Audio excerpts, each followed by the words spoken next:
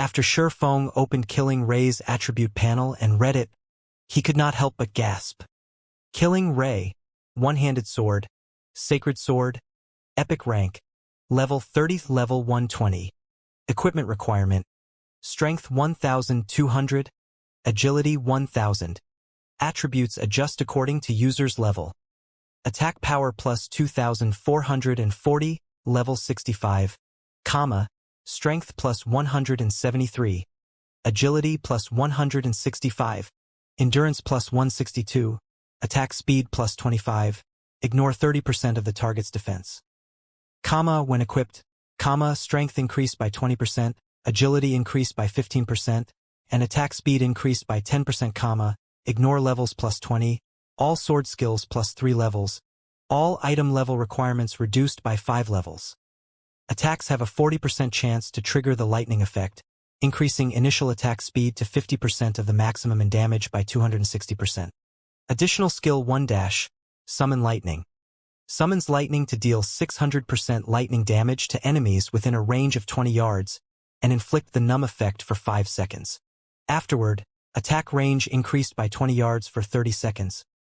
Cooldown 5 minutes. Additional skill 2- Thunder God's Descent. Become immune to all control skills. Movement speed and attack speed increased by 150%, damage increased by 50%, and all damage received decreased by 60% for 30 seconds. Cooldown 1 hour. Additional skill 3- Lightning Slash. Imbue the power of lightning on the body of the sword, increasing strength by 330% and attack speed by 100% to execute a frontal attack that covers an area of 3 by 80 yards. Cooldown 15 minutes. A sacred sword created by the Godsmith Arnold using a piece of mysterious sword fragment. Killing Ray is one of the 36 famed swords of God's domain, ranking 20th. It was once a sword used by the Thunder Emperor Kaiser. Allows the wielder to have the speed of lightning. When fighting against dark creatures, damage increased by 100%. Can be evolved. Cannot be destroyed. For a moment, Shifeng even suspected that his eyes were playing tricks on him. Not only had Killing Ray's equipment requirement increased by a significant margin, but even its attack power had risen drastically. At level 65, its attack power already exceeded 2,400, close to rivaling the attack power of an epic two-handed weapon of the same level. Originally, Killing Ray was already a top-tier epic weapon. After being upgraded by the Limit Gemstone, its basic attributes had improved by 20%. Even the other effects were 5% better. The weapon skills had also been strengthened to a certain degree, and there was even the addition of a new skill, Lightning Slash.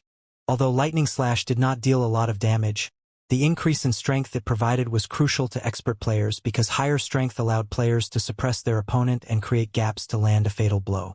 With my current attack power, I can most likely break through even a Tier 2 MT's defense. Shifeng was startled as he looked at his own statistics. In God's domain, even if players landed a direct hit on another player's body, their target's defense would weaken their attacks, preventing 100% damage dealing. To deal 100% damage with an attack, a player would have to overcome their opponent's defense limit, which was determined by a player's defense value and armor type. Even at the same defense value, different armor types would grant different defense limits. For example, at the same defense value, the defense limit of plate armor would greatly exceed that of cloth armor. However, once a player's strength and attack power reached a certain measure, they could break through even an MT's defense limit and deal 100% damage with their attacks. After achieving such a measure of strength and attack power, what kind of armor one's opponent wore would no longer matter. Just as Shifeng was getting a feel for Killing Ray's newfound power, the advanced horse carriage he was riding finally arrived at the entrance of the War God's Temple. Currently, the War God's Temple was as lively as ever. The number of players visiting the temple was not the slightest bit lower than that of the city's auction house and of the Adventurers Association. However, in Shifeng's opinion, the traffic at the War God's Temple was still relatively low. The War God's Temple was the protector of the entire continent of God's domain. As players reached higher levels, they would come across the dark forces, such as demons, evil demons, and abyssal creatures more frequently. Moreover, after players got promoted to Tier 2, so long as their War God's Temple reputation points reached 300, they could receive special quests to deal with these dark forces. These quests generally awarded plenty of merit points, in addition to some special resources. Meanwhile, after players accumulated 500 reputation points with the temple, they could start accepting large-scale crusade quests, which required players to target the gathering points for the dark forces. In the past, this was the type of quest that the various large guilds enjoyed accepting the most because at least half of the town-building orders they obtained originated from these crusade quests. If a large guild wished to have a better time developing in neutral maps, they would shift their focus to the War God's Temple. Currently, most of the players visiting the War God's Temple were independent players. Only a small minority were guild players. In the future, however, the situation would be reversed with a large majority of the players visiting the War God's Temple being members of large guilds. As soon as Shifeng arrived at the main entrance of the War God's Temple, he attracted the attention of the nearby players. Crap! That's a six-winged bronze ranked guild emblem. That person must be a member of Zero Wing's main force. It would be great if I could get acquainted with such a big shot. That way, I'll have an easier time joining Zero Wing. Keep on dreaming. How could people like us possibly come into contact with a big shot from Zero Wing? He belongs to an entirely different world. Not to mention, everyone trying to join Zero Wing has to go through the same entrance test. I heard that even players personally introduced by Zero Wing's guild leader, Black Flame, have to pass the test to join the guild. The eyes of the players standing outside the War God's Temple's main entrance were filled with awe and envy as they looked at the guild emblem pinned on Shifeng's black cloak. From the recent battle at the Primordial Divine Ruin, both the various large guilds and independent players could already tell that the odds of Zero Wing becoming a super first-rate guild in the future were excellent. Super first-rate guilds were powers that stood at the apex of God's domain. Even a first-rate guild backed by multiple major corporations would have to treat super first-rate guilds with great respect lest it provoke them. Meanwhile, who wouldn't want to join a guild with such great potential? In the virtual gaming world's past 100 years of history, players that belonged to first-rate guilds that eventually grew into super first-rate guilds had received great benefits. Particularly, expert players that originally belonged to the first-rate guild had been able to live the rest of their lives without worry. Those that had contributed greatly towards the guild's promotion into a super first-rate guild even lived an enviable and affluent life. Now that Zero Wing had displayed the potential to become a super first-rate guild, let alone Star Moon Kingdom's players, even players from other kingdoms and empires had come to Star Moon Kingdom to apply to Zero Wing. When Shifeng overheard the hushed conversations of the surrounding crowd, he simply chuckled as he continued into the War God's Temple. After entering the temple's lobby, he immediately went to the third-floor hall. Lord Protector, how may I be of service to you today? Senior Administrator Roland asked as he approached Shifeng. I have caught an evil god apostle and wish to hand him over to Vice Temple Lord Capra, Shifeng said. Another evil god apostle? Roland's eyes twitched slightly as he looked at Shifeng in surprise. Every evil god apostle was incomparably cunning and extremely difficult to catch. Since Shifeng had already caught an apostle before, logically, other evil god apostles should operate with even greater care, increasing the difficulty of capturing them. Yet now, Shifeng had actually managed to capture another one shortly after he captured the last one. Lord Protector, please follow me. This time, Roland did not bother verifying the truth of Shifeng's words. Instead, he directly brought Shifeng to the fourth floor's triumphant hall. Afterward, Shifeng entered the same astrology room he had gone to during his last visit to the triumphant hall. Currently, Vice Temple Lord Capra was carrying out research through the gigantic magic water ball at the center of the room. Lord Capra, I caught another evil god apostle. Please verify it, Shifeng said as he took out the mobile jail detaining flame blood. Young adventurer, you truly are the nemesis of the evil god apostles, Capra said, laughing as he paused his work. With a light wave of his hand, Shifeng's mobile jail then suddenly appeared in his palm. After Capra received the mobile jail, Flame Blood's figure appeared before Capra. How is this possible? Flame Blood's complexion paled when he saw Capra and the nearby Shifeng. Beast Emperor actually failed?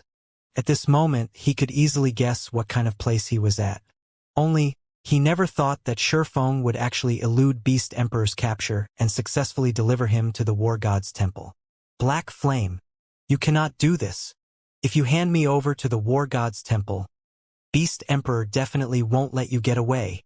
Flame Blood shouted as he glared at Shifeng. Right now, he was pinning all his hopes on Beast Emperor's deterrence. He knew that, unless Shifeng gave up on turning him in, he no longer had any hope of escaping from the War God's temple. You should give up now if you think Beast Emperor will save you.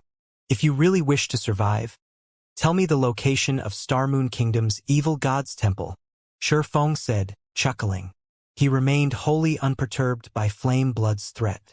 Right now, the cleric was still ignorant of Beast Emperor's overwhelming defeat. Remember, you have only 5 seconds to consider. After saying so, Shifeng began counting down from 5. Meanwhile, an incomparably ugly expression appeared on Flame Blood's face, his heart filled with misgivings.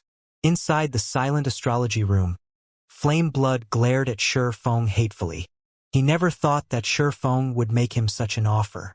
The Evil God's Temple was the foundation that Evil God's Temple members like Beast Emperor and himself relied on to develop themselves. If the Evil God's Temple they belonged to got destroyed, then all the progress they had made thus far would disappear. Hence, Beast Emperor had repeatedly warned him that under no circumstances should he reveal information about Starmoon Kingdom's Evil God's Temple. Black Flame, I can tell you with confidence that the Evil God's Temple strength is far beyond your imagination. As long as the Evil Beast army breaks through the Starmoon Kingdom's defensive line, at that time, not to mention Stone Forest Town, even Zero Wing will turn into nothing. If you let me go, Beast Emperor might give up on invading Starmoon Kingdom and target other kingdoms instead. If you hand me over to the War God's Temple now, you'll only anger Beast Emperor further and force him to spend all his Evil God's Temple contribution points to hasten the invasion of Starmoon Kingdom. Do you really wish to see your entire guild crumble together with me? Only if you let me go will Beast Emperor give up on invading Starmoon Kingdom. Otherwise, it is only a matter of time before the entire Starmoon Kingdom falls. Flame Blood repeatedly implored Shifeng to release him with indescribable anxiety on his face. Although Vice Temple Lord Capra was not a Tier 4 NPC, he was still a level 180 Tier 3 Great Mage, many times stronger than a level 80 Tier 4 NPC. Meanwhile, the intense pressure he gave off was enough to evoke deep despair in Flame Blood. At this moment, Flame Blood could only rely on the invasion of the Evil God's Temple to threaten Shifeng. NPCs led the invasion. The quantity and quality of evil beasts and evil demons participating in it were also far beyond what any single Evil God's Temple player could control. Current players simply had no chance of stopping the invasion. At this time, there were only 2 viable methods to do so. The first was to have Beast Emperor put a halt to the invasion of Starmoon Kingdom. The second was to destroy Starmoon Kingdom's Evil God's Temple. The location of the Evil God's Temple was of utmost importance to Evil God's Temple members. Before Flame Blood was officially made into an Evil God Apostle, Beast Emperor had made him sign a contract preventing him from revealing any details about the temple. If he violated the terms of the contract, he would suffer a fate even worse than getting sent to the War God's Temple. Meanwhile, if he refused to reveal the location of Starmoon Kingdom's Evil God's Temple, then he had only one other method to stop Shifeng from turning him in to the War God's Temple, and that was to have Beast Emperor stop the invasion of Starmoon Kingdom. As the guild leader of Zero Wing, Shifeng should know which decision was better for his guild.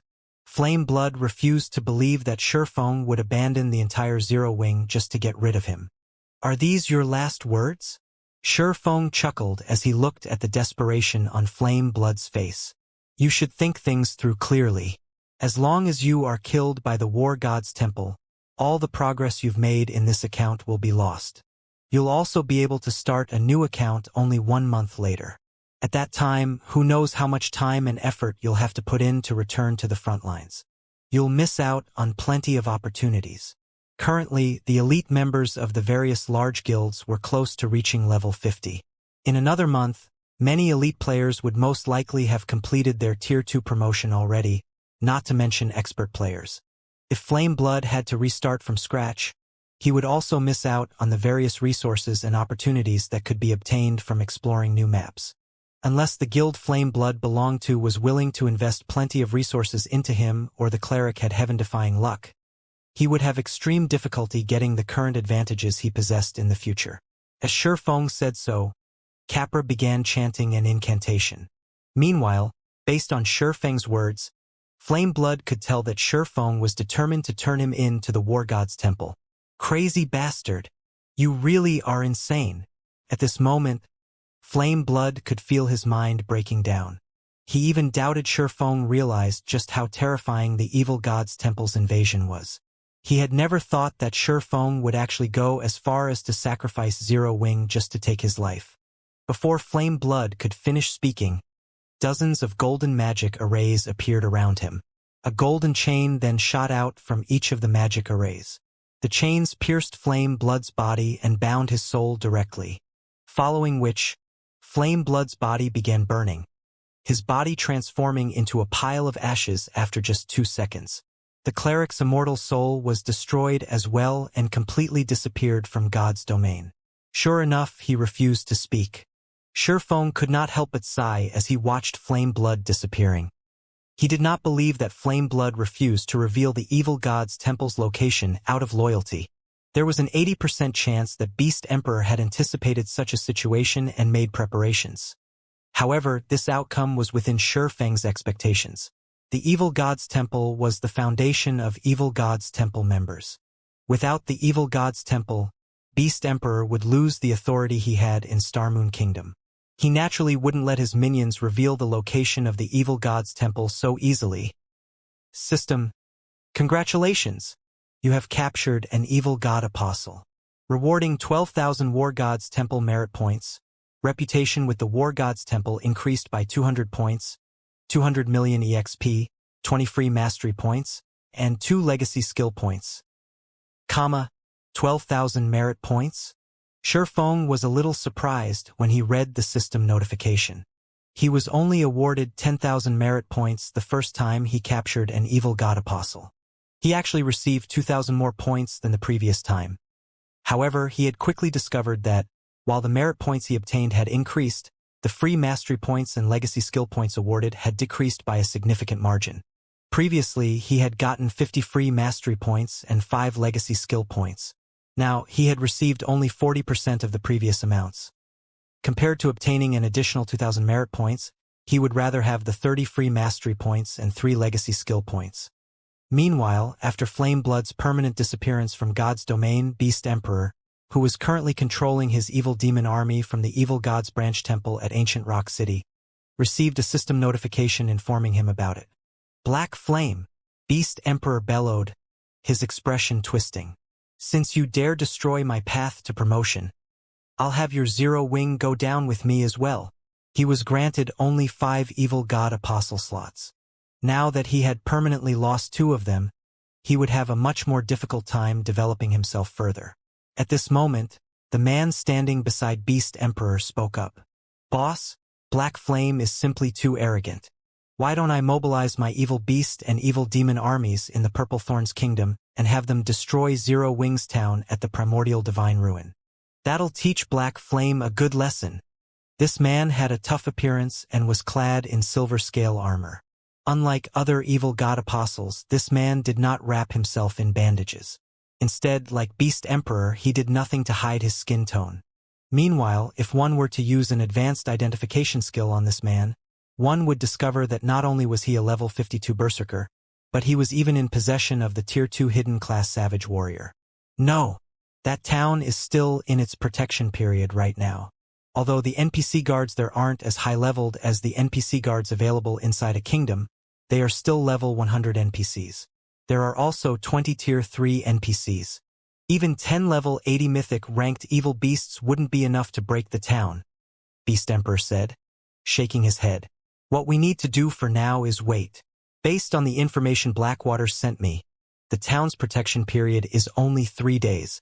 During these 3 days, properly prepare yourself, Wind.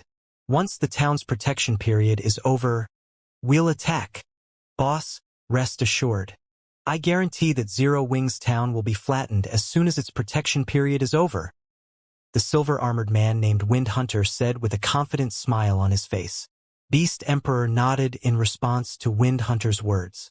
He had a lot of confidence in the man before him. Wind Hunter was not only his closest confidant but also the first person he had turned into an evil god apostle. Contrary to everyone's expectations, Star Moon Kingdom wasn't Beast Emperor's main headquarters, which was actually the Purple Thorns Kingdom. Wind Hunter had been operating in the Purple Thorns Kingdom for a very long time already, building up a foundation for himself that simply wasn't something newly minted evil god apostles like Abandoned Wave and Flameblood could hope to compare to. Meanwhile, back inside the astrology room in the War God's Temple, Shifeng had realigned his thoughts. Although he had failed to obtain the location of Star Moon Kingdom's Evil God's Temple, he still managed to garner some information regarding the invasion of Star Moon Kingdom, which was the fact that Beast Emperor first needed to have enough Evil God's Temple contribution points to advance the invasion. Without sufficient contribution points, the invasion would have no way of breaking through the kingdom's defensive line. To Shifeng, this was undoubtedly good news. At the very least, he would not have to worry about the invasion progressing into the kingdom anytime soon. After all, Beast Emperor should have spent a lot of his contribution points on the previous battle at the Primordial Divine Ruin. Shifeng refused to believe that Beast Emperor had managed to get a Tier 4 NPC to take action for free. With this knowledge in mind, what he needed to do now was strengthen himself as quickly as possible and find the location of the Evil God's Temple. Following which, Shifeng approached Capra and asked, "Lord Capra, I have an Evil God's Eye here. May I know if the War God's Temple is able to repair it for me?" "An Evil God's Eye?" A hint of shock flashed across Capra's wizened face as he stared at Shifeng. Clearly excited, he asked, "Did you really obtain an Evil God's Eye?" Seeing the excitement and passion on Capra's face, Shifeng retrieved dark gray, runic crystal ball from his bag. As the crystal ball appeared in the room, it began to leak small traces of evil energy. This crystal ball was none other than the Evil God's Eye that he had obtained after destroying the Evil God's sealing magic array. The moment Shifeng revealed the Evil God's Eye, Capra's gaze sharpened as he examined the crystal ball. If Shifeng hadn't known that good-aligned NPCs wouldn't steal from players, he wouldn't have doubted that Capra would have snatched the Evil God's Eye from him without hesitation. "It's actually real." Capra became even more excited after a detailed inspection of the item. He then shifted his gaze back to Shifeng and said, "Although this Evil God's Eye has been damaged, it is still very valuable. It's also the material I've been searching for. If you are willing to sell this Evil God's Eye to me, I will offer you this elemental crown and 5,000 merit points." Capra grinned as he retrieved a crown studded with 7 resplendent gemstones. Shifeng could feel the mana around him grow restless the moment the crown appeared in the room. A fragmented legendary item? Shifeng could not help but gasp when he saw the elemental crown. He had never thought that Capra would be so generous. If he obtained the elemental crown now, he could instantly transform one of Zero Wing's members into a peak expert. Moreover, Capra had also offered an additional 5,000 merit points. That was nearly the price of an epic item. Of course, you can choose to repair the Evil God's Eye. However, doing so will be incredibly expensive. In addition to 15,000 merit points, you'll need 100 mana stones and 3 units of 7 luminaries crystal. Shifeng was inwardly astonished. He hadn't expected the repair costs for this item to be so exorbitant. Generally, players could only obtain mana stones from raiding team dungeons, but even 100-man Hell Mode team dungeons had very low drop rates. As for the 7 luminaries crystals, it was likely that not a single guild had even 1 unit at this stage of the game. You can take your time to consider your options. There is no need to make a decision now, Capra said, chuckling. "Lord Capra, I've already decided. I want to repair the Evil God's Eye," Shifeng said, determined. His desire for fragmented legendary items was intense right now, especially for fragmented legendary items that were suited for magical classes. If he gave the elemental crown to one of Zero Wing's magical class experts, that expert's firepower would rise to a whole new level. However, the Evil God's Eye would help the guild as a whole far more than the elemental crown. Although miniature worlds only produced a small number of resources, the power ore they produced was incomparably valuable. Normally, the power ore could only be acquired from unstable otherworlds. Moreover, the miniature world was far rarer and more valuable than a fragmented legendary item. Many first-rate guilds in the past had even been willing to trade over a dozen fragmented legendary items for a single miniature world. Hence, the wisest decision for Shurfeng was to repair the evil god's eye. How unfortunate! Capra sighed before regaining his usual calm. He then looked at Shurfeng and said, "Hand over the materials, then. If you don't have them ready, you can go collect them. You can find me again once you have the required materials." Shurfeng nodded in response. He then left the War God's temple and rushed to the candlelight trading firm. Others might struggle to gather 100 mana stones and 3 units of 7 luminaries crystal, but the task wasn't difficult for Shurfeng in the least. With the Philosopher's Stone, he could synthesize the 2 items from magic crystals and 7 luminaries shards. Following which, Shurfeng transformed 5,000 magic crystals and 100 plus 7 luminaries shards, which had been left over from the 4 towers of elements construction, into 100 mana stones and 2 7 luminaries crystals. He then hurried back to meet with Capra. When Capra saw that Shurfeng had the required materials, he gave the swordsman a serious look before asking, "Do you really wish to repair the evil god's eye?" System: repairing the evil god's eye will cost 15,000 merit points. As you have 3,700 War God's Temple reputation points, you can pay 20% of the merit points with coins.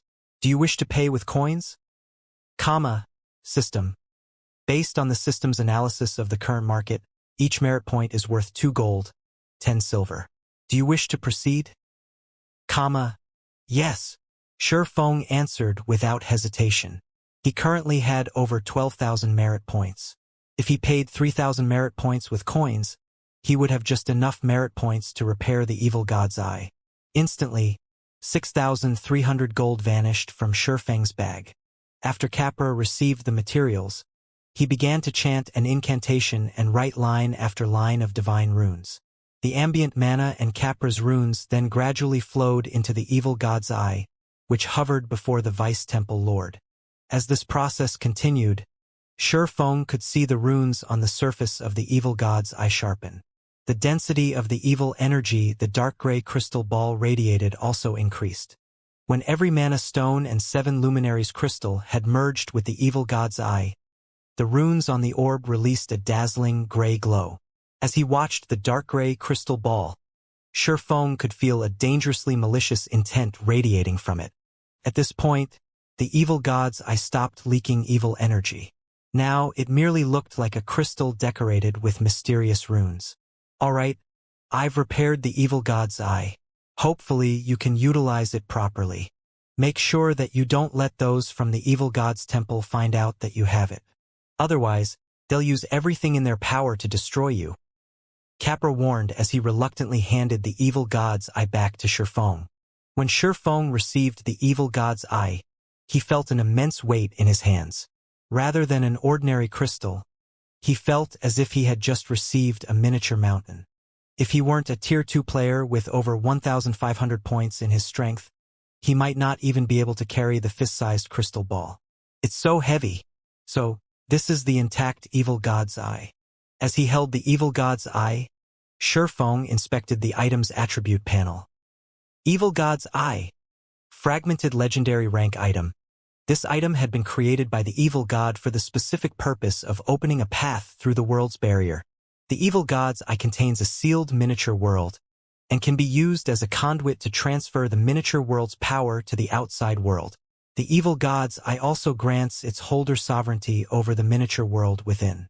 Additional skill 1- World's Power can be used as a magic array's power source, improving the magic array's effects by a maximum of 120%.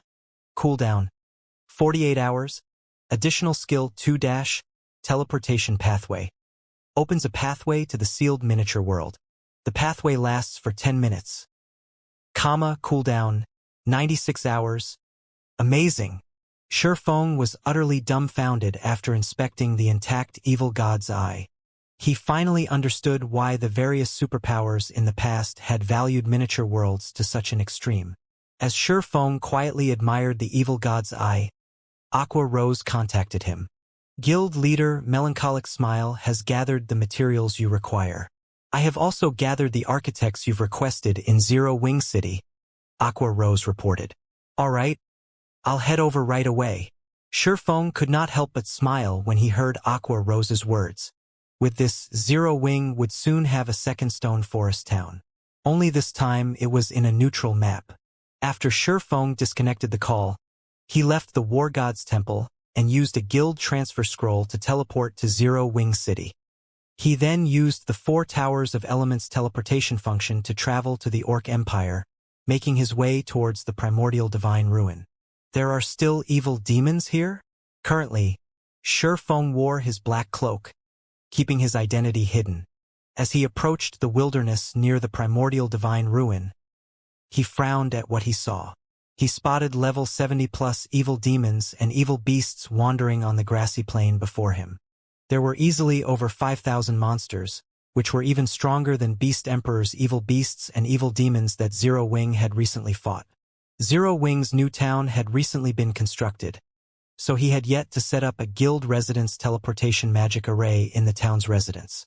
Hence, he had rushed towards the primordial divine ruin to complete the town's handover procedures and set up the teleportation array.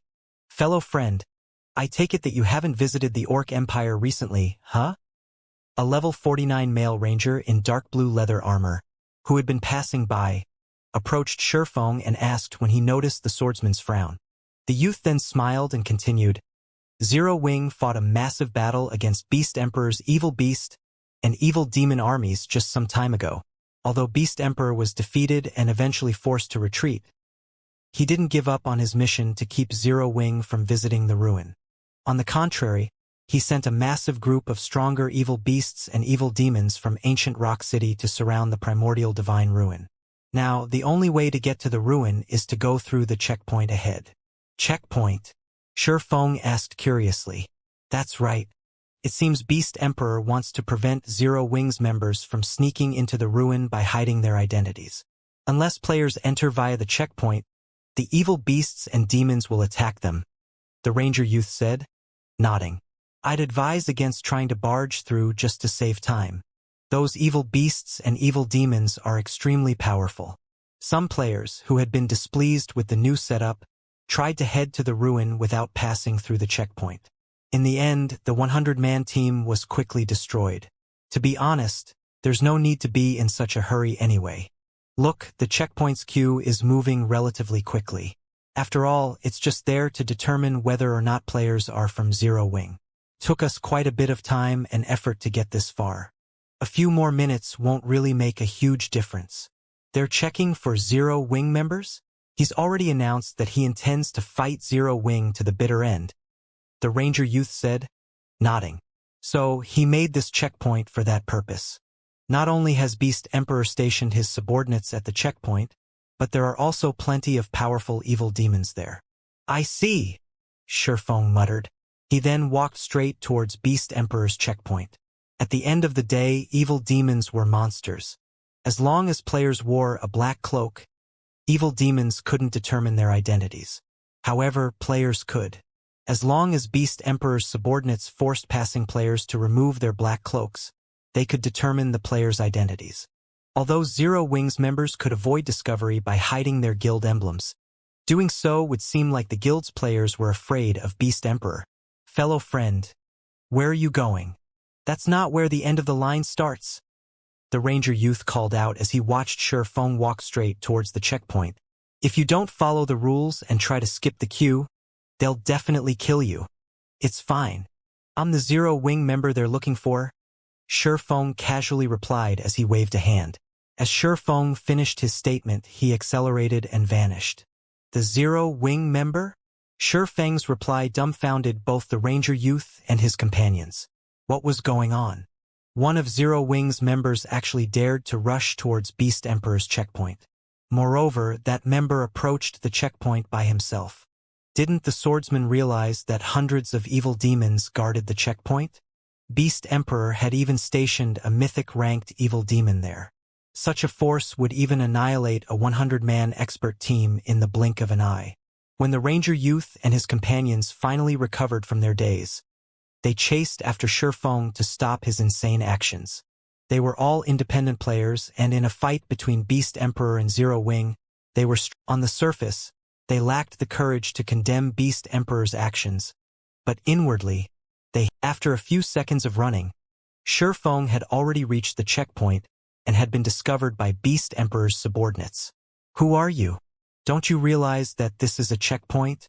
Everyone must queue up and remove their black cloaks to pass through." A level 50 shield warrior in silvery gray armor shouted at Shifeng. Although Zero Wing had defeated Beast Emperor's army once before, the Orc Empire was still the evil god's temple's territory. As Beast Emperor's subordinates, even Super Guild's members had to treat them with respect. Even a peak expert would have to lower their head in the Orc Empire. "Me?" Smiling leisurely, Shifeng responded, "I'm one of the people you are looking for." Saying so, Shifeng took a step forward. With his extraordinary attributes, the swordsman arrived before the level 50 shield warrior in an instant. He then unsheathed Killing Ray and swung it. Hua! A blue flash bloomed before the shield warrior. The level 50 shield warrior immediately collapsed to the ground, lifeless. Even after dying, he hadn't reacted to what had just happened. When the shield warrior's corpse hit the ground, a level 45 fine gold ranked armor piece dropped beside him. He died. Who is that? He's so powerful. Has that swordsman lost his mind? I think I heard that guy mention that he's a member of Zero Wing. The thousands of players in the queue were dumbfounded by what had just happened. They couldn't believe their eyes. Whether or not Shifeng had told the truth about being from Zero Wing, the fact that he had killed a level 50 shield warrior with a single slash was incredibly shocking.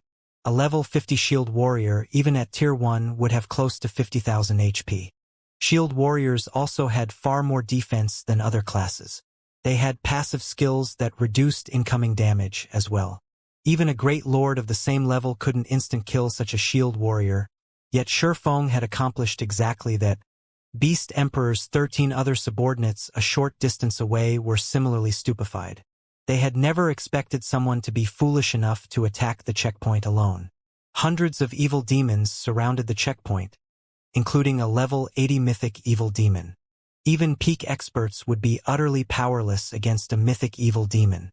At the very minimum, players would need a team of 1,000 experts to pin one down. Bastard! Beast Emperor's subordinates bellowed in rage when they noticed that Shifeng had actually picked up their companion's equipment and stored it. They immediately unsheathed their weapons and charged at the offending swordsman. In their opinion, Shifeng must have used some sort of skill to instant kill their shield warrior companion, and such powerful skills had very long cooldowns. Shifeng should not be able to use it again for the next several minutes. Every one of the dozen or so subordinates at the checkpoint was a level 50 expert. Moreover, the dead shield warrior only ranked among the lower half of their group in terms of strength and equipment. Even if they weren't a match for Shifeng, they could still involve the nearby evil demons. However, when only 15 yards separated Shifeng and the 5 melee experts, who led the charge, Shifeng abruptly disappeared. By the time the 5 melee experts realized Shifeng was gone, he reappeared right in front of them. No! Finding Shifeng before them so suddenly, the 5 melee experts panicked, trying to focus on full defense. But Zero Wing's top swordsman didn't give them the opportunity to defend themselves as he brandished Killing Ray. Shadow Blade. Suddenly, 10 sword lights, 1 blue and 9 black, sliced at the 5 melee experts before they could react. The experts' HP plummeted rapidly, reaching 0 in a fraction of a second. All 5 melee experts then hit the ground simultaneously. Wait, that's Shadow Blade. He's Black Flame, Zero Wing's guild leader. Shadow Blade. Is he really the Sword King? Surprise overcame the thousands of players in line for Beast Emperor's checkpoint when they saw the 10 sword lights end the 5 melee players. Everyone here knew of Black Flame, especially after Zero Wing's battle with Heaven's Burial at Stone Forest Town. The man was even capable of taking on war weapons. During the battle with Blackwater at the Primordial Divine Ruin, Black Flame had even slain Singular Burial, Heaven's Burial's original guild leader, with one attack. Black Flame's shocking battle records had become a hot topic for players in the various kingdoms and empires neighboring the Orc Empire long ago. Due to Black Flame's popularity, many players had attempted to analyze why he was so powerful. These players had even publicly exposed some of Black Flame's skills. Among Black Flame's various skills, Shadow Blade was considered one of the man's trademark moves because it wasn't a skill of a Tier 2 Swordmaster. Based on everyone's deduction, it was most likely a unique skill of a hidden class. Shurfeng's summoning of 9 additional attacks with a single swing of his sword was likely a result of his Shadow Blade skill.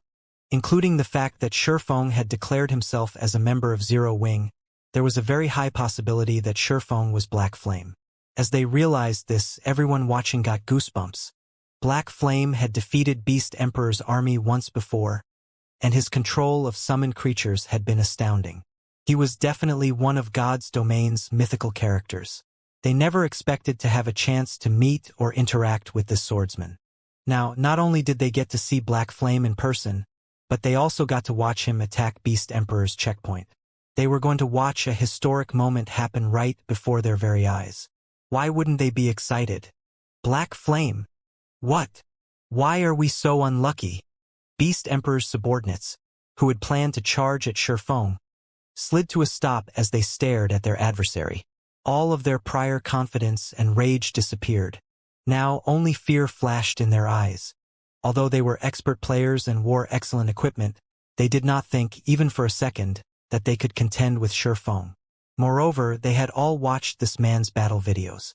He could even slay Tier 2 experts as easily as slicing vegetables, let alone Tier 1 players like themselves. They could only hope to buy as much time as possible for the evil demons to arrive and deal with Shurfeng. There were hundreds of evil demons nearby, the weakest of which was a level 70 lord, while the strongest was a level 80 mythic-ranked evil demon. Even if Shurfeng were more powerful, there was no way he could solo a level 80 mythic evil demon. Not gonna attack? Shurfeng smiled as he swept a glance across Beast Emperor's remaining 8 subordinates. Then, I guess it's my turn. Saying so, Shurfeng vanished, only leaving behind an afterimage. In the blink of an eye, Shurfeng reappeared roughly 10 yards away from a level 50 summoner. Before the summoner could cast a spell, a blue flash devoured him. Chop! The summoner's HP, which had been over 34,000, hit 0 instantly. The summoner's vision then darkened as his body collapsed. A pair of level 45 dark gold ranked gloves dropping beside his corpse. After Shurfeng unhurriedly pocketed the pair of gloves, he made his way to the level 50 ranger nearby. Although the level 50 ranger had reacted by activating his backward leap skill, Shurfeng had swung Killing Ray before the skill could take effect. Thundering Flash, one of the 4 streaks of lightning that emerged from the sacred sword, devoured the ranger, who turned into a pile of ash and left behind a pair of pants. The other 3 streaks of lightning assaulted 3 other subordinates. Aside from the one elementalist that activated his life-saving skill in time, the lightning tore the life from the cleric and oracle, robbing them of all of their HPs. As if space itself had frozen, silence dominated Shurfeng's surroundings. Crap! Is he even a human? Aren't Thundering Flash's 4 strikes supposed to move in the same direction? Is this a joke? Thundering Flash can actually be used like this. As the thousands of players at the checkpoint watched the fight, their jaws hit the ground as Shurfeng slew 3 of Beast Emperor's subordinates, who had been fairly spread out, with Thundering Flash. Although Thundering Flash was a rare skill, some players had managed to learn it. It was undoubtedly one of the strongest AoE skills for swordsmen during the early stages of the game, so quite a few players were familiar with the skill's details. Yet, Shurfeng had just defied the skill's limitations, using it as 4 separate skills instead of 1. Moreover, all of his attacks had accurately struck his targets. This was simply unbelievable. What these players didn't know was that Shurfeng had long since mastered his control over his skills. Since he had reached the Void Realm, he had a perfect grasp of his enemy's movements. Then, he used his arm and wrist to alter the lightning strike's trajectory as they left the tip of his sword. Normally, it should be impossible to alter the lightning strike's direction as the intervals between each strike's launch were extremely short, but by using his understanding of the realms of truth, he could make the impossible possible. Of course, the biggest reason he was able to pull off such a feat had to be killing Ray's frightening attack speed. Otherwise, the most he'd be able to do was manipulate the trajectory of 3 of the 4 lightning strikes. Although he might be able to alter the last strike's trajectory, it wouldn't be very accurate. Some of the refinement realm experts present were utterly captivated by Shifeng's technique. They realized what Shifeng had just accomplished, albeit barely. However, although they knew the principle behind the technique Shifeng had used, they also understood how nearly impossible the technique was to execute. After watching Shifeng execute 4 more of their companions with so little effort, Beast Emperor's remaining 4 subordinates were utterly terror-stricken as they stared at this swordsman. Although they had already known Shifeng was powerful, they hadn't thought that he was this powerful. Shifeng's strength was beyond their comprehension. This swordsman from Zero Wing could slaughter them without trouble even if he had the same basic attributes as they did. As the 4 were about to fall to their despair, however, the evil demons finally arrived. Seeing that their demonic reinforcements were only 40 yards away, the 4 survivors breathed a deep sigh of relief. A little confidence turned to their gazes as they looked back at Shifeng. They had reacted in such a way because, among the evil demons rushing to their aid, one was a level 80 mythic evil demon. Black Flame, let's see how arrogant you'll be now. The elementalist, who had sealed himself in a coffin of ice, revealed a gleeful expression. Suddenly, the 5-meter-tall mythic evil demon pounced at Shifeng and swung its right claw, which was shrouded in dark gray fog, at Shifeng's head, tearing space as the claw passed. A mythic evil demon? Glancing at the approaching mythic evil demon, Shifeng activated Heavenly Dragon's power, his strength, agility, defense, and HP skyrocketing. Shifeng then countered the incoming claw with a slash from Killing Ray. Lightning Slash. Killing Ray released a golden glow as it moved towards the evil demon's claw. The sacred sword sliced the space before it like a piece of paper, a pitch-black tear appearing before Shifeng. As this tear continued to extend away from its creator before a massive lightning bolt shot through it. In an instant, this lightning bolt stretched 80 yards away from Shifeng. Before anyone had realized it, Killing Ray had met the mythic evil demon's claw. Boom! Following the sound of an explosion, an intense shockwave shook its surroundings as it spread out from its epicenter. Even the players standing over 100 yards away felt the shockwave's severity. To everyone's surprise, the mythic-ranked evil demon actually took 3 steps back. Its right claw sported a deep cut, so deep that the evil demon's bone was exposed. He pushed the evil demon back? Are my eyes playing tricks on me? No, that mythic evil demon actually slid backward. Everyone's heart pounded madly when they saw the mythic evil demon retreat by 3 steps. Without the help of war weapons, a Tier 4 mythic evil demon was unshakable to current players. Yet without any help, Shifeng had forced the monster to step back. The watching players felt as if they had just watched an ant push back a ferocious lion. No matter how they looked at the situation, it had to be some kind of joke. Most importantly, Shifeng had actually injured the evil demon physically. Although he had only left a cut behind on the evil demon's claw and arm, it was astounding. It wasn't even possible to injure a mythic-ranked monster with a Tier 3 large-scale destruction spell. But Shifeng had done so by relying on his own strength. Even Beast Emperor's subordinates gaped in shock at the wound Shifeng had left on the mythic evil demon's claw, not to mention the thousands of spectators. The cut was so deep that it revealed bone. Moreover, faint arcs of golden electricity danced around the wound, causing further damage. The evil demon couldn't even move the claw since it had been subjected to a paralyzed state. Seeing this, the shreds of joy and confidence that had returned to Beast Emperor's reaming subordinates instantly vanished. A chilling sensation then assaulted their minds, making them shudder. When they looked at Shifeng now, they felt as if they were staring down a primordial beast, not some player. Shifeng's aura also felt more oppressive than it had before, stifling their breathing as they bathed in it. They no longer felt as if their lives rested in their own hands, but in Shifeng's instead. If Shifeng wished it, he could crush them with a thought. However, a mythic evil demon was still a mythic evil demon at the end of the day, and although one of its claws was temporarily paralyzed, its other claw didn't remain idle. The mythic evil demon immediately launched another attack with its uninjured claw. This time, however, Shifeng did not try to stop the attack. Instead, he activated the disintegration armor's disintegration field. Suddenly, a bluish-gray ripple tore away from Shifeng, enveloping the mythic evil demon and Beast Emperor's 4 remaining subordinates. And as it did, the 4 players and evil demon felt an immense pressure descend on them. Beast Emperor's 4 subordinates watched their basic attributes decrease by 40%, while the mythic evil demon's basic attributes fell by 15%. Following which, Shifeng executed Purgatory Pentaslash. One sword light after another flew at the mythic evil demon's claw. A few of the sword lights even merged right before reaching the claw. Boom! Although the mythic evil demon did not retreat in the slightest this time, its assault had halted. Sure enough, a mythic monster really is powerful. Despite being weakened, I still can't solo it yet. Shifeng sighed ruefully as he looked at the mythic evil demon before him.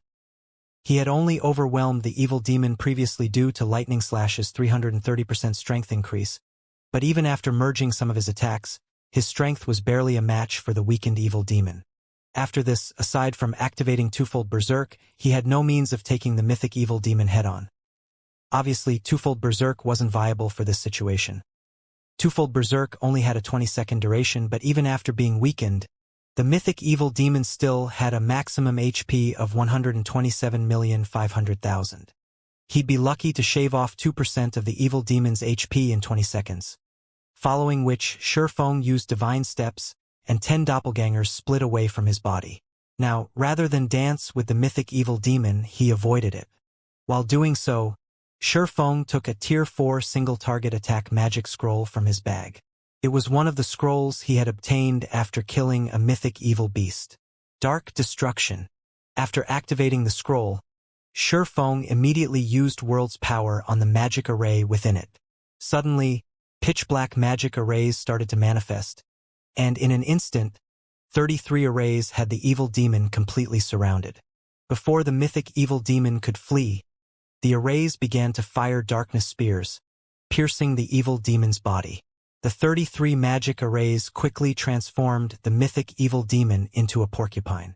The mythic ranked evil demon's agonized screams were all anyone could hear.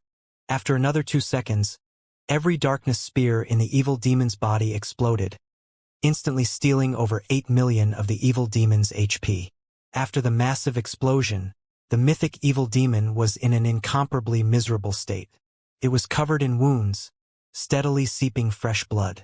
Even a fool could see that the mythic evil demon suffered a heavily injured state.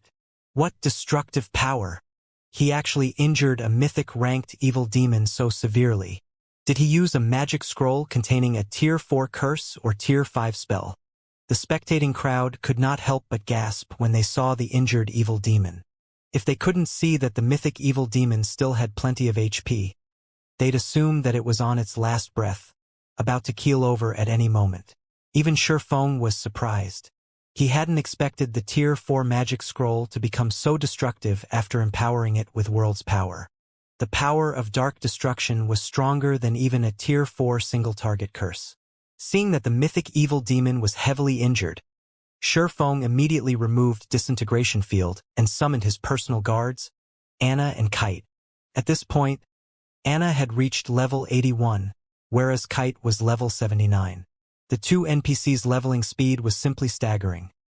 Once the mythic evil demon had become heavily injured, its basic attributes had fallen by 35%.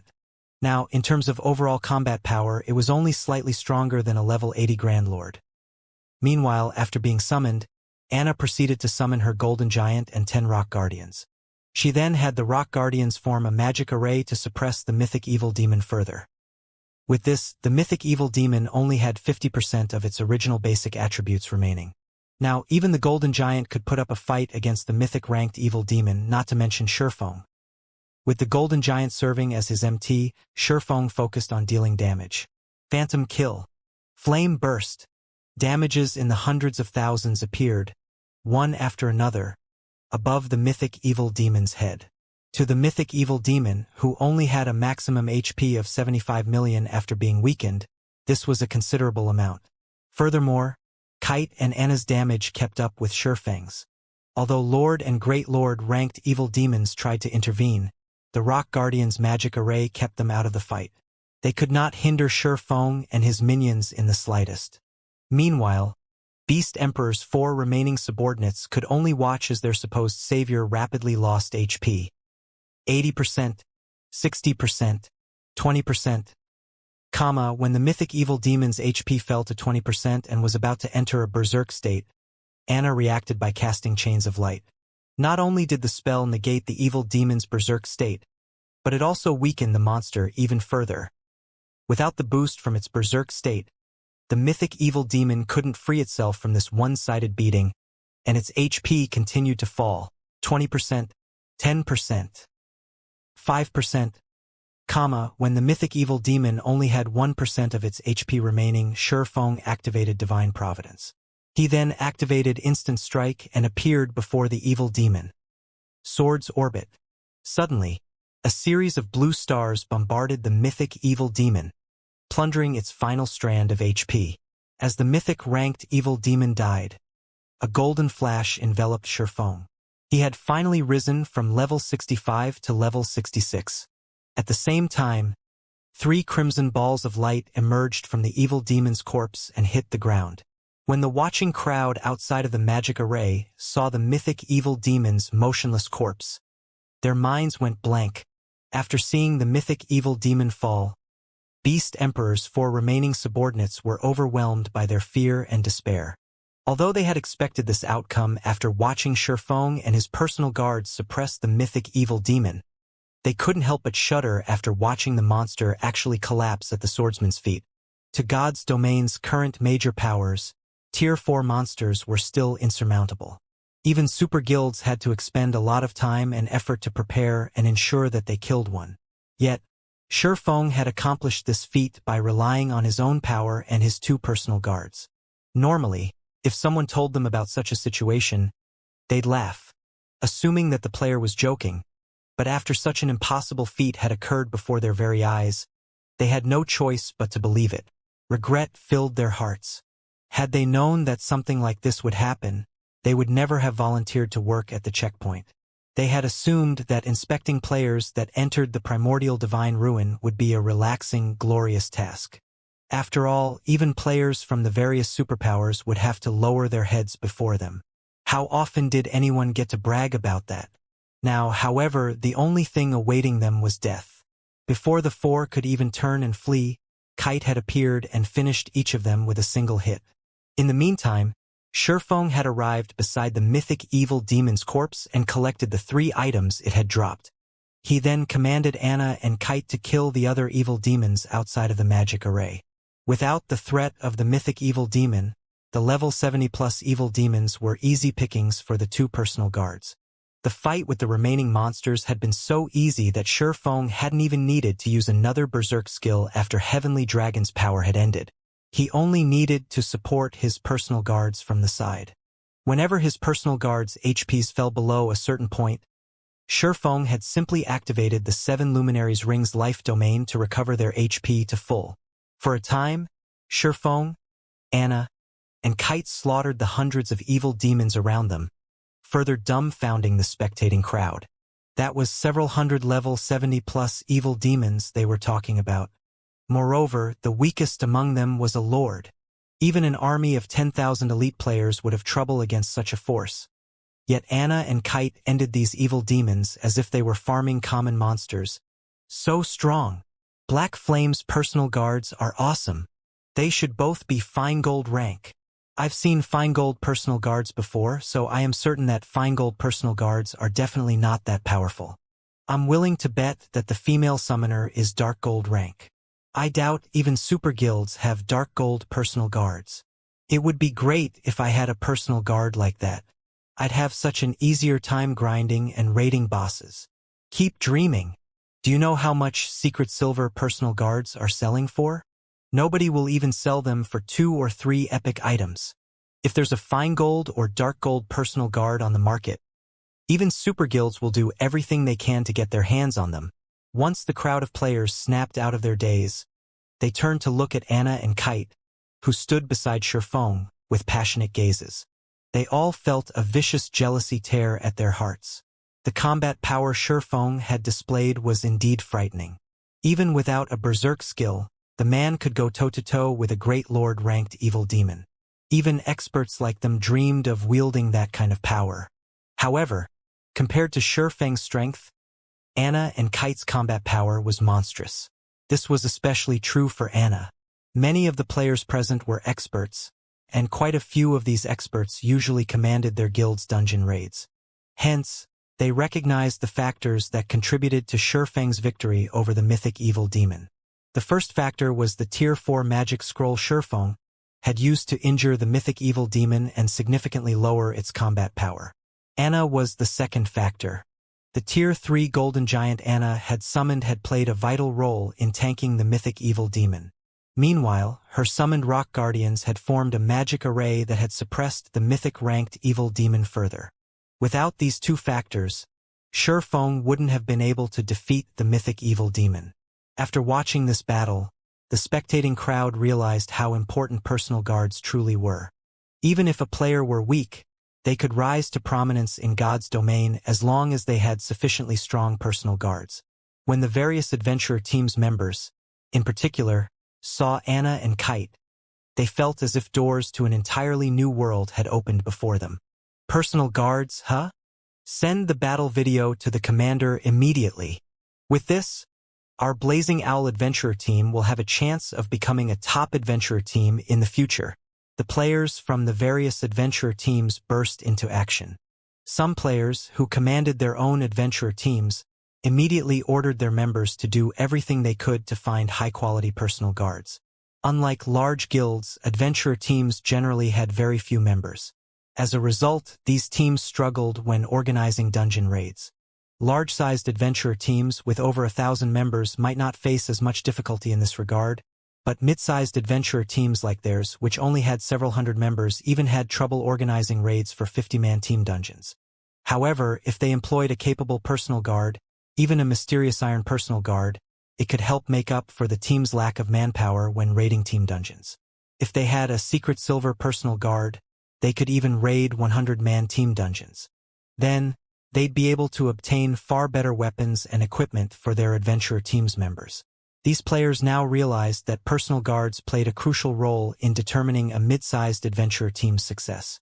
For a time, the various adventurer teams started a campaign to find powerful personal guards after watching Shifeng's battle. As a result, personal guards' prices skyrocketed. Meanwhile, inside the Evil God's branch temple in ancient Rock City, Beast Emperor wore a gloomy expression as he stared at the magic water ball before him. How is this possible? As he read the report one of his subordinates had sent, he couldn't bring himself to believe its contents. He had dispatched over a dozen subordinates and hundreds of evil demons to operate his checkpoint, yet Shifeng had killed everyone there. Even one of the only two remaining mythic evil demons had fallen to Shifeng's blade. Boss, why don't I lead some men to annihilate Zero Wing? Wind Hunter suggested from beside Beast Emperor. Although Zero Wing has set up a town near the primordial divine ruin, we can surround the town and prevent anyone from entering or leaving. If they summon another one of those divine magic dragons, we'll just pack up and run away. Once the dragon's duration ends, we can simply encircle the town again. All right, get it done. But as a precaution, you absolutely must not reveal yourself. Beast Emperor commanded with a nod. Boss, rest assured. I'll make sure Zero Wings Town is nothing more than a pile of ruin once its protection period ends, Wind Hunter said, laughing. He then turned and left the Evil God's branch temple. Elsewhere, after Shifeng had annihilated the evil demons at the checkpoint, he made his way toward the primordial divine ruin. Players crowded the ruin, and even though a massive battle had taken place right outside of it, these players chatted and laughed merrily. Some players even hawked their wares here. However, far more players wandered around outside of the town, which had recently been established near the ruin, than those within the primordial divine ruin itself. All of these players examined Zero Wing's new town with curiosity and anticipation. As everyone watched, Shifeng rode his demonic flame tiger towards the town that had the protection of level 100 NPC adventurers. As Shifeng set foot in the town, the patrolling NPCs didn't move to stop him. However, once he reached the town's guild residence, a middle-aged man in dark blue robes appeared before Shifeng. The logo of a silver sword had been embroidered on the chest of this man's robe. This middle-aged man was one of the senior administrators from White River City's Adventurers Association. Although the man was only Tier 2, he had reached level 150. Lord Protector, we have constructed your town according to your wishes. If there are no problems, please write its name on this town order, the NPC senior administrator said after approaching Shifeng. System, please name your town. If you fail to do so within 5 minutes, a name will be automatically generated. A name? Huh? After Shifeng accepted the town order and pondered for a short moment, he entered the name of his new town on the town order. Silverwing. Since there was already a Zero Wing city in Starmoon Kingdom, he couldn't name the town Zero Wing Town. Meanwhile, as this town developed as a neutral town, it would definitely become well known. Hence, to ensure that everyone knew that it belonged to Zero Wing, and to increase the guild's popularity, Shifeng decided to name the town based on Zero Wing's guild emblem, the silver, six-winged emblem. System. Naming successful. Your town is now Silverwing Town. Once Shifeng named his new town, the nearby players watching received a system notification. System. You have discovered Silverwing Town. When the surrounding players tried to inspect the town, a window popped up, stating that the town belonged to Zero Wing and wasn't yet open to the public. Since the town wasn't open to the public, the town's NPC guards would kill any outsider that ventured too close. Sure enough, it really is Zero Wing's town. Zero Wing is set for life.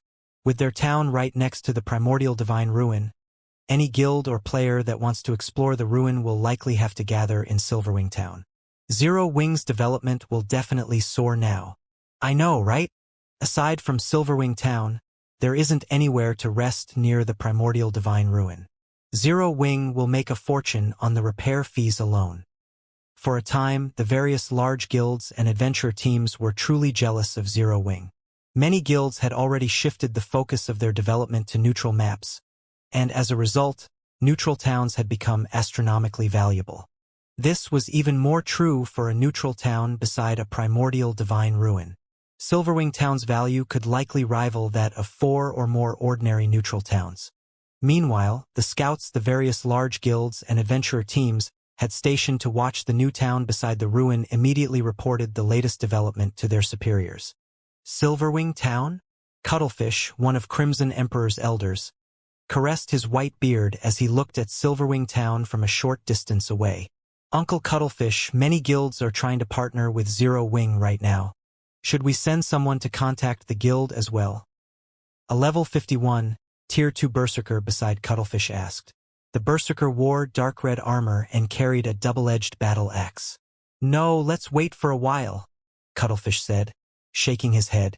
Although Zero Wing has built a town beside the primordial divine ruin, Beast Emperor isn't someone to be taken lightly. Moreover, this is a neutral map. There is simply too much profit involved with Silverwing Town.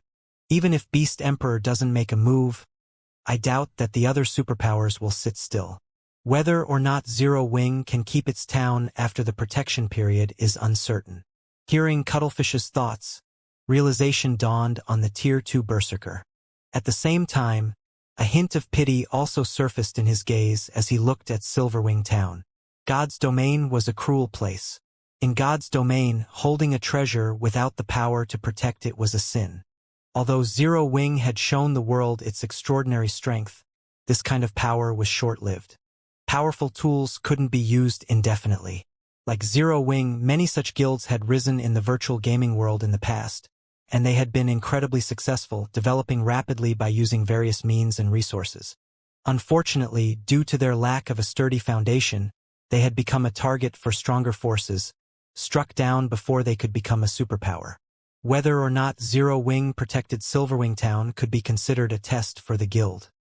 Meanwhile, after Shifeng entered Silverwing Town's guild residence, he began to set up the guild residence teleportation magic array. Once he finished and made teleportation to Silverwing Town via guild transfer scrolls possible, he instructed Aqua Rose to bring all of the architects he had requested and a large number of elite members to the town. When the group emerged from the guild residence, seeing Silverwing Town for the first time, they could not help but grow excited, especially the elite members. With Silverwing Town, they'd have a much easier time getting into the primordial divine ruin. After all, the town was so close to the ruin. Their guild would have a massive advantage over the other powers when contesting over entry slots. Even elite members like them might get the chance to enter the ruin, not to mention the guild's expert players. If they were lucky, they might even get to visit Primordial City. Guild leader, everyone's here. We can begin constructing the hotels and smithies right away. Aqua Rose excitedly reported as she walked up to Shurfeng. Although Zero Wing had earned quite a lot of coins through Zero Wing City, coins were only coins. A lot of coins didn't necessarily equate a lot of resources. Furthermore, Zero Wing's range of influence was much smaller than first-rate guilds and superpowers. This greatly limited the guild's ability to collect and purchase resources. However, Zero Wing now had Silverwing Town. With a treasure trove of resources like the primordial divine ruin right beside the town, Zero Wing would have a much easier time acquiring the resources it needed. Most importantly, players had long since passed the Stoneclaw Mountains level range. As a result, Stone Forest Town's popularity had started to wane. Nowadays, Stone Forest Town's development was entirely reliant on its battle arena and advanced auction house. Its ability to collect resources was growing weaker. The rise of Silverwing Town just so happens to make up for this flaw. Good. Shurfeng nodded approvingly. Following which, Shurfeng arranged the basic and intermediate architects to start constructing the town's hotels and smithies. As for the advanced architects, he had them stay behind. As the advanced architects wondered what special task Shurfeng had in store for them, Shurfeng revealed the magic tower design he had obtained from the lost town in the Boneless Land. Seeing the design, the eyes of the advanced architects glowed with excitement and surprise. Even Aqua Rose was dazed when she saw the design. She was very familiar with the magic tower's power. It was thanks to the magic tower that Stone Forest Town had developed to its current state. However, the magic tower design was a consumable, and each design only allowed players to build 5 magic towers. Unfortunately, Zero Wing had expended all 5 of its last design's uses. Although they had done their best to find another magic tower design, their search hadn't borne fruit thus far. Even the various super guilds struggled to find one for themselves. Yet Shurfeng had just revealed a new magic tower design. Your task this time is to complete the magic tower's foundations. I'll handle the core manufacturing personally, Shurfeng said as he glanced at the dozens of advanced architects before him. Guild leader, may I know how many magic towers we'll be building in Silverwing Town? An advanced architect asked curiously. We're building all 5, Shurfeng said. The players before Shurfeng gasped, and even Aqua Rose stared at her guild leader with wide eyes. These were magic towers they were talking about. Even one magic tower was enough to forge a popular battle arena. They had only constructed 3 magic towers in Stone Forest Town to protect the town from invasion. Spending a full magic tower design on Silverwing Town was simply extravagant. Guild leader, both the battle arenas in Stone Forest Town and Zero Wing City are crowded with players right now. If we split some of these magic towers to our other locations, we'll definitely increase our profit margins from both battle arenas. Silverwing Town is only basic rank right now. Can only accommodate so many players at a time. It wouldn't be wise to build all 5 magic towers here, Aqua Rose advised. Moreover, concentrating all of our resources in a single location won't be good for the guild's development. If we share some with the branch guild in the Black Dragon Empire, developing Snowside will proceed far more smoothly. Zero Wing was the #1 guild in Star Moon Kingdom, but that wasn't the case in the Black Dragon Empire. Not only did the Empire have plenty of large guilds, but it also had more than enough first-rate guilds. The competition between guilds in the Empire was intense. Although large-scale guild wars weren't frequent, small skirmishes involving teams of hundreds occurred almost daily. If Zero Wing wished to increase its influence in the Empire, it would have to get involved in even more skirmishes. Meanwhile, this would no doubt increase the guild's expenditure. After fighting in multiple and consecutive large-scale wars, Zero Wing had exhausted most of its savings. Unlike other kingdoms and empires' various large guilds, Zero Wing no longer had a reserve of funds and resources it could rely on to develop steadily. The situation in the Black Dragon Empire was much more stable than in Star Moon Kingdom. Aside from small skirmishes, the guilds in the empire didn't really encounter a lot of problems in their development. As a result, guilds there developed much quicker than the guilds in Star Moon Kingdom. The empire's guild players had much higher equipment level and quality than that of Star Moon Kingdom's guild players. Many of the empire's guild experts had also begun challenging their Tier 2 promotion quests. In fact, the first-rate guilds there had even started raiding level 50 super large-scale team dungeons. There's no need for that right now. Silverwing Town takes precedence over everything. When we have enough resources, try to build as many defense turrets in the town as possible, Shifeng said, shaking his head. While Silverwing Town has already been established, it's still uncertain if Zero Wing can actually defend it. Although there were plenty of resources available in the Black Dragon Empire, the Orc Empire's primordial divine ruin was much more important. It might be a different story if the Orc Empire's primordial divine ruin was an ordinary one, but housing a passage to Primordial City increased its value by several times. Stone Forest Town couldn't compare to Silverwing Town's potential value. Previously, Stone Forest Town had only managed to attract so many players because the Stoneclaw Mountains turned into a regional dungeon. After players reached level 50, the Stoneclaw Mountains weren't accessible to them. However, a primordial divine ruin that was connected to Primordial City would never fall behind the times. Even superpowers had gone all out to monopolize primordial divine ruins with a pathway to Primordial City.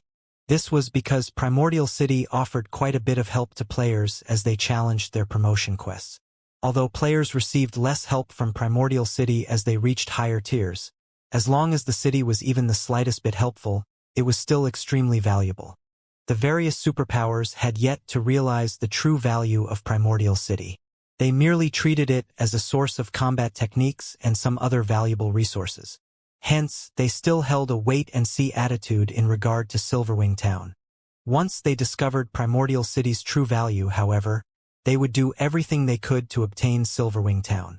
Beast Emperor would be the least of Zero Wing's worries.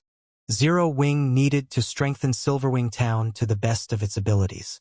Aqua Rose gawked at Shifeng's reply. She felt that Shifeng was simply insane. Not only did he want to build 5 magic towers in Silverwing Town, but he even planned on constructing a large number of defense turrets. Was he trying to turn Silverwing Town into a fortress? If the other guild upper echelons found out, they would definitely curse Shifeng's wasteful behavior. Seeing as Shifeng had no intention of changing his mind, Aqua Rose gave up on persuading him and started designating work for the basic and intermediate architects. As Silverwing Town had just recently been built, aside from some basic constructions and a few wandering NPCs, the town had practically nothing in it. Fortunately, Aqua Rose had brought over 600 basic and intermediate architects with her this time, and since they only had to build basic constructions, their building speed was extremely fast. The players observing Silverwing Town from afar quickly discovered the emergence of bars, hotels, smithies, restaurants, and shops in the town's empty spaces one after another. When they saw the smithies in the town, their eyes glowed with excitement. Although they could obtain a lot of resources and contribution points from fighting in the Orc Empire, fighting the Empire's monsters put an unprecedented burden on their weapons and equipment. At most, their weapons could last through 1 day of grinding. Despite the Orc Empire being such a large map, guilds had only captured 4 towns thus far. Moreover, all 4 of the guild towns were in the Empire's outer area. If they wanted a fruitful harvest, they needed to grind in the neutral map's inner area at the very least. A round trip between the Empire's inner and outer areas took over 10 hours even on a mount. During the trip, there was even a risk of encountering a mid-sized or large-sized orc patrol squad. If a team came across such a patrol squad, it would either get annihilated or suffer severe losses. On the other hand, not only was Silverwing Town located right beside the primordial divine ruin, but it was also close to the Empire's inner area. Even if they couldn't enter the primordial divine ruin, they could travel into the Orc Empire's inner area via Silverwing Town. Shurfeng reached the guild hall's first underground floor. Standing inside the magic array carved in the center of the floor, Shurfeng took out the Heroes chapter to summon Craig Midlands. Originally, Shurfeng had intended to use this Heroes chapter on Zero Wing City. However, to increase Silverwing Town's security, he decided to use it on his newly acquired town instead. He placed the Heroes chapter on the magic array's core and started chanting the activation sequence. System. Discovered specified Heroes chapter. Do you wish to pay 3,000 magic crystal to summon the specified hero? 3,000 crystals. How fraudulent. Shurfeng was astonished by the price. Even during his previous life, the most expensive specified hero he summoned only cost 1,000 magic crystals. However, that wasn't the worst part. After all, to the current Zero Wing, 3,000 magic crystals was nothing at all. It was a different story if this was the cost of summoning a hero via a Heroes chapter. After players summoned a hero, they had to pay half the summoning cost every day to maintain the hero's mana body. In other words, after summoning Craig Midlands, he would have to pay 1,500 magic crystals every day to maintain the hero's existence. This price was the equivalent of 3 magic towers' operating cost. In the end, however, Shurfeng gritted his teeth and chose to proceed with the summoning. Immediately, 3,000 magic crystals vanished from Shurfeng's bag space. The mana inside the guild hall rapidly gathered in the magic array, visibly condensing into white mist. The mist further condensed into liquid mana, which gradually on a human form. Once the human form was complete, the liquid mana released a blinding glow. The Heroes chapter, which hovered above the magic array, transformed into lines of divine runes that merged with the liquid mana. Once the divine runes had fully merged with the liquid mana, the blinding glow dissipated. When Shurfeng opened his eyes again, he saw a middle-aged man before him. The middle-aged man was clad in white robes and wore a golden crown. He also wielded a purple gold, crystalline staff. Taking a closer look, Shurfeng noticed white mist made of mana circulating the middle-aged man's body. It was as if the elemental mana within the floor had submitted to this middle-aged man and moved at the man's will. So this is the magic King Craig Midlands? Shurfeng could feel that even if he had the attributes of a level 66 tier 3 player right now, he was still insignificant before the level 66 tier 3 magic king. Before Shurfeng could inspect Craig Midlands' attribute panel, he received a series of system announcements. Inside the Silent Guild Hall, Shurfeng could not help but be stunned when he looked at the system announcements he just received. System announcement. The Orc King has obtained the Ironblood Staff and unified the various Orc tribes, activating the regional dungeon Orc capital city. System announcement. The Orc Empire has begun its invasion of its neighboring countries and constructed many teleportation war fortresses. System announcement. The Orc Empire has joined the Dark Alliance. The Orc Empire is now classified as a glory battlefield. Shurfeng wasn't the only person shocked by the appearance of these 3 system announcements. The players residing within the Orc Empire and its neighboring countries were all stunned by these sudden announcements. A regional dungeon, fortresses, and a glory battlefield? Is the system trying to turn the entire Orc Empire into a war zone? Shurfeng could not help but frown as he studied the contents of the system announcements. First of all, the Orc capital city. The quantity and quality of resources available inside a regional dungeon located in a neutral map were far better than what regional dungeons located within kingdoms and empires could offer. Not to mention, the Orc capital city was an Azura mode regional dungeon. Setting aside the quality of the weapons and equipment one could obtain from it, just the magic crystals one could get there would make it a target of competition for the various large guilds. Moreover, the Orc capital city's level limit started from level 50 and ended at level 100. A regional dungeon that covered such a wide level range was extremely rare in God's domain. In the future, the large guilds would definitely contest fiercely for the Orc capital city. Aside from the regional dungeon, the teleportation war fortresses would most likely become a fuse that would ignite a war between the major powers as well. The Orc capital city was located in the core area of the Orc Empire. Just traveling from the outer area to the core area would most likely require dozens of hours. However, the teleportation war fortresses could shorten this travel time to just a few seconds. This was possible because of the teleportation arrays set up in these fortresses, which could teleport players to anywhere within their range, just like the 4 towers of elements. These fortresses were scattered around the inner and outer areas of the Orc Empire. As long as players could capture these fortresses from the orcs, they could directly teleport to the core area of the empire, possibly even to somewhere close to the orc capital city. For this reason, the various large guilds would definitely do everything they could to capture these war fortresses. Aggravating the situation in the Orc Empire even more, the Orc Empire had actually joined the Dark Alliance. With this, not only could players belonging to the Dark Forces move about fearlessly within the Orc Empire, but they would even receive help from the Orc Empire itself. Moreover, now that the entire Orc Empire had been classified as a glory battlefield, dark players and normal players would be after each other's necks constantly inside the Orc Empire. The reason for this was the glory points that players would earn from killing players of the opposing faction. Meanwhile, these glory points could be used not only to exchange for top-tier equipment but also to obtain battlefield titles. These battlefield titles were much more valuable than any weapon or equipment. In fact, they could even aid players in their promotions. Hence, whenever a glory battlefield appeared, a festival of blood would ensue and continue until one side was completely defeated. Moreover, the losing faction would have to pay a very steep price. Due to these reasons, both factions would usually fight with everything they had. As Shi Feng tried to process all these sudden developments, his head ached. The appearance of an Azura mode regional dungeon should have been a good thing. However, the timing of the dungeon's appearance only served to further boost the value of Silverwing Town in the eyes of the various major powers. To make matters worse, even the Dark Forces were intervening in the affairs of the Orc Empire, throwing the Empire into even greater turmoil. If Zero Wing was not careful, it was very likely to fall victim to the struggles of the various major powers. At this moment, Shi Feng wasn't the only person troubled by this sudden turn of events. After finding out about the changes made to the Orc Empire, the upper echelons of many large guilds also held emergency meetings to discuss how to deal with this situation.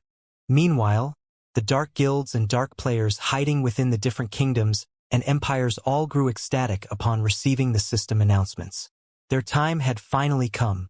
Although neutral maps were not restricted by any kingdom or empire, they still weren't friendly to the dark forces. Dark players would have a much more inconvenient time leveling up in neutral maps than normal players. However, now that the Orc Empire had joined the Dark Alliance, the entire empire became the territory of dark players. They would have a much easier time moving in the Orc Empire than in other NPC kingdoms and empires. In fact, they could even teleport directly into the Orc Empire. Moreover, they also wouldn't have to keep sneaking around and hiding their identities in the Orc Empire, as the orcs were now their allies. Now, they could not only kill other players in such a favorable environment but also earn glory points in doing so. The Orc Empire was basically heaven to dark players like them right now. Even if some independent dark players were not particularly interested in this matter, the various dark guilds would definitely exploit this situation to the fullest. After all, this was a good chance for dark guilds to develop themselves. Wonderful! This is an excellent opportunity for our guild to establish a town. Ha ha ha! The era of dark players is finally here. For a time, countless dark players swarmed towards the Orc Empire. Ancient Rock City, Evil God's Branch Temple. After finding out about the latest changes of God's domain, Beast Emperor was also beaming with joy. Although the Evil God's Temple had no allies in God's domain, that did not mean he could not take advantage of this sudden development. There was a saying, "The enemy of my enemy is my friend." With the various large guilds and dark players at loggerheads, he could cooperate with the dark players to deal with Zero Wing. Doing so would allow him to exact his revenge and destroy Silverwing Town, as well as accelerate the collection of enough contribution points to hasten the invasion of Starmoon Kingdom. Wind, get in touch with the dark guilds in the different kingdoms and empires and tell them that I have a proposition for them, Beast Emperor said, chuckling wickedly. Understood. Wind Hunter nodded. He then ordered his subordinates in the Purple Thorns Empire to arrange for a meeting with the upper echelons of the various dark guilds. Meanwhile, inside the first underground floor of Zero Wing's Guild Hall in Silverwing Town, Feng had recollected himself and returned his attention to Craig Midlands. Craig Midlands, hero, great lord, wizard saint, level 66, HP 36, 000, 000/36,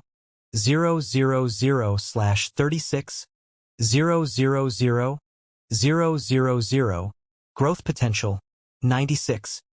As one of the 32 pillars, Craig Midlands had completed the Gods Trial and gained the recognition of ancient gods for his achievements and strength. He possessed not only immense power but also some abilities that other heroes did not. In the past, the hero Feng summoned using the specified heroes chapter he obtained had only one ability. Nonetheless, Craig Midlands had two of such special abilities. The first ability was called Hero's Glory, which facilitated the recruitment of powerful NPC soldiers for the town Craig Midlands was residing in. The second ability was called Magic Strengthening, which temporarily strengthened the weapons and equipment used by the NPC guards, improving their combat power significantly. Looking at these two abilities, Feng finally understood why exactly Craig Midlands was so powerful. It was no wonder the Magic King could easily defend a large city and become an existence that even the various superpowers were helpless against. Just the effects of Hero's Glory could already bring immense benefits to the town or city Craig Midlands protected, not to mention the ability to strengthen the NPC guards there. Every guild town and city could recruit only a limited number of NPC soldiers. Hence, raising the quality of NPC soldiers was important. However, doing so was extremely difficult. The Magic King's ability to directly increase the combat power of NPC soldiers was simply absurd. Immediately, Feng assigned Craig Midlands as Silverwing Town's magistrate. Now, not only did the NPC have authority similar to Feng's, but the Magic King could also recruit and manage NPC soldiers on his own. Feng had given Craig the highest possible authority an NPC could have in a guild town. Just as Feng was about to have Craig start recruiting NPC soldiers, Aqua Rose suddenly sent him a message. The contents of the message were straightforward. The foundations of the 5 magic towers have already been completed. Only the cores are missing now. They're done already? Sure enough, having advanced architects construct the magic towers is much better. Feng felt a little surprised as he read the message. However, after giving the matter some thought, he found it reasonable. Constructing the foundations of the magic tower was a joke that even basic architects could handle with ease, not to mention advanced architects. With dozens of advanced architects working together, it was only natural that they completed the task so quickly. Following which, Feng had the Magic King take independent action. As for himself, he left the guild residence and hurried to the magic towers in Silverwing Town. After leaving the guild residence and entering the street outside, Feng noticed that Silverwing Town looked much more like a proper town than before. Many new buildings decorated the town now. Even the 5-story tall shop meant for the candlelight trading firm had already been constructed. Now, all that shop needed was a link-up with the other shops owned by Candlelight and products to be put up for sale. Once that was done, Candlelight would be able to start doing business officially in Silverwing Town. Due to Silverwing Town having already reached a certain scale, the number of NPCs wandering about its streets had also increased. Now, the patrolling NPC adventurers and Zero Wings members weren't the only ones filling the streets. Moreover, Feng even noticed a few mercenary NPCs, wearing tattered armor, walking towards Zero Wings' residence, possibly drawn by the Magic King. Although these NPCs looked destitute, when Feng used omniscient eyes to inspect them, he discovered that even the weakest among them was a level 70 Tier 2 NPC. Normally, a recently established town would be fortunate to attract Tier 1 NPCs to become soldiers. Majority of the NPCs applying to garrison the town would only be at the elite standard. As for Tier 2 NPCs, those were basically impossible to find. Yet now, 3 Tier 2 NPCs were showing interest in becoming soldiers in Silverwing Town. For comparison, Zero Wing City had only a few hundred Tier 2 soldiers guarding it even until now. Although the 3 NPCs Feng spotted were not particularly high-leveled, they were more than enough to deal with current players. Besides, NPC soldiers leveled up much more quickly than players. It's no wonder people were saying that a powerful hero could give rise to a city. When Shurfeng looked at the 3 Tier 2 NPCs, he could not help but recall the first-rate guilds that owned powerful heroes in the past. Although the funds and resources of those first-rate guilds were far from comparable to what super first-rate guilds and super guilds had, due to them obtaining powerful heroes, the defensive capability of their cities was not one bit lower than that of cities operated by superpowers. Back then, even super guilds had trouble taking action against cities defended by powerful heroes. Only after acquiring Tier 6 players were super guilds able to deal with those cities easily. The reason for this was the strength of a hero not being limited to just themselves.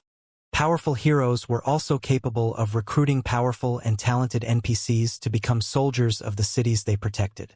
In the past, the cities protected by such powerful heroes had plenty of its soldiers promoted to Tier 3, with some even reaching Tier 4. Buffed by the city's defensive magic array, these NPCs were capable of exhibiting extremely frightening combat power. Without an absolute advantage, trying to capture such a city was practically impossible. After walking a short while, Shurfeng arrived at the edge of Silverwing Town. Currently, a large number of architects could be seen demolishing the old walls of the town and building new ones in their place. Although the town's original walls had some defensive properties, they were useless against attacks at the Tier 2 standard and above. The new walls being built, however, could stop even Tier 3 attacks. Moreover, they possessed much higher durability as well as resistance to siege weapons. They also had an added effect that prevented players from crossing over them from above. For a neutral town, such walls were a must-have defensive measure. However, the cost of constructing these new walls was not cheap, a minimum of 10,000 gold for the entire perimeter of Silverwing Town. If not for Zero Wing having a money-printing machine like Zero Wing City generating large amounts of coins every minute, the guild couldn't have afforded to construct these new walls, in addition to the various hotels, bars, smithies, and restaurants. If a first-rate guild were tasked with managing Silverwing Town, the guild would be fortunate to get the basic facilities up and running. After all, the total cost of constructing Silverwing Town and the basic facilities in it was already close to 120,000 gold. This was a huge sum of money even for current super first-rate guilds, not to mention first-rate guilds. However, this was only a small part of the necessary investments into Silverwing Town. Zero Wing still needed to construct a battle arena as well as multiple defensive structures. Those things cost a lot more money to build than hotels and smithies. Meanwhile, standing at the 4 corners of Silverwing Town were 4 magic towers as well as 1 more magic tower located close to the town's main entrance. Guild leader, several superpowers have already contacted us. They say they're willing to partner with us as long as we hand over 50% of Silverwing Town's shares, as well as allow them to build a guild residence in the town. In return, they'll help us fend off Beast Emperor's attacks in addition to investing 200,000 gold for the fortification of Silverwing Town's defenses. Aqua Rose reported when she saw Shurfeng approaching her. 50%? Every superpower is asking for this price. Shurfeng asked curiously. He was not particularly surprised by the fact that the various superpowers were offering to invest in Silverwing Town. After all, such situations frequently occurred during his previous life. In the past, many first-rate guilds had, fortunately, come across a town-building order but lacked the strength to safeguard the town they built in a neutral map. In the end, these first-rate guilds would choose to partner with a superpower. The first reason for partnering with a superpower was to protect the town. The second reason was to free up more funds for the development of their own guilds. They would not have to sink everything they had into their neutral towns. Emicham. Although there are slight differences in their offers, they have all stated that the 50% shares are a must, Aqua Rose replied, nodding. I've already tried negotiating with them on this point, but they all are of the opinion that we won't be able to hold Silverwing Town against Beast Emperor. After factoring in the latest system announcements, they are even more unwilling to budge on this point. We've also just received news that Beast Emperor has managed to add another large batch of evil demons, evil beasts, and independent players to his forces. Right now, these forces are already making their way towards Silverwing Town from Ancient Rock City. By the looks of it, Beast Emperor really plans on duking it out with us. What a bunch of old foxes. Sherfong could not help but chuckle upon hearing Aqua Rose's reply. Do they really think that Zero Wing needs their help against Beast Emperor? Ignore those superpowers for now. All we need to do at the moment is have Zero Wing City's elite and expert members come over to Silverwing Town to develop themselves. If Beast Emperor sends any mythic monsters at us, have Cola and the others deal with them. Understood. I'll have them transfer over as soon as possible, Aqua Rose said, nodding. They might not have any way of dealing with the evil beasts and evil demons out in the fields, but none of those monsters should even think of approaching Silverwing Town with its 5 magic towers. Even if Beast Emperor sent a mythic monster at Silverwing Town, their side had Cola and many other Tier 2 players who wielded Tier 3 mana weapons. Including the buff from the magic towers, Cola and the others should have no problem going up against mythic monsters. After Sherfong was done speaking, he entered the closest magic tower and immediately began carving the magic circuits necessary for operating it. The magic circuits were formed using advanced magic arrays. For other players, this was a very difficult and time-consuming task.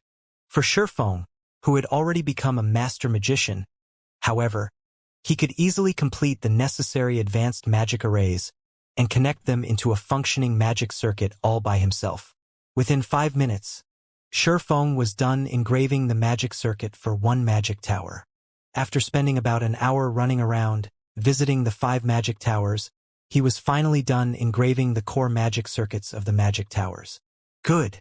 Activate all magic towers simultaneously, Sherfong commanded as he stood inside the magic tower located behind the town's main entrance. Immediately, Aqua Rose and other members of the guild's upper echelon, who were stationed inside the other 4 magic towers, activated their respective magic towers. Suddenly, the gigantic crystal atop each magic tower released a dark blue glow. A pillar of light then shot up into the air from each crystal. In the next moment, the towering light pillars split apart and formed light blue barriers that enveloped the entire Silverwing town. The instant the barriers formed by the 5 magic towers came into contact with each other, the barriers immediately took on a darker shade. By the time the barriers of the 5 magic towers fully merged with each other, a dark blue translucent dome had formed around the entire Silverwing town. The spectacular scene was visible even to players over at the Primordial Divine Ruin. What's going on? What's happening in Silverwing Town? Everyone present at the Primordial Divine Ruin was dumbfounded as they looked at the dark blue dome covering Silverwing Town, because they could feel the density of the mana around them actually increasing gradually. Silverwing Town's sudden transformation immediately attracted the attention of the various major powers at the Primordial Divine Ruin. What's going on with Silverwing Town? It's actually causing such a powerful mana drain. Cuttlefish, who was observing Zero Wing's newly built town from an open-air restaurant in the Primordial Divine Ruin, was filled with confusion. Although Silverwing Town appeared to be located right beside the Primordial Divine Ruin, in reality, over 1,000 yards separated the 2 locations. Despite the distance, the commotion in Silverwing Town affected even the Primordial Divine Ruin. If the rise in mana density in the Primordial Divine Ruin was already so remarkable, what about inside Silverwing Town? After thinking up to this point, Cuttlefish could not help but shudder. Nowadays, the understanding that superpowers had towards the effects of mana density was different from before. After conducting extensive research in libraries and live experiments, they had already discovered just how valuable locations with high mana density were. Areas with high mana concentrations did not only help players maintain a calm mind, allowing them to display greater combat power in return, but also accelerated the recovery of players' stamina and concentration. This situation enabled players to practice their combat techniques for extended periods without having to worry about running out of stamina and concentration. Meanwhile, the execution of combat techniques was different from that of spells and skills. In the case of spells and skills, one could activate them properly so long as the general movements were correct. In the case of combat techniques, however, one's movements needed to be extremely precise. Otherwise, the combat technique would do more harm than good to the user. In short, the difficulty of executing a combat technique was much greater than activating skills and spells. One required arduous practice just to learn to execute a combat technique properly. Hence, If one wished to practice a combat technique efficiently, having an environment that boosted stamina and concentration regeneration was a must. Uncle Cuttlefish, a report just came in from our scouts. It seems Zero Wing has constructed magic towers in Silverwing Town. Moreover, the guild built 5 magic towers in one go. A crimson-armored Tier 2 berserker standing beside Cuttlefish reported. 5 magic towers? Did they see correctly? Cuttlefish revealed a stunned expression when he heard this. For a moment, he even wondered if he had misheard. It's true. They've sent a video recording. There are indeed 5 magic towers in the town. The Tier 2 berserker replied, a bitter smile appearing on his face. He, too, had hoped that there was a mistake in the report. However, after watching the video recording, he couldn't deny this fact even if he wanted to. How is this possible? Cuttlefish's complexion darkened as he watched the video recording the Tier 2 berserker forwarded to him. Wasn't it stated that each magic tower design allowed the construction of only 5 magic towers? At this point in time, the various large guilds were no longer strangers to the magic tower. After the first magic tower appeared in Stone Forest Town, the various large guilds had fervently searched for information about it, especially since the magic tower's existence allowed Stone Forest Town to become the #1 town in Starmoon Kingdom. In addition, as an advanced defensive construction, the magic tower provided the town with considerable defensive power. Even until now, the Crimson Emperor Guild had yet to build a single magic tower. Nevertheless, 5 magic towers had now appeared in Silverwing Town simultaneously. This was simply unbelievable. With these 5 magic towers, Silverwing Town's defensive power had increased significantly. Even if Beast Emperor wanted to destroy Silverwing Town, he would face an uphill struggle to do so.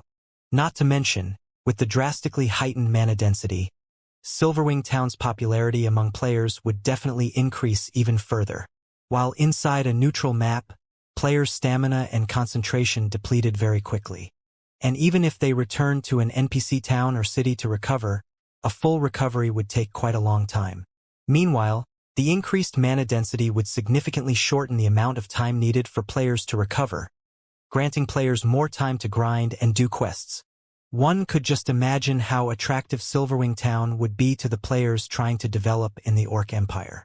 With this, Crimson Emperor would also have much greater difficulty in acquiring the shares of Silverwing Town. At this moment, besides Cuttlefish of Crimson Emperor, members of the other superpowers present in the Primordial Divine Ruin were also frowning at this situation. Damn it! Just where did Zero Wing obtain another magic tower design from? The upper echelons of the various superpowers were filled with envy as they looked at the 5 magic towers of Silverwing Town. Right now, even a fool could tell that Silverwing Town had a promising future ahead of it. News about Silverwing Town having 5 magic towers spread like wildfire. For a time, the expert players that had been hesitating over developing themselves in the Orc Empire started migrating to the Empire in large numbers. Meanwhile, inside Silverwing Town, this is the effect of having 5 magic towers in a single town. Shurfeng was a little surprised as he felt the density of the ambient mana. He also noticed an additional buff appearing in his status window. Spirited State.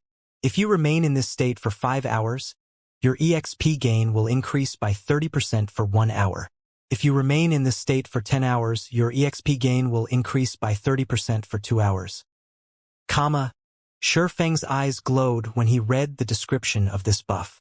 Moreover, aside from this additional buff, the 5 magic towers also received a boost to their attack range, their defensive radius now covering 6,000 yards. Shurfeng had never imagined that constructing 5 magic towers in a single town would bring such bonuses. This was his first time learning about such a matter. However, this was also a reasonable situation. After all, magic towers were incredibly precious. This was true even after 10 years had passed in God's domain. In his previous life, the various superpowers would split the magic towers they had to as many towns as possible. Even in important towns and cities, they would construct 3 magic towers at most. Nobody had been willing to spend an entire magic tower design on a single location. If the various large guilds in his previous life had found out that there was such a benefit from constructing 5 magic towers in a single location, Most likely every guild that acquired a magic tower design would spend it entirely on a single town or city. After all, in Stone Forest Town, one needed to stay in a hotel to acquire this spirited state buff. Yet now, just being inside Silverwing Town granted players the buff. Only, the effects of the buff were inferior to the one gained by staying in Stone Forest Town's hotels, as the 30% increased EXP gain lasted only 2 hours. Even so, this buff was still extremely valuable. Now that such a benefit was available for free, the number of players willing to visit Silverwing Town would definitely increase even further. Most likely, the town would be able to develop into an intermediate town within a short period. Afterward, Surephone called out Silverwing Town system interface and allowed access to non-guild members. Quick, look!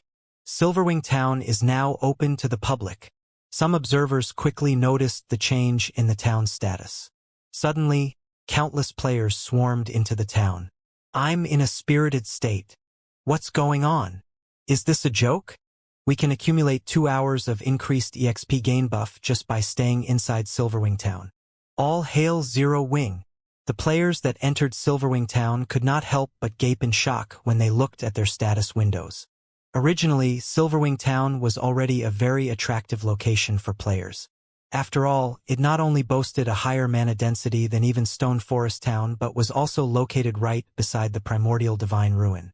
Now that players could even gain the spirited state buff just by being in the town, Silverwing Town was basically heaven for players.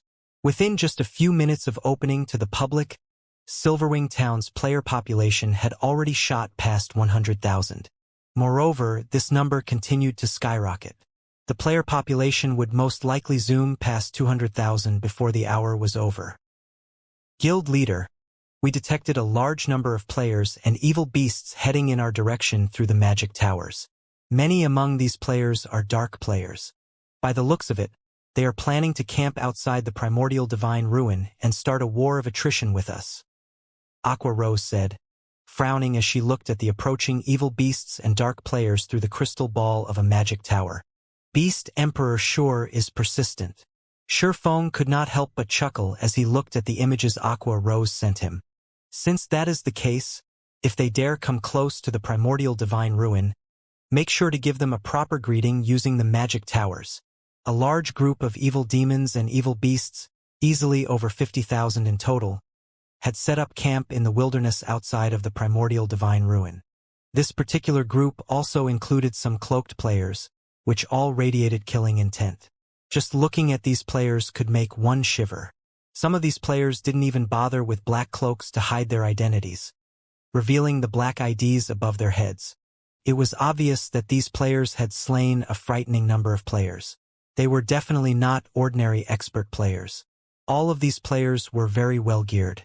Despite recently reaching level 50, over half of their equipment consisted of level 50 mysterious iron and secret silver equipment. These pieces were definitely among the best available at this stage of the game. Wind. I'll say this first. The Crimson Horn Guild will only help you kill Zero Wings members. We won't be taking the initiative to attack and turn ourselves into cannon fodder. A tall, robust man carrying 2 short swords from his waist indifferently told the phantom of a person beside him. Relax. As long as Zero Wings members leave Silverwing Town, my evil demons and evil beasts will attack them immediately. All you and your men need to do is find an opportunity to kill them. However, don't forget, my goal involves more than making them lose a single level. Wind Hunter reminded the man. He hadn't only chosen to work with Crimson Horn because it was a famous dark guild in the Dark Knight Empire. He had also chosen the guild due to its production of a particular type of poison. This poison was called Soul Devourer and would be applied to a player's weapons. When these coated weapons were used to kill a player, the poison would corrode the player's soul, and depending on how much poison was applied, the victims could lose up to 3 levels before entering a weakened state. During this weakened period, players could not level up. In return for Crimson Horn's assistance, the Evil God's Temple would help the Dark Guild's members grind glory points and accumulate battlefield titles. Leave this to us. As long as we slay Zero Wings members, I guarantee that they will need some time to recover their strength. The indifferent man said confidently. If there weren't so many guilds here, I'd love to fight Zero Wing's peak experts. I've heard that their combat standards are quite good, and every item they wear is a treasure. However, by the looks of it, that doesn't seem possible. Saying so, the indifferent man turned to the 6 cloaked players behind him. He wasn't pleased that he couldn't see their appearances. These 6 players would be responsible for dealing with Zero Wing's peak experts in the upcoming battle. Although these 6 people were dark players, they did not belong to a dark guild. Rather, they were members of an adventurer team called Dark Hunters. The adventurer team was quite famous in the Dark Knight Empire, and not even Crimson Horn avoided provoking the team. The Dark Hunters adventurer team consisted of monstrous players, and every member was a dark player. Not long ago, the Dark Hunters had dispatched a 20-man team to annihilate the first-rate guild, Tyrant Emperor's main force. Said force had included 1,000 players. Among the Dark Hunters' 20-man team, 8 were Tier 2 players who had absurd combat standards and basic attributes. Even Star Harvester, Tyrant Emperor's guild leader and a level 51, Tier 2 assassin, had died in the battle. Naturally, a Tier 2 assassin possessed much stronger life-saving skills than a Tier 1 assassin. Even 5 Tier 2 experts working together should not be able to stop a Tier 2 assassin's escape, yet Star Harvest had still been killed. Moreover, a single player from the Dark Hunters had accomplished the deed. The strength the Dark Hunters had displayed had thoroughly shocked the Dark Knight Empire. Star Harvester wasn't some ordinary expert. He was a refinement realm expert who ranked 305th on the God's Domain experts list. Not even ordinary refinement realm experts stood a chance against him. Yet, the Dark Hunters had killed him. Even before the battle with Tyrant Emperor, the Dark Hunters had created many frightening battle records. Only, these battle records had been carried out in secret, unknown to the various large guilds. The adventure team's accomplishments included the assassination of Crimson Horn's guild leader, Crimson Ghost. This was also why Crimson Ghost wasn't happy to see the 6 Dark Hunters members. In Crimson Ghost's opinion, the players from the Dark Hunters were inhuman, and he hadn't reached this conclusion just because of their monstrous strength. Rather, this opinion was based on the appearance they took on when they activated their true power. When they used their true power, they lost their human form, transforming into true monsters. They also used different combat methods than players like himself. Every one of the 6 players that had been sent from the Dark Hunters was a Tier 2 player. Even without the help of the evil demons and evil beasts, these 6 players were more than enough to deal with Zero Wing's main force members. Since everyone's all here, we'll proceed with the next phase of our plan. First, we'll set up an encirclement around the Primordial Divine Ruin and Silverwing Town. But make sure you stay a safe distance away from the town. We estimate that those magic towers have a maximum attack range of around 1,500 yards. Do not enter that range. We won't be responsible for your deaths. Hearing Wind Hunter's warning, the various dark players nodded their heads.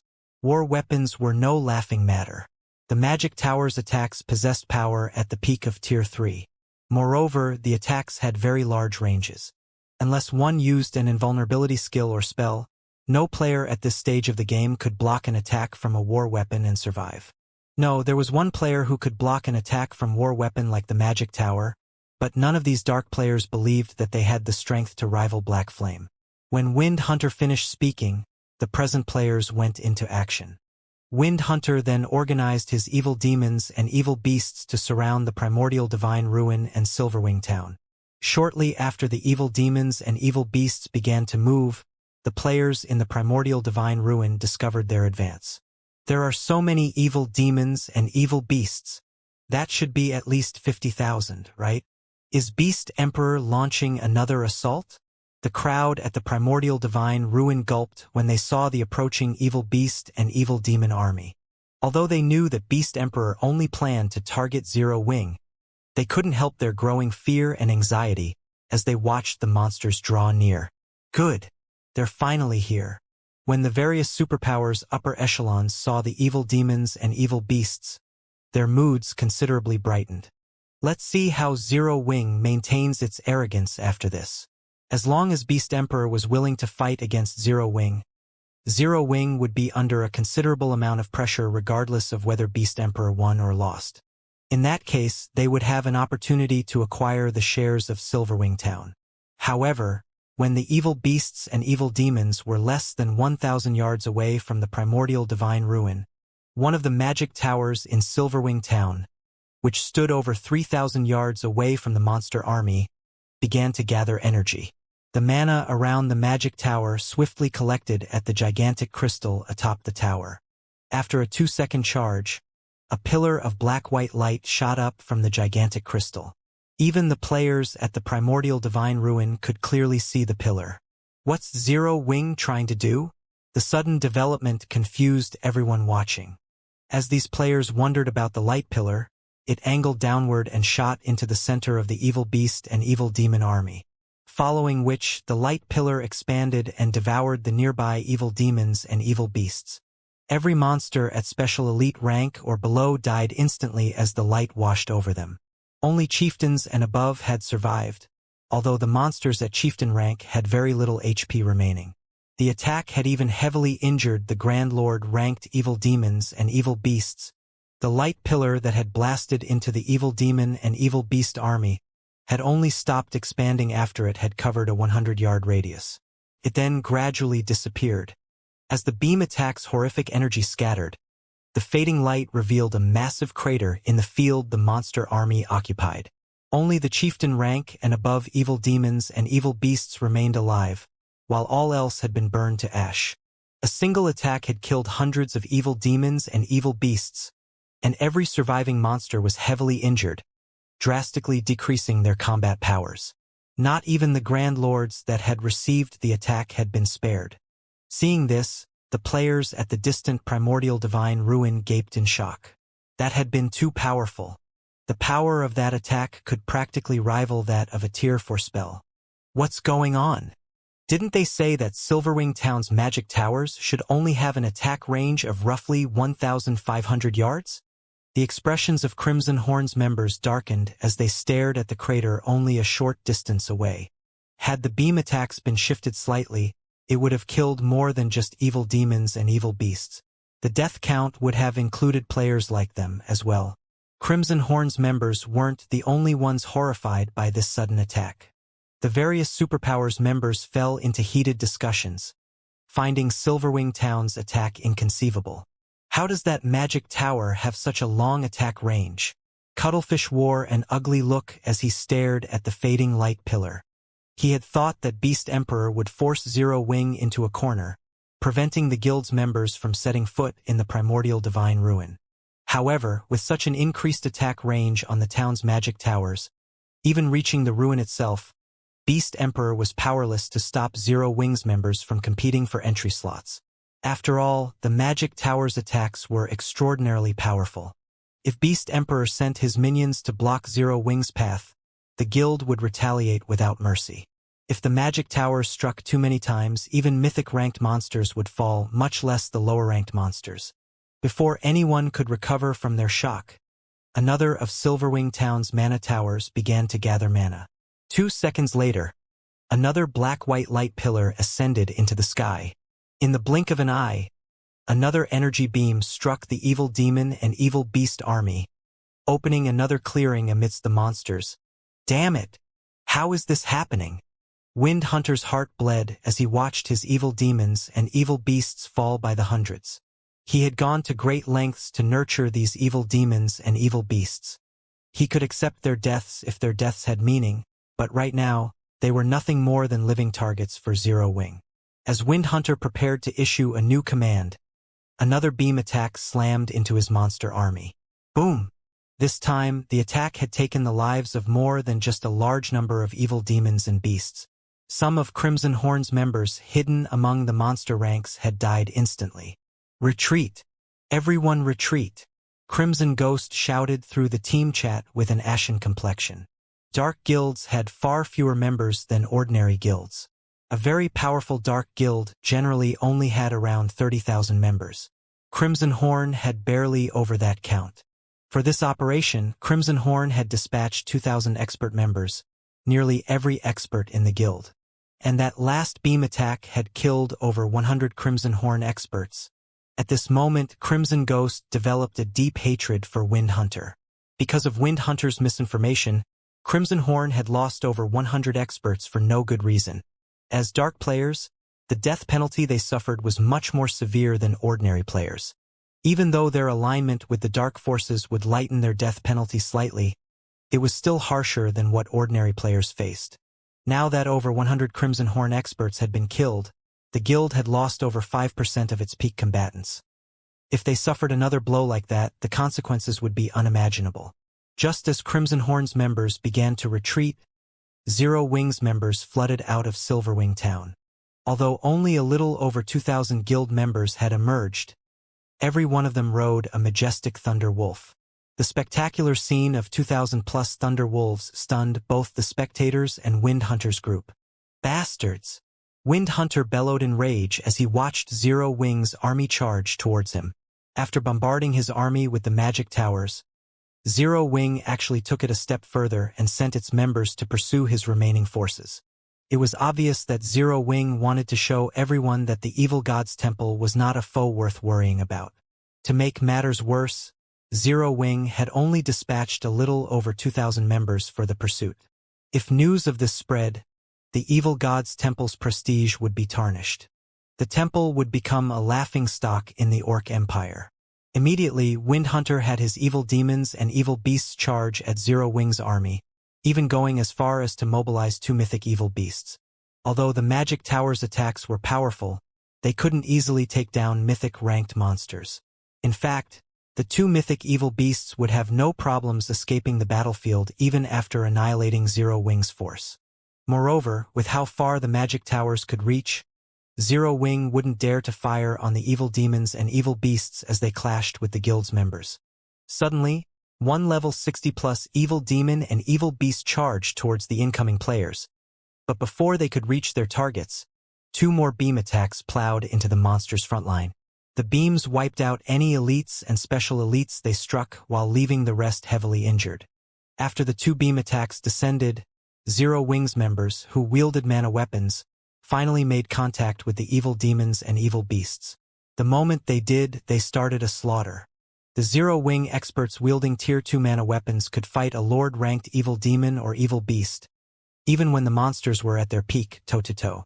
Hence, the weakened chieftains and lords posed no threat to Zero Wing's melee players.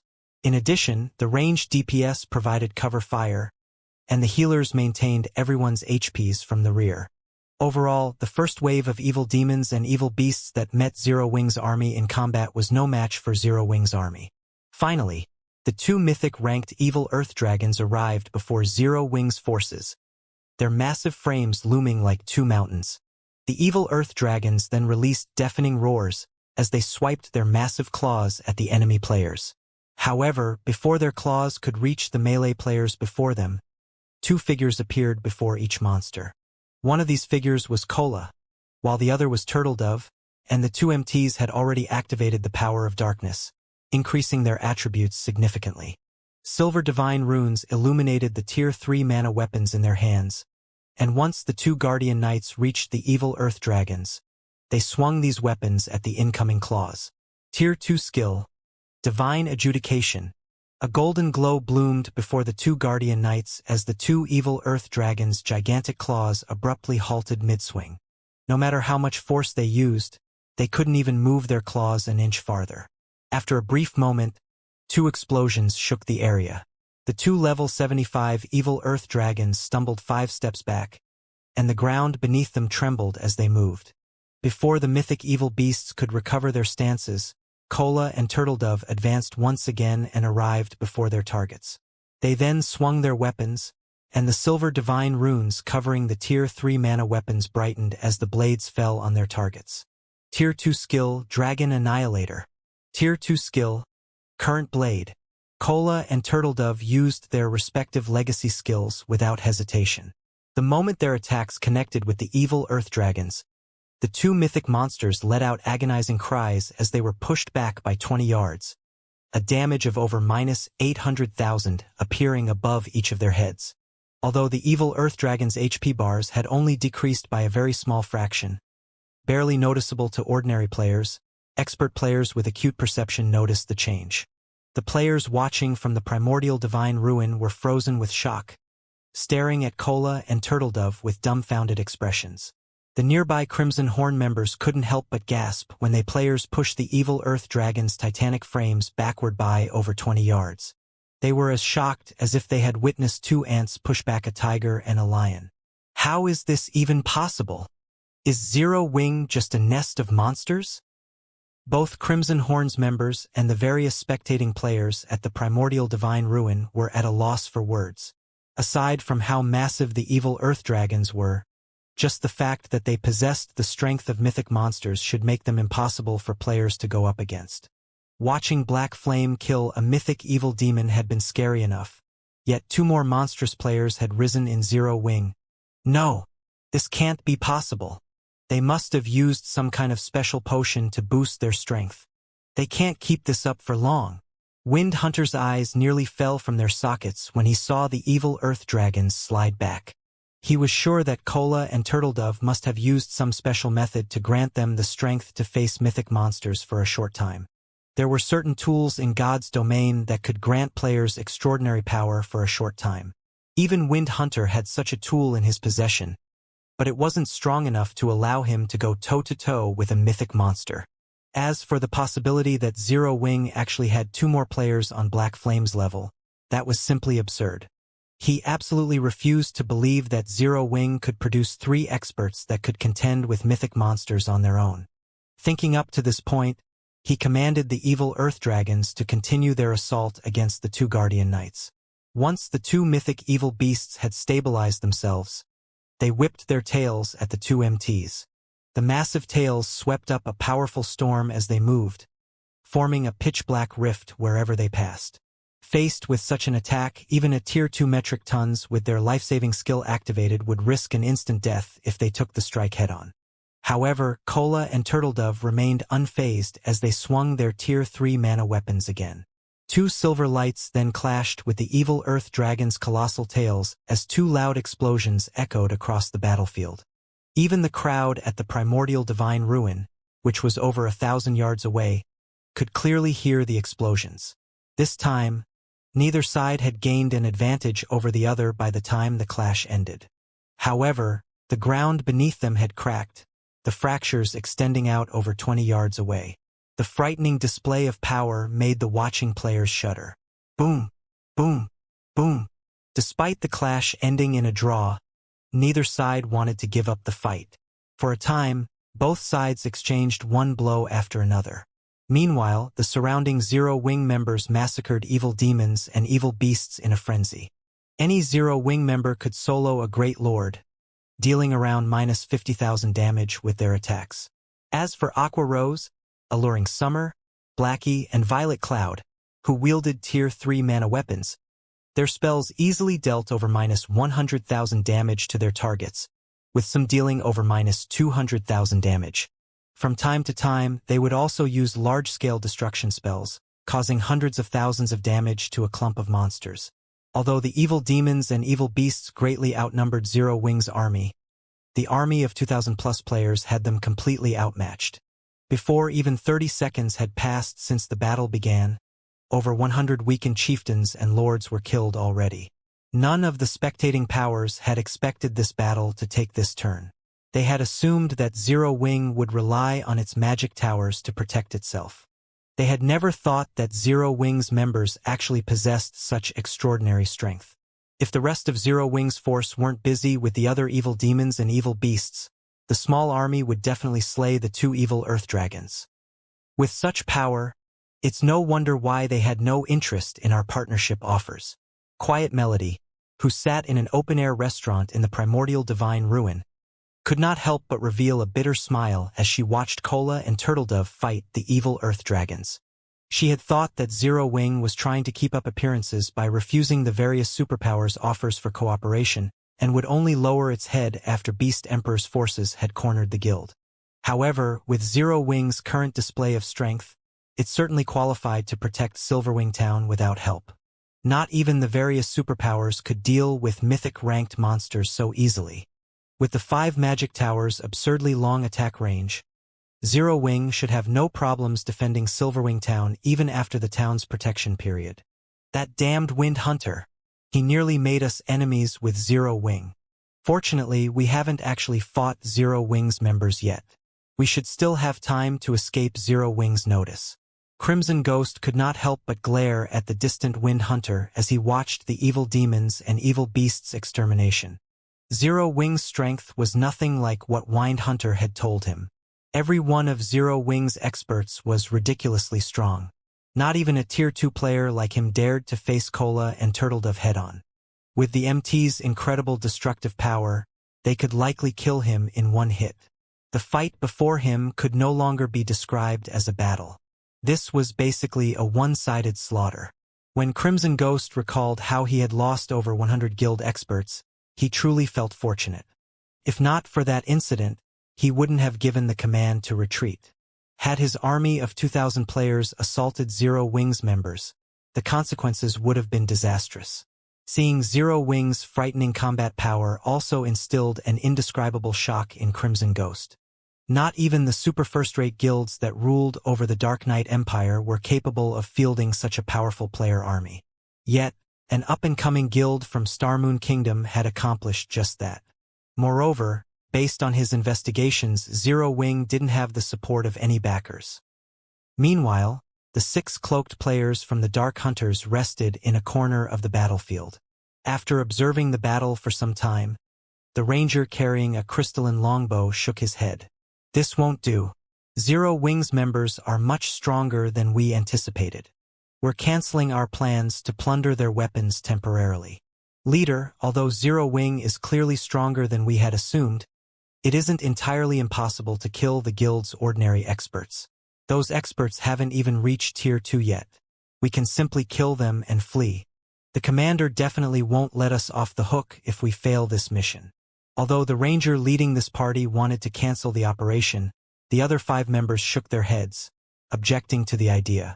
When they thought about how frightening their commander was, in particular, and the punishment awaiting them if they failed, they couldn't help but shudder.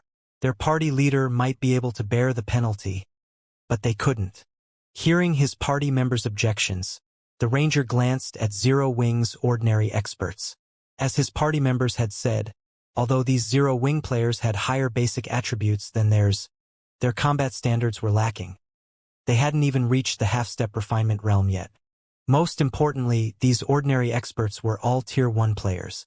The differences between Tier 1 players and Tier 2 players weren't limited to basic attributes. There was also a massive gap between their skills and physiques. With the strength of their 6-man party, they should be able to pick off a few of these ordinary experts before departing safely. Based on his observations, there were fewer than 10 players on Zero Wing's side that could pose a threat to their party. The others weren't a problem. Fine, but finish things quickly. Flee as soon as you get your hands on their weapons, the ranger said, nodding after giving the matter some thought. Their mission required that they obtain the weapons Zero Wing's peak experts wielded, but trying to kill Cola and the others was too much of a challenge right now. On the off chance that Zero Wing's peak experts surrounded them, their deaths would be almost certain. If they targeted the weaker experts, though, they'd have higher chances of success. Although they wouldn't obtain the weapons Zero Wing's peak experts wielded, at least they wouldn't return empty-handed. Under the ranger's lead, the Dark Hunter's 6-man party charged towards Zero Wing's members, who were embroiled in a battle with the evil demons and evil beasts. On the chaotic battlefield, Cola and Turtledove continued to block the evil Earth Dragon's attacks. Meanwhile, the other Zero Wing members frantically cleared out the heavily injured evil beasts and evil demons, rapidly dwindling the army's numbers. The battle was thoroughly in Zero Wing's favor. Because of this, Zero Wing's excitement continued to mount as they fought. The mana weapons' incredible attack power couldn't compare to their normal weapons, and even though they were Tier 1 players, they completely overwhelmed the Lord-ranked evil demons and evil beasts. Although the slain monsters didn't drop any loot, these players did receive a bountiful amount of EXP. After fighting for just a short moment, their experience bars had grown by a noticeable chunk. Upon reaching their level, they required a ridiculously high amount of EXP for each level up. Sometimes, They'd grind for 10 minutes straight without any noticeable change to their experience bars. Now, however, they should be able to gain enough EXP for a full level after fighting these evil demons and evil beasts for 3 hours or so. With how generous the EXP was from killing these monsters, they had to take advantage of this opportunity as much as possible. Even the spectators at the primordial divine ruin were jealous of Zero Wings members. It was not very often players encountered such a large army of high-ranked monsters. Even if they did, most players did their best to stay out of the monsters' way. Trying to fight such a powerful monster army guaranteed casualties, after all. The losses would completely outweigh the gains. However, now that Zero Wing had Cola and Turtledove to pin down the evil Earth Dragons, and Zero Wing's other members had the strength to overwhelm the other evil beasts and evil demons, Zero Wing's army could safely grind these enemy monsters. Why wouldn't they be jealous of Zero Wing? It seems Beast Emperor has only failed again. Quiet Melody could not help her bitter smile when she saw that the evil demons and evil beasts had begun to retreat. After this battle, Beast Emperor wouldn't be able to touch Zero Wing at the primordial divine ruin again. Big Sis Melody, look over there. A few dark players seem to be charging into the battle, Blue Jade said suddenly as she pointed at the 6 figures rushing into the heart of the battlefield with flying speed. They must intend to attack Zero Wing. These 6 players were none other than the 6 from the Dark Hunters Adventurer team. What a powerful concealment technique. Who are those people? Quiet Melody watched the rapidly moving figures with astonishment. As one of the Sacred Temple's Vice Temple Masters, she had more than great combat power. She also possessed acute perception. Although the 6 players hid their identities and appearances with black cloaks, Quiet Melody could tell that they were all Tier 2 players based on their movement. Tier 2 players had far higher basic attributes than Tier 1 players, and their mobility wasn't something that Tier 1 players could hope to rival. Hence, it was very easy to differentiate between Tier 1 and Tier 2 players. However, what truly surprised Quiet Melody was the 6 players' movement technique. All 6 moved with incredible stealth. As they weaved their way through the army of monsters, they were able to utilize the surrounding monsters' bodies and auras to hide themselves. It was likely that even she wasn't as adept at concealing herself and her aura as these 6 players were. If not for her bird's eye view of the battlefield, she wouldn't have discovered these 6 players at all. What? The Dark Hunters are actually making a move. Crimson Ghost, who had long since retreated from the battlefield, could not help his surprise when he noticed the 6 figures approach Zero Wing's army. At this point, Zero Wing's superiority in this battle could not be any more obvious. There was no reason to continue this fight with the guild, yet the 6 Dark Hunters insisted on doing so. Crimson Ghost was truly confused. Elsewhere on the battlefield, Wind Hunter had noticed the 6 Dark Hunters players moving towards Zero Wing's army as well. They're going to strike? Wind Hunter's frown relaxed slightly. Originally, he hadn't planned on enlisting the help of the Dark Hunters Adventurer team in this fight against Zero Wing. Beast Emperor had invited them. Moreover, Beast Emperor had even specifically instructed him not to provoke the Dark Hunters casually. It was clear that even Beast Emperor was a little afraid of this adventurer team known as the Dark Hunters. Initially, Beast Emperor's decision had left him slightly disgruntled, but after seeing that all 6 of the adventurer team's representatives were Tier 2 players, his opinion of the Dark Hunters had changed slightly. When he had tried to fight one of these representatives, he had learned exactly how powerful these 6 players truly were. If these 6 players were pitted against a 1,000-man team of ordinary Tier 1 experts, the expert army would suffer catastrophic losses even if the 6 eventually died. When the 6 Dark Hunters had stated their intentions to hunt Zero Wing's peak experts, he had agreed without hesitation because of this. Originally, he had thought that the Dark Hunters had planned to abandon this fight like Crimson Horn's members had. He never thought that the Dark Hunters would still make a move. This was definitely good news for him. As Wind Hunter considered his next move, the 6 Dark Hunters reached the edge of Zero Wing's army. "Start the attack," the leading ranger commanded as he watched a group of Zero Wing members. The ranger then retrieved the crystalline longbow from his bag, simultaneously firing 9 arrows. Combat technique: 9-star strike. Suddenly, the 9 arrows split and flew at 9 different zero-wing players. Moreover, every arrow targeted the player's blind spots. Dang, dang, dang. Although the ranger's aim had been accurate, the 9 zero-wing members noticed the attacks and responded by swinging their weapons at the incoming projectiles. However, they felt as if they had struck an immovable wall the moment their weapons touched the arrows. Not only did the resulting vibrations hurt their arms, but they were also forced to retreat. The power the arrows contained could even rival a High Lord's attack.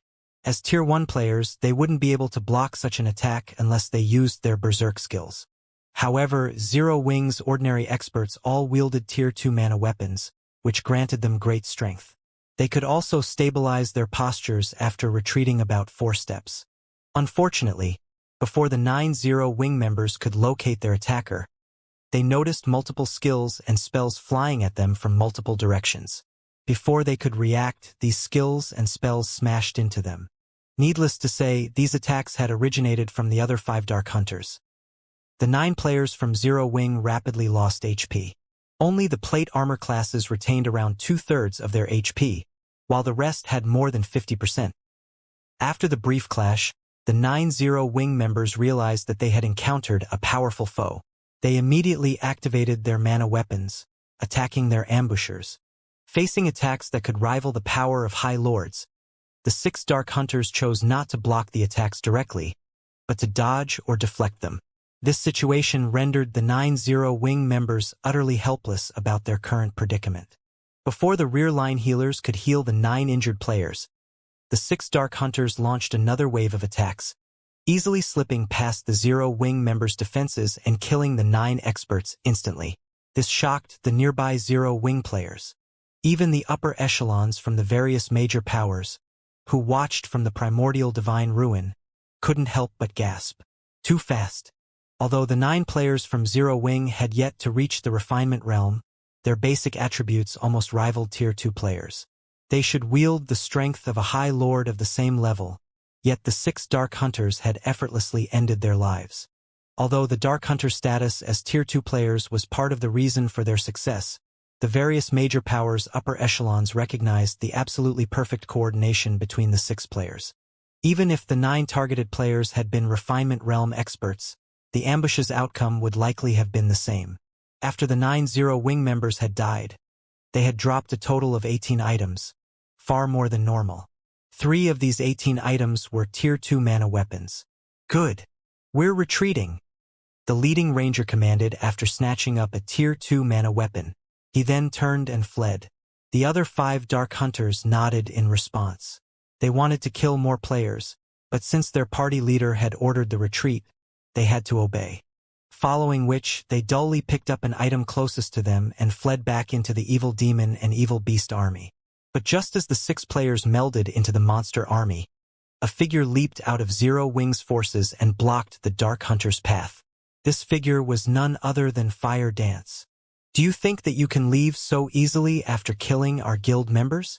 Fire Dance demanded as she swept a glance over the 6 Dark Hunters, a cold glint flashing in her eyes. Fire Dance's sudden appearance abruptly halted the 6 Dark Hunters' retreat. Fire Dance didn't currently wear her black cloak, so both her appearance and level of 52 were available for everyone to see.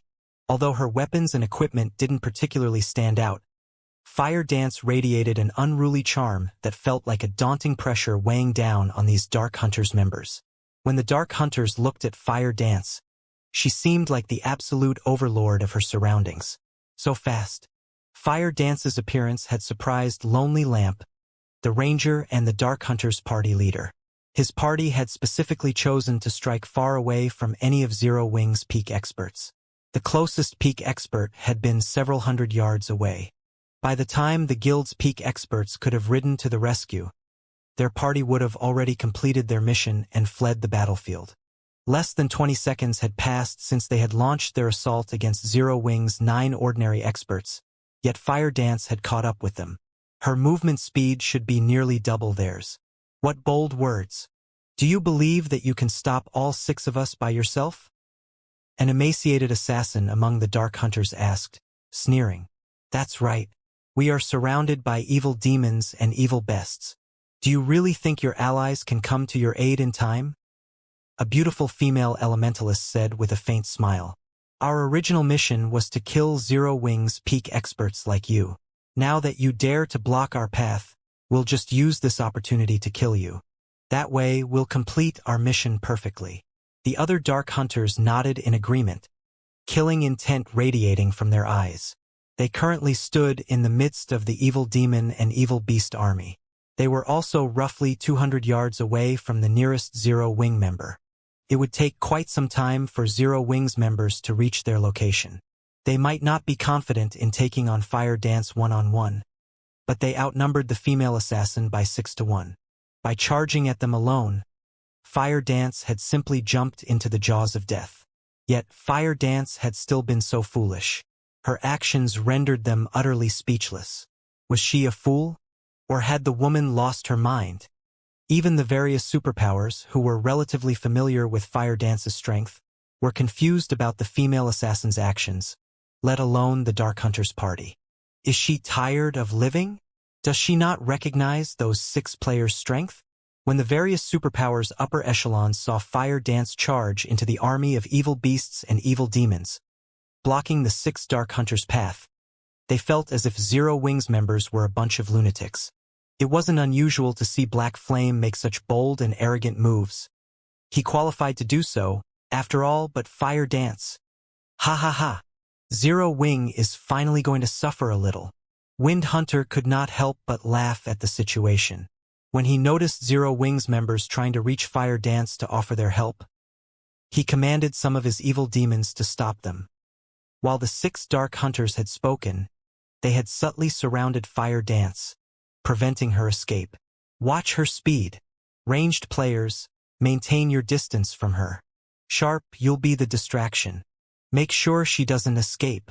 We have to finish this fight as quickly as possible. Lonely Lamp commanded as he retrieved his crystalline longbow from his back. The other 5 Dark Hunters nodded in response. The emaciated assassin, Sharp Blade, then charged at Fire Dance with a Tier 2 Berserker and a Tier 2 Swordsman close behind him. At the same time, the Tier 2 Cleric at the rear cast the Tier 2 instantaneous spell, Holy Mark, on Fire Dance. Now, even if Fire Dance used Vanish and entered a forced stealth state, their party could keep track of her. As for Lonely Lamp and the Tier 2 Elementalist, they coordinated their attacks, firing from the female assassin's sides. In the blink of an eye, multiple attacks flew towards Fire Dance from different locations. Pay for your arrogance, Sharp Blade shouted as he used shadow steps, appearing behind Fire Dance instantly. He then thrust his aqua blue short sword at Fire Dance's back. Tier 2 skill, Triple Interception. Suddenly, Sharp Blade's short sword transformed into 3 streaks of shadow that aimed for Fire Dance's blind spots. Although each shadow's power wasn't strong, the strikes couldn't be blocked with shields or weapons. They could only be dodged or stopped by a defensive skill. In the meantime, the Berserker charging at Fire Dance from the front raised his battle axe and slammed it at the ground before him. Tier 2 skill, Fracturing Spikes. Stone spikes rose from the ground beneath Fire Dance's feet, entrapping her. Meanwhile, the Tier 2 Swordsman used a normal slash against his target. As for Lonely Lamp and the female Elementalist, they sent numerous arrows and fireballs at the female assassin.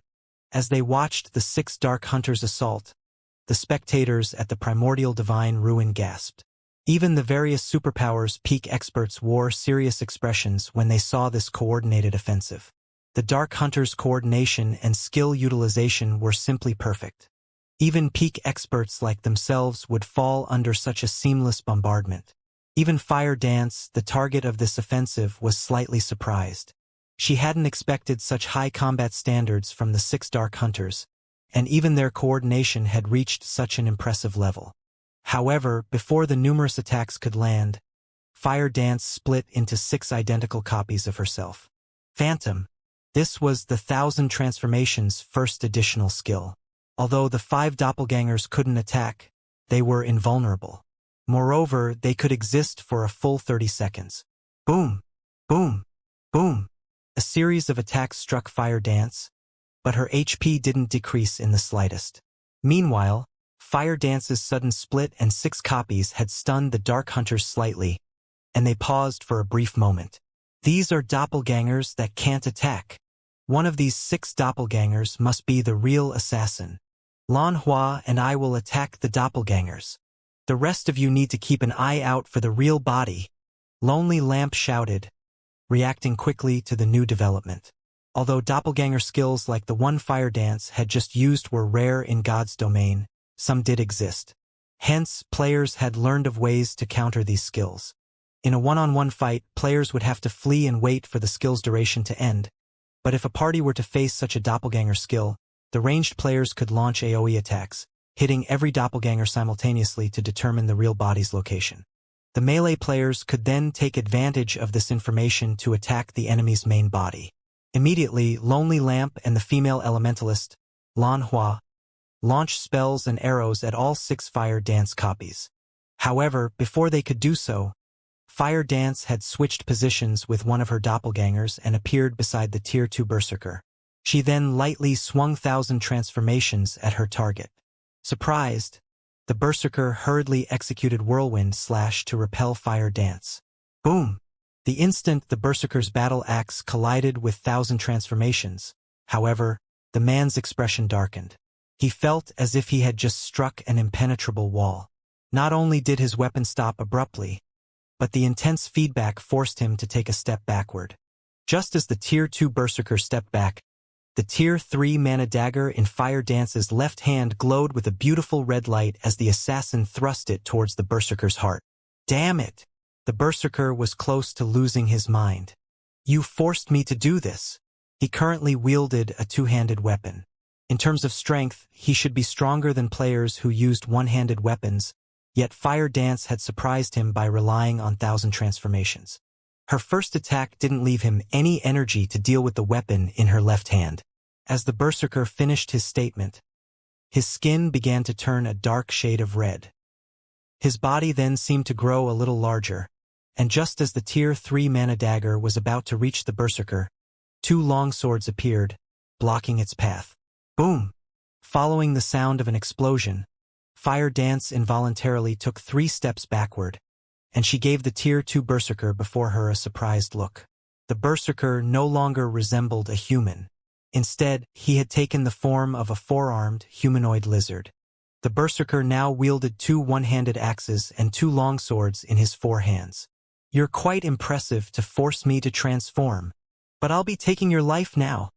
The Tier 2 Berserker sneered as he charged at Fire Dance. Silence dominated the battlefield.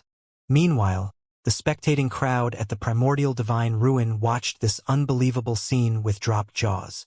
A player had actually transformed into a monster. A mutated player?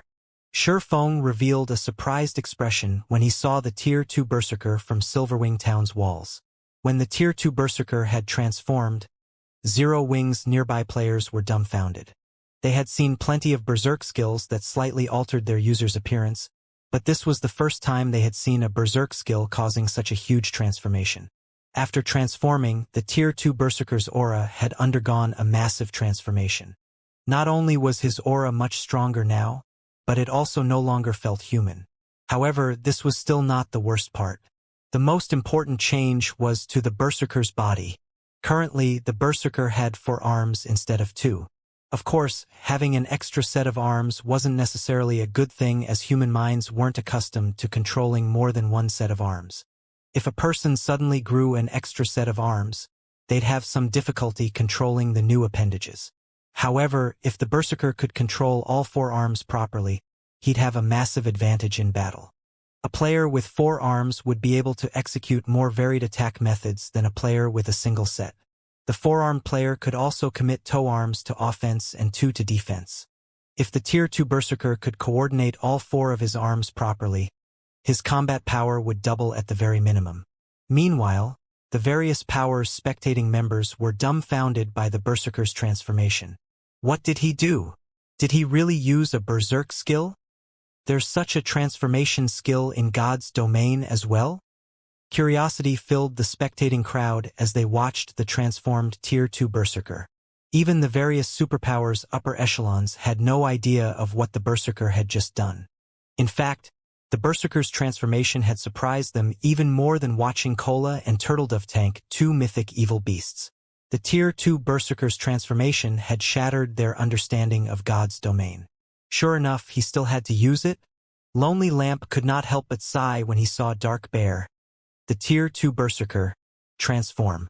This was the Dark Hunter's adventurer team's greatest secret. Not many people knew about this transformation ability. However, now that they had revealed this secret to the public, their adventurer team would definitely face trouble in the future. However, the Berserker's decision to transform didn't particularly surprise him. After all, Fire Dance had displayed extraordinary combat power.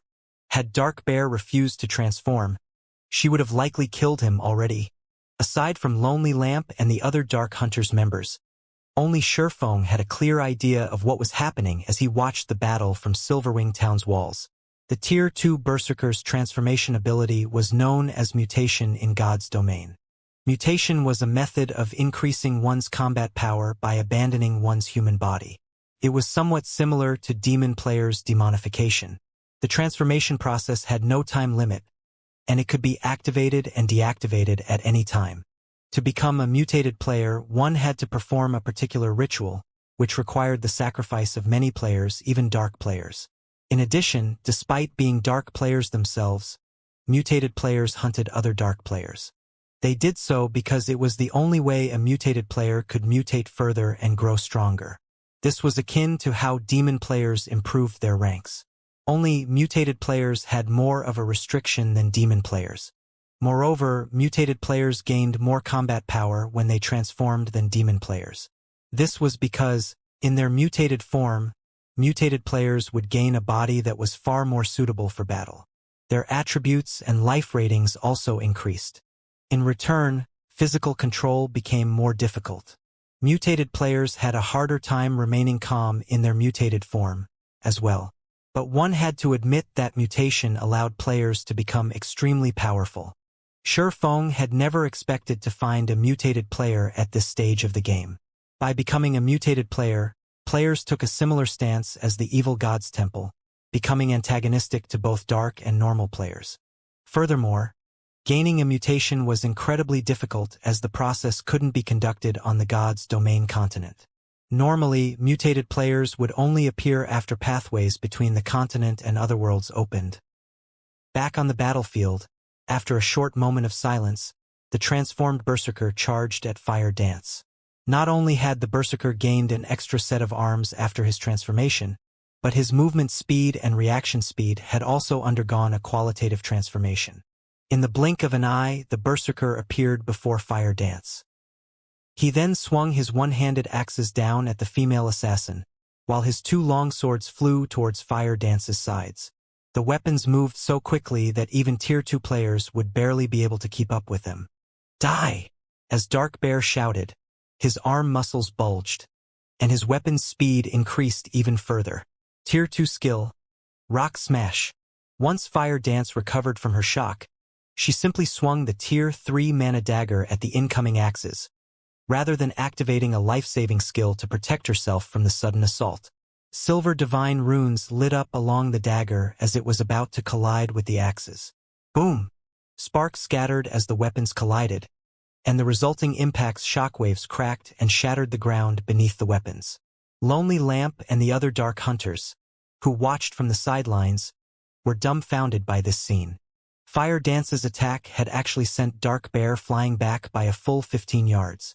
When Dark Bear landed, his arms, which wielded the two axes, trembled violently, whereas the axes themselves released a low hum. Meanwhile, a damage of more than -2,000 had appeared above Dark Bear's head. Although receiving -2,000 damage was nothing considerable since Dark Bear had over 100,000 HP after transforming.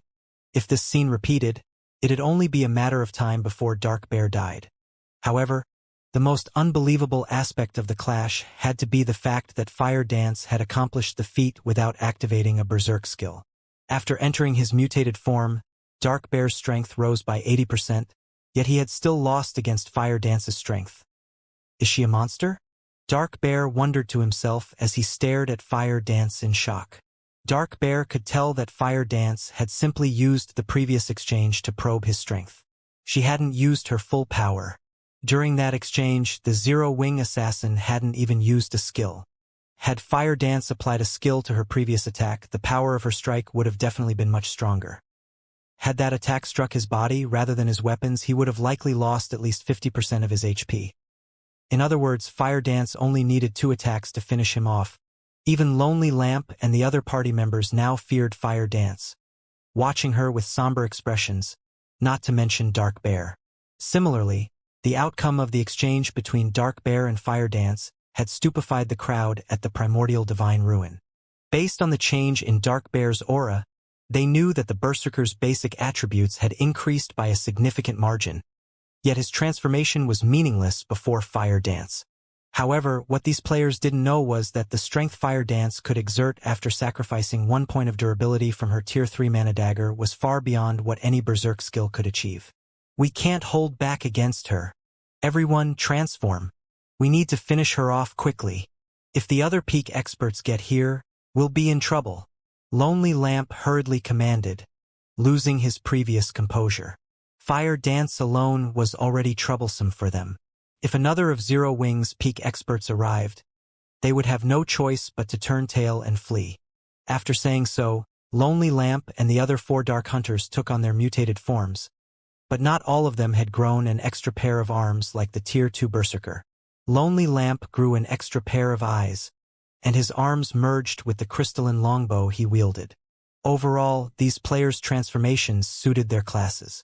You are the first player to single-handedly force our entire party to transform since we joined God's domain.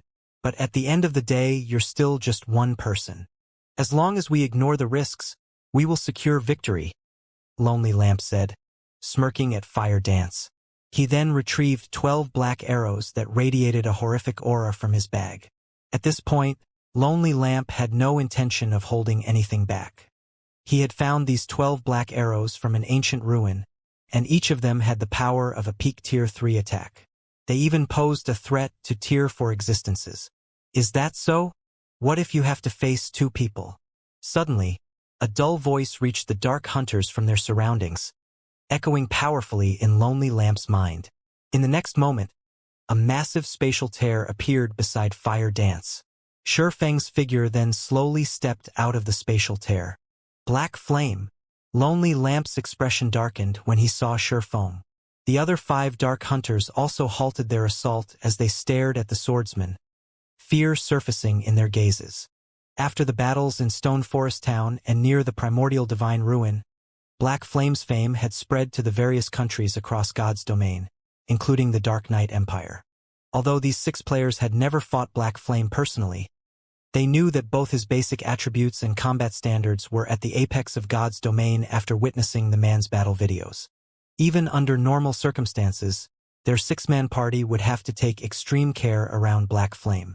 Originally, they had a chance of completing their mission since Fire Dance had been alone, but now that Black Flame had joined the fray, their chances were uncertain. Black Flame is finally making his move? The various superpowers watching from a distance could not help but grow excited upon Shurfeng's appearance. They had very eagerly watched the clash between Fire Dance and the Dark Hunters, but they had also worried that the female assassin might die. They had been worried because they wanted to see the 6 Dark Hunters' true strength.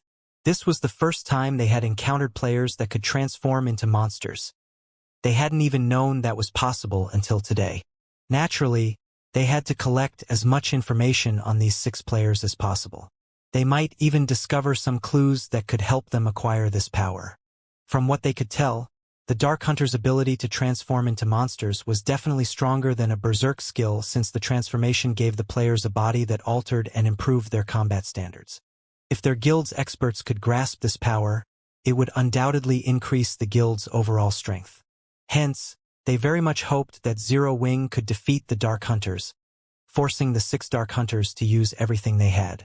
If the Dark Hunters achieved victory instead, however, they wouldn't know whether or not these players had held back anything. Leader, what should we do?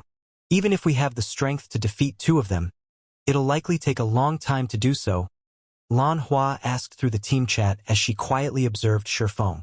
Our opponents are too powerful. Prepare to retreat, Lonely Lamp said, breathing a deep sigh as he glanced at Fire Dance and Sherfong. If their party tried to fight Sherfong and Fire Dance, regardless of the battle's outcome, the Dark Hunters party would be annihilated in the end. It wouldn't take long for Zero Wing's other peak experts to arrive, after all.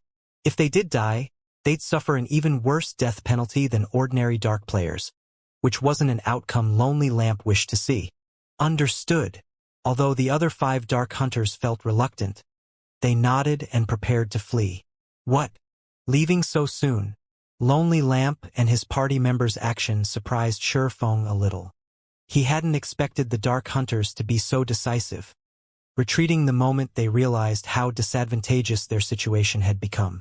Guild Leader Black Flame, you jest.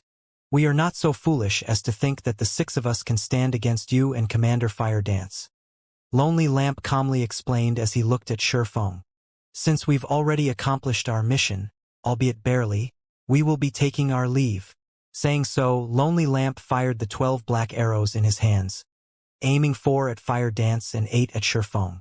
Each arrow carried power at the peak of Tier 3. Current players had no chance of blocking them. Even against a monster like Sherfong, Lonely Lamp was confident that his arrows would push the swordsman back slightly. Meanwhile, their party could use the opportunity to leave the area safely. However, Sherfong unhurriedly unsheathed Killing Ray and lightly swung the blade at the air. Suddenly, a blue lightning bolt tore through the space before him. Lightning slash. The massive lightning bolt devoured all 12 black arrows instantly, and the intense shockwaves that resulted even made the surrounding space tremble. After a brief moment, the black arrows disintegrated. Lonely Lamp and his companions, who prepared to run, were thoroughly dumbfounded. They forgot about their retreat as they stared at the vanishing black arrows. How is that possible? Lonely Lamp could not believe what he had just seen. Those were 12 black arrows they were talking about. Even a mythic monster would have trouble dealing with such an attack. Yet Sherfong had crushed it with a single move. For a moment, he even wondered if heaven were playing some joke on him. He truly hadn't thought that Sherfong would actually block all 12 black arrows successfully. He had watched Sherfeng's battle against the mythic evil demon. The man shouldn't be capable of blocking the black arrows so easily. At the very least, blocking the attack should have pushed the swordsman back by over a dozen yards. Naturally, the spectating crowd was similarly dumbfounded. Strong. Too strong. The various superpowers were no strangers to black arrows. They all had their own small stockpile. Normally, these arrows were stored in their guild warehouses, only to be used against sufficiently valuable bosses. However, after watching Sherfong destroy 12 black arrows so effortlessly, they felt like fools. They had all treated these black arrows, which could be blocked so easily, like priceless treasures. You can't possibly think that you can leave safely after that little trick, do you? Sherfong said indifferently as he glanced at the 6 Dark Hunters before him. Leader, what should we do? Lonely Lamp's party members asked the ranger. Previously, they had only feared Sherfong due to his fame, but after watching him destroy 12 black arrows in an instant, true fear gripped their hearts. They finally realized why so many people called Sherfong a monster. We don't have any other choice. Use the advanced Mad Demon Potion, Lonely Lamp said, gnashing his teeth as he stared at Sherfong. Hearing this, the other 5 Dark Hunters were shocked. The advanced Mad Demon Potion was a special berserk potion, which they had gone to great lengths to purchase. When consumed, it would grant mutated players like themselves another boost in power for 30 seconds. It was akin to a twofold berserk. However, this twofold berserk did not come without a price. Once the potion's duration ended, they would lose 40% worth of EXP. In addition, they would also fall into a weakened state for a short time. Hence, they understood that this potion should never be used unless absolutely necessary. But they also realized that this potion was their only chance of escape right now. Guild Leader Black Flame, you are as amazing as the rumors say. However, I'm afraid that you still lack the strength to keep us here. Saying so, Lonely Lamp took out an advanced Mad Demon Potion and drank it. The other 5 Dark Hunters did the same. Suddenly, the 6 Dark Hunters' auras grew more intense. Previously, their auras had rivaled Great Lords of the same level, but now, their auras were even stronger than that of a Grand Lord of the same level.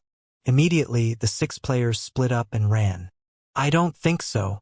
Shifeng revealed a calm smile, following which he activated Power of Darkness, skyrocketing his basic attributes.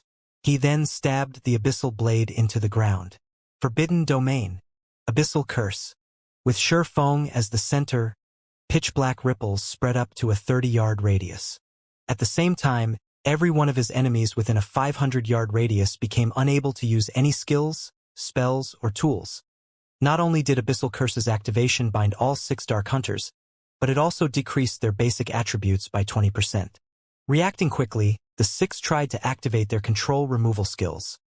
However, no matter how much Lonely Lamp and the others willed for their skills to activate, their skills remained inactive.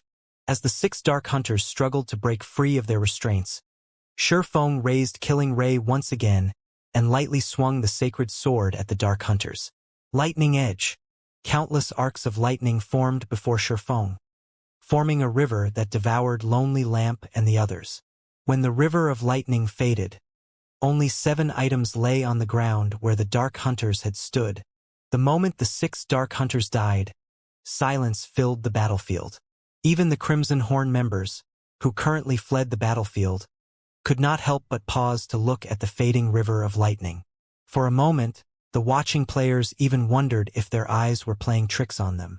It wouldn't have been unusual if Shifeng had merely slain a bunch of ordinary experts with a single hit. But the 6 Dark Hunters hadn't been ordinary experts. They were bona fide great experts. Every one of them was strong enough to make the various dark guilds in the Dark Knight Empire shudder with fear. Yet now, as if swatting a bunch of flies, Shifeng had incapacitated and killed the 6 Dark Hunters with a single swing of his sword. They died? How is this possible? Those are the Dark Hunters we are talking about.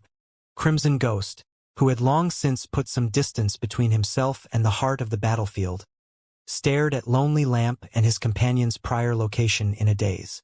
He had experienced Lonely Lamp's strength personally before. After transforming, Lonely Lamp and the other Dark Hunter's combat power was only slightly weaker than his when he activated a Berserk skill. However, unlike his Berserk skill, Lonely Lamp and the other's transformation did not have a duration. Once his Berserk skill's duration ended, he'd meet death very quickly. Moreover, Lonely Lamp's party had consumed a mysterious potion that had heightened their aura's intensity. Needless to say, their basic attributes must have risen further. If he had to fight Lonely Lamp while the Ranger was in such a state, he'd likely die after a few hits even with his Berserk skill active. Yet even after multiple boosts, Shifeng had killed the party instantly. He might be able to accept Shifeng's victory after an arduous battle, but that hadn't happened. As soon as Shifeng took the situation somewhat seriously, Lonely Lamp and the other Dark Hunters had burned to ash. When Crimson Ghost looked at Shifeng, who quietly stood before the items Lonely Lamp and his party had dropped, his whole body shuddered. Too scary. Fear and relief overwhelmed his heart. Shifeng was a true monster with bottomless strength. If he weren't certain that Shifeng was, in fact, a player, he might even suspect that Shifeng was an NPC the main god system had created to prank God's Domain's players. Fortunately, he had not allowed his army to fight Zero Wing's forces. Even if some of his players survived, his army would have suffered severe losses. Meanwhile, the players from the various superpowers that watched from the primordial divine ruin gasped when the Dark Hunters had been annihilated, their eyes nearly falling out of their sockets. The 6 Dark Hunters exuded auras that could even rival Grand Lords of the same level. This proved that their basic attributes had reached that standard. Coupled with the Dark Hunters' combat standards, none of the superpowers present were confident that they could stop the 6 players' escape. No, to be precise, they might even struggle in a head-on fight against these 6 players. On the other hand, not only had Shifeng killed all 6 Dark Hunters by himself, but he had also done so with one attack. Because of this, the various superpowers' upper echelons all wore solemn expressions. Since Shifeng could exterminate the 6 Dark Hunters, needless to say, he should have no issues doing the same to them. This also implied that, as long as Shifeng wished it, he could kill any one of them. Knowing this, how could they not take Feng more seriously? This man... Quiet Melody could not help but shake her head and smile bitterly as she watched Feng collect the items Lonely Lamp and his party had dropped. It seems that not only did we fail to learn anything about those 6 players, but we also received a dire warning. In her opinion, Feng had killed the 6 Dark Hunters instantly for 2 reasons. First, he didn't want others to take advantage of his efforts by learning the Dark Hunters' bottom line and secrets. The second reason was to give superpowers like the Sacred Temple a warning. Since he could kill the Dark Hunters so easily, he was naturally capable of killing superpowers upper echelons like her. It was a message that they should reconsider targeting Zero Wing at the primordial divine ruin. Otherwise, they would suffer a similar fate. Blue Jade, who stood beside Quiet Melody, nodded in agreement with her Vice Temple Master's words, complex emotions flashing in her eyes as she watched Feng. After this battle, her admiration for Feng had doubtlessly increased. However, she also bore a sense of rivalry in her heart. She felt as if she had just found a goal worth working towards. This black flame is truly arrogant. He actually dares to send the various superpowers a warning.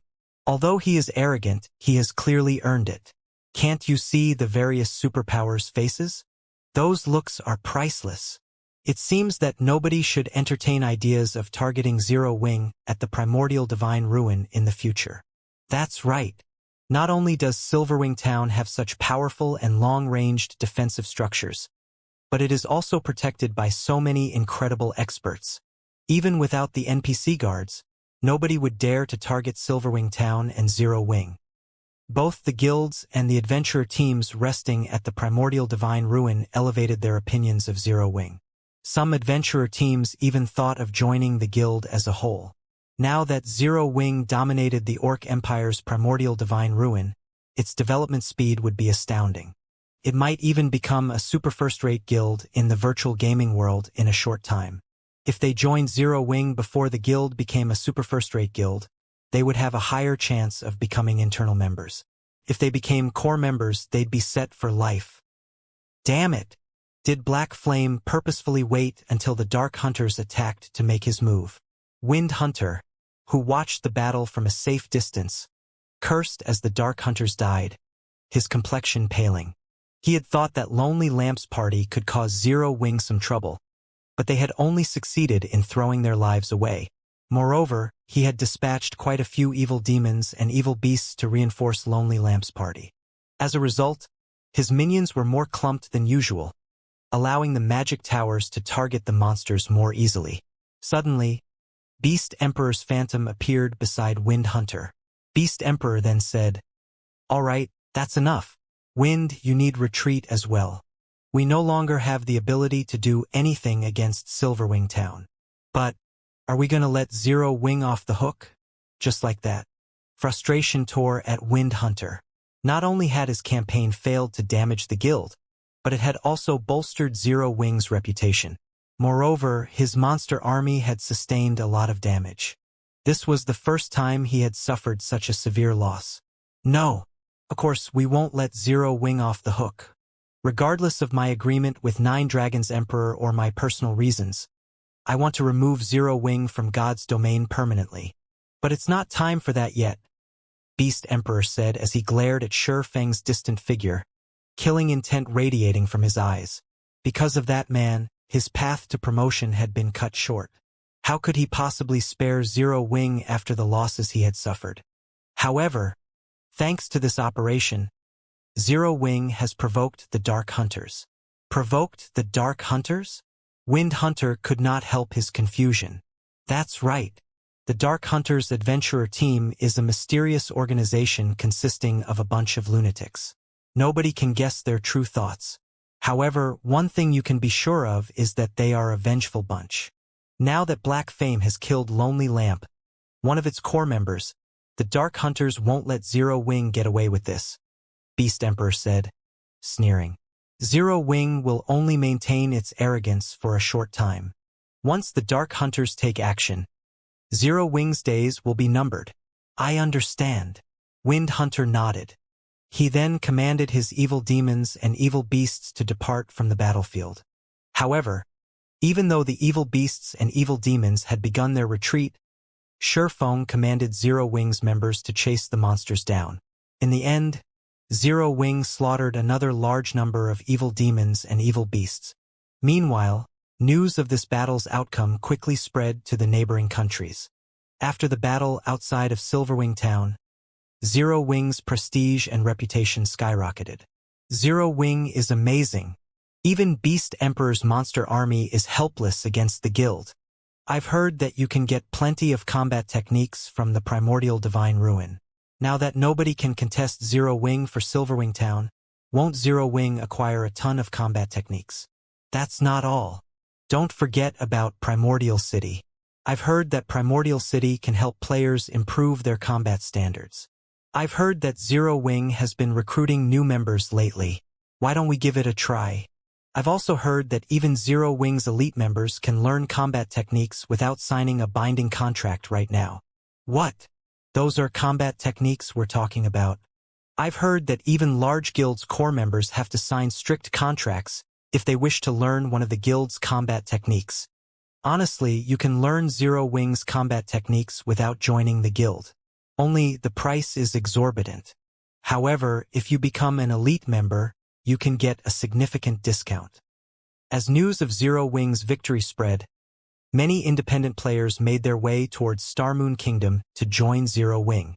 As a result, the number of players applying to join Zero Wing had increased by nearly 3 times. For a time, Aqua Rose was swamped with work. To make matters worse, now that Zero Wing had proven that it had the strength to defend Silverwing Town, a large number of merchant players and corporations hoped to purchase shops, conducting their business in the town. This was especially true for the corporations that sold virtual goods. However, Shurfeng had no intention of selling Silverwing Town's shops. Instead, he would only rent them out. Moreover, the rental price was an astronomical 2,000 gold or 6,000 magic crystals per month. Because of this price, 99% of the merchant players cursed Zero Wing. This was simply fraudulent. Shurfeng's decision even confused Aqua Rose. With 2,000 gold, one could buy a very good plot of land in an NPC town. Even in guild towns, strategically located shops only sold for 800 gold or so. Yet not only were Silverwing Town's shops only available to rent, but the rental cost was also 2,000 gold per month. With so much money, players could permanently purchase 2 good plots of land in another guild town. Although Silverwing Town's location was strategic, teleportation war fortresses had appeared in the Orc Empire. It was only a matter of time before the various large guilds occupied these fortresses. Once that happened, Silverwing Town's value would fall. The wisest decision Zero Wing could make right now would be pulling as many merchant players as possible to Silverwing Town. By doing so, Zero Wing could make a fortune and solidify the town's position and advantage in the Orc Empire. Yet, Shurfeng had chosen to rent the town's shops at astronomical prices, scaring away many merchant players that had solid foundations. When the various large guilds began to capture teleportation war fortresses, these merchant players would gravitate to these fortresses instead. Doing this wouldn't benefit Zero Wing, but Shurfeng paid the matter no heed. First, the Orc Empire's teleportation war fortresses were not that easy to capture. Second, Silverwing Town had 5 magic towers. Players could gain a full rest just by standing in the town. They wouldn't need to rent rooms from a hotel. There was also the Spirited State buff, which could help players level up far more quickly. One could easily imagine how attractive Silverwing Town would be to players. However, these players wouldn't just loiter on the street like fools, doing nothing. They would stroll around the town and window shop. The chances that they'd spend some money would be quite high. In addition, unlike Zero Wing City, where players could accumulate the double EXP buff even while they were offline, players in Silverwing Town had to remain online to take advantage of the Spirited State buff. They could only take advantage of the buff while offline if they rested in a hotel room or a guild hall. Hence, there would be many players strolling down Silverwing Town streets. With how many players would wander Silverwing Town streets, business in the town would thrive as well as those in Zero Wing City. Naturally, he couldn't ask for too low of a price for the town's shops. Moreover, Silverwing Town needed to maintain more than just the 5 magic towers. There was also the Magic King Craig Midlands. Silverwing Town's daily operation costs could drive any first-rate guild crazy, including the fact that Silverwing Town needed the funds to develop and had limited space. Selling the shops cheaply would be foolish. Rather, setting up hotels in place of shops would generate more income for the town. In the end, only 6 merchant associations were willing to rent shops in Silverwing Town. Although there were so few, Zero Wing had still earned 12,000 gold. This allowed the guild to construct more high-rise buildings in the town, which would, in turn, hasten the town's promotion to an intermediate town. A neutral town's promotion conditions weren't like those of towns constructed within kingdoms and empires. In addition to the population and town reputation requirements, the neutral town also needed to achieve certain conditions. These conditions involved a certain number of high-rise buildings and NPC merchants. Unfortunately, due to safety concerns, NPC merchants would rarely set foot into neutral maps. The town needed to earn a C rank in safety, but trying to do so with a basic town was excruciatingly difficult. Because of this, neutral towns had a hard time getting promoted. One had to develop the town to its very limits before it could reach the next rank. Of course, there were methods that could hasten this process, and one involved using a town promotion order. Only the town promotion order a neutral town required was unusual. To upgrade a basic neutral town to an intermediate neutral town, one would need a gold-ranked town promotion order. Meanwhile, gold town promotion orders could be used to upgrade an intermediate town to advanced rank in kingdoms and empires. One could easily imagine how difficult such a promotion order would be to obtain.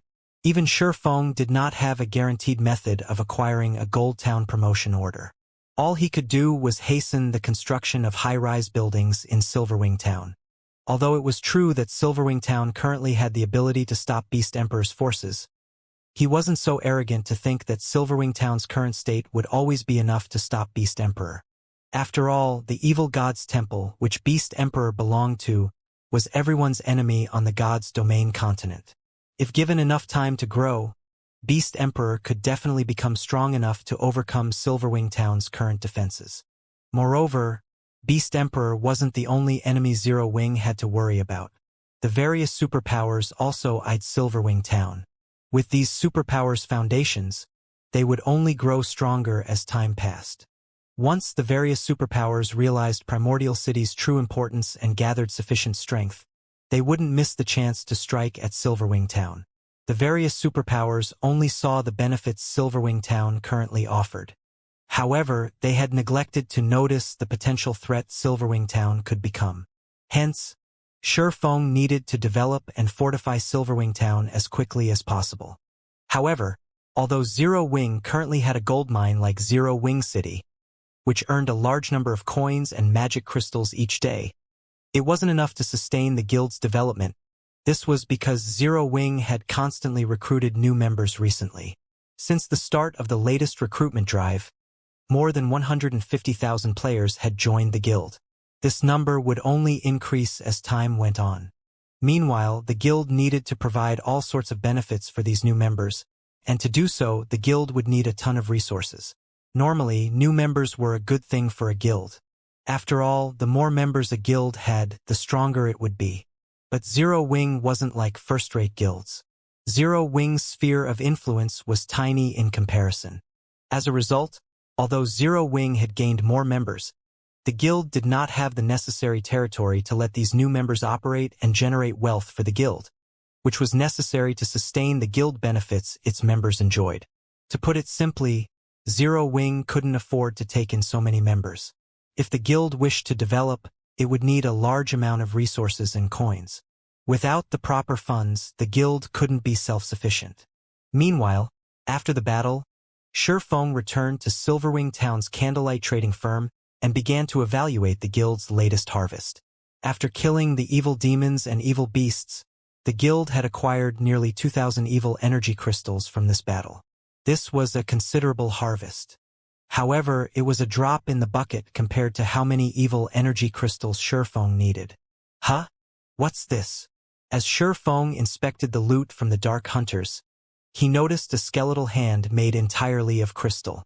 Surprisingly, Shifeng couldn't actually inspect the skeletal hand normally. The system simply stated that it was an unknown item. His curiosity piqued. Shi Feng used omniscient eyes to inspect the skeletal hand. The instant he tried to appraise the item, he heard the sounds of a series of system notifications. System. You have discovered the cursed philosopher's hand. Comma, system. Epic ranked main storyline quest. Philosopher's wish activated. Comma, quest content. Locate the world forest using the philosopher's hand and activate the world gate. Comma, reward. Philosopher's hand. A legendary item? Shi Feng's heart pounded rapidly when he saw the system notifications. He had never thought that he would have the opportunity to acquire the philosopher's hand in this life. Any alchemist in God's domain would definitely have heard of the philosopher's hand.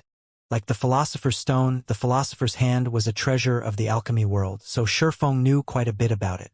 It was a bona fide legendary item. Unlike the philosopher's stone, the philosopher's hand was a complete, undamaged item. Countless lifestyle players dreamed of using its abilities. If one were to say that the power of the philosopher's stone focused on refining materials, then the philosopher's hand focused on strengthening the standards of lifestyle players, allowing them to break through all kinds of bottlenecks easily and continuously elevate themselves to a higher level. In his past, the philosopher's hand had appeared in the hands of the first-rate guild Kingdom's Sword. With the help of the philosopher's hand, the lifestyle players working under Kingdom's Sword were able to develop rapidly. Back then, this incident had shaken the entire Dark Knight Empire. The trading firm operated by Kingdom's Sword also quickly became one of the top 3 trading firms in the Dark Knight Empire, inciting the other first-rate guilds' envy. However, the Dark Knight Empire was an empire even stronger than the Black Dragon Empire. There were a total of 4 superpowers fighting over the empire. One could easily imagine what kind of end had awaited Kingdom's Sword. In the end, the 4 superpowers requested that Kingdom's Sword sell its philosopher's hand. Although it was presented as a request, in reality, it was closer to coercion. However, Kingdom's Sword had already grown to become an extremely powerful first-rate guild by then. The guild had plenty of expert members and was already well on its way to becoming a super first-rate guild. Naturally, Kingdom's Sword had refused the superpowers' requests. After all, the requirement to become a super first-rate guild was to have sufficient financial strength and resources. If Kingdom's Sword sold its philosopher's hand, that would be equivalent to severing its path towards becoming a super first-rate guild. Originally, it would have indeed been very difficult for one superpower to deal with a powerful first-rate guild like Kingdom's Sword. The surprising thing was that the 4 superpowers had actually worked together to deal with Kingdom's Sword. As a result, Kingdom's Sword had become history from then on. However, the guild leader of Kingdom's Sword was also ruthless. Even when his guild had been on the brink of annihilation, he had still refused to hand over the philosopher's hand. In the end, none of the 4 superpowers had gotten their hands on it, and the alchemy treasure had vanished from God's domain with the Kingdom's Sword Guild. Shi Feng found it truly surprising that the philosopher's hand had appeared before him. If not for being targeted by 4 superpowers, there was no doubt that Kingdom's Sword would have become a super first-rate guild. After all, the further one progressed in the game, the more important lifestyle players became to guilds. Many weapons, equipment, and items had to be crafted by the various lifestyle players. It was simply impossible to sustain a guild's development with dropped items alone. Looking at the philosopher's hand, many ideas danced in Shi Feng's mind. Although Silverwing Town seemed free of issues right now, the town would face great danger in the future. Sufficient power would be needed to maintain the town's safety. Although he had acquired the Bronze Guardian puppet design, Zero Wing simply wasn't capable of producing the Bronze Guardian puppet right now. It might be fine if he had obtained a design for the common Guardian puppet, as it did not require master-ranked lifestyle players to be produced. However, the Bronze Guardian puppet's minimum requirement was to have a master forger, a master alchemist, a master engineer, and a master enchanter. In addition, some parts needed to be made by 2 different kinds of masters, while some needed all 4 kinds of masters working together to make them. The Bronze Guardian puppets could only be crafted after meeting the requirements. Even then, the production success rate was very low. If one wished to produce the Bronze Guardian puppet reliably, the master lifestyle players selected had to be intermediate or advanced masters. basic masters were too unreliable. Fulfilling these conditions was wishful thinking for the current Zero Wing. Master lifestyle players were not available on demand. Even 10 years after God's Domain had launched, basic masters had been extremely rare and had been greatly respected by the various large guilds, let alone intermediate and advanced masters. However, if Zero Wing acquired the Philosopher's Hand, it would be possible to nurture a bunch of basic masters within a short time. Building up some intermediate masters might even be possible. At that time, Zero Wing could start the production of the Bronze Guardian puppet. Just thinking about such a future was incredibly exciting. Bronze Guardian puppets possessed combat power at the peak of Tier 3. Moreover, players could control them fully since they were much easier to control than summoned creatures. A Void Realm expert that was ignorant of the realms of truth could still, at the very minimum, exhibit combat power at the refinement realm when controlling a guardian puppet. Most importantly, unlike summoned creatures, guardian puppets could be used permanently. They even dealt additional damage to buildings and magic arrays. Whether they were used in a siege or defensive battle, guardian puppets were the perfect tool.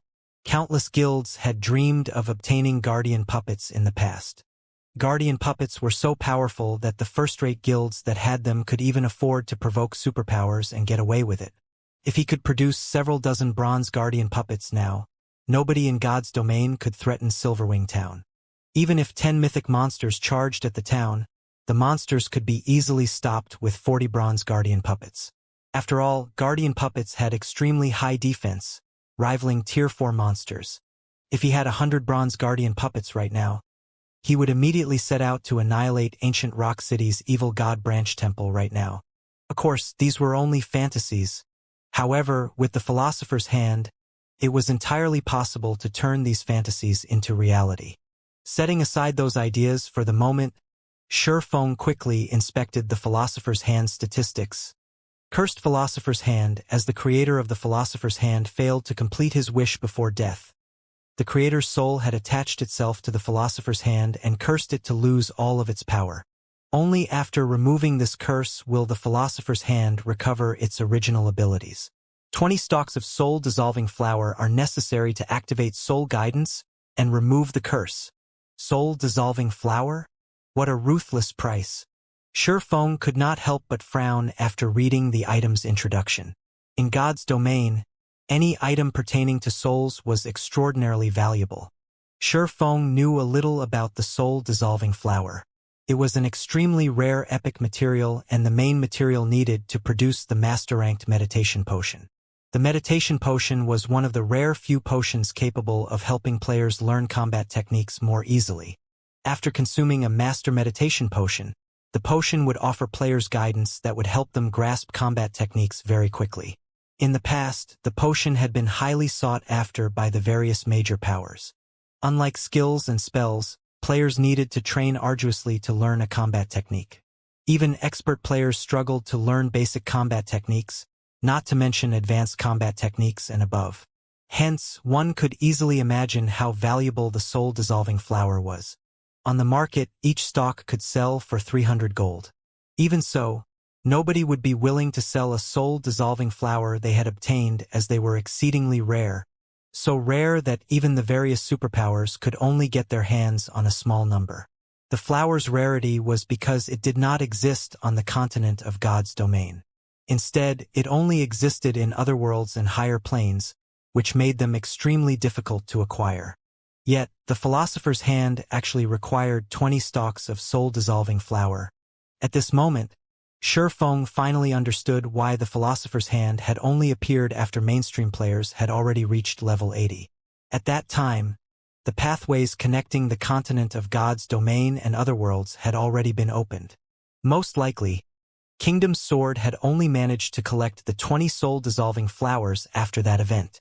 It seems there's a need to make another trip to the Ice Crystal world. The only other world Shurfeng could freely travel to right now was the Ice Crystal world. Although there was also the option of visiting a higher plane, it would take a very long amount of time to collect 20 soul-dissolving flowers all by himself. Meanwhile, there were many players in the Ice Crystal world. Done thinking, Shurfeng contacted Lifeless Thorn and the other members of the Azura Adventurer team and had them gather in White River City. After grouping up, they headed towards the Ice Crystal World. Ice Crystal World, Cold Wind City, the Snow Rift. Icy cold winds blew endlessly inside the snowy valley. If a player without ice resistance stood here, they would no doubt freeze to death. Even if players possessed sufficient ice resistance to survive the cold environment, their stamina consumption would be several times higher than usual. Currently, however, there was a very large number of players grinding inside the Snow Rift. Looking down from the top of the mountain, one would see many large groups of players grinding the monsters here, seemingly used to fighting in this place already. We just left for a short while, and there are actually so many people grinding here already? Yenya, who was currently dressed in exquisite dark blue mage robes and wielding an emerald staff, was slightly surprised as she looked down at the crowd of players grinding beneath the mountain. Even the lowest leveled player among the players present inside the Snow Rift was level 50, with most of them being level 51. Some of the players giving out orders had even reached level 52. In an empire on the continent of God's domain, a level 52 player could easily rank within the top 30, yet there were actually more than 30 level 52 players present in the Snow Rift. Yenya and the rest of the Azura Adventurer team members that had gone over to the continent of God's domain together with Shurfeng had been roaming about the continent grinding and questing constantly. Shurfeng had even helped them level up a little. However, they had only reached level 52, yet so many independent experts of Cold Wind City had already managed to reach the same point. The monsters in the Ice Crystal World are stronger and provide more EXP, so the leveling speed of the players here is faster than that of the players on the main continent. Right now, the average level of large guild members on the main continent is already close to reaching level 50. It is very normal for the mainstream players here to reach level 51 and 52. Shurfeng said, not finding this situation particularly surprising. During his previous visit to the Ice Crystal World, he had discovered that the average level of the players here was much higher than the players on the continent of God's domain. The part that truly surprised Shurfeng was the weapons and equipment these players were using. The drop rate for weapons and equipment in the Ice Crystal World was extremely low. Normally, monsters here only dropped materials. The main source of weapons and equipment was from lifestyle players. Hence, the quality of the weapons and equipment used by the players here was considerably inferior to those used by the players on the main continent. In contrast, the standard of the lifestyle players here was much higher. Most of the level 50 players present in the Snow Rift were geared in level 50 Mysterious Iron equipment, with some even being geared in level 50 Secret Silver equipment. The equipment standard of these players was not the slightest bit inferior to the players residing on the main continent. After reaching level 50, the drop rate for weapons and equipment would decrease drastically. Currently, level 50 20-man team dungeons were the goal of independent players on the main continent. Meanwhile, the best equipment dropped in these dungeons was level 50 Secret Silver rank, although the drop rate was extremely low. The drop rate was only at an acceptable level if one rated at Hell mode. However, a level 50 20-man Hell mode team dungeon was still too difficult of a challenge for current independent players.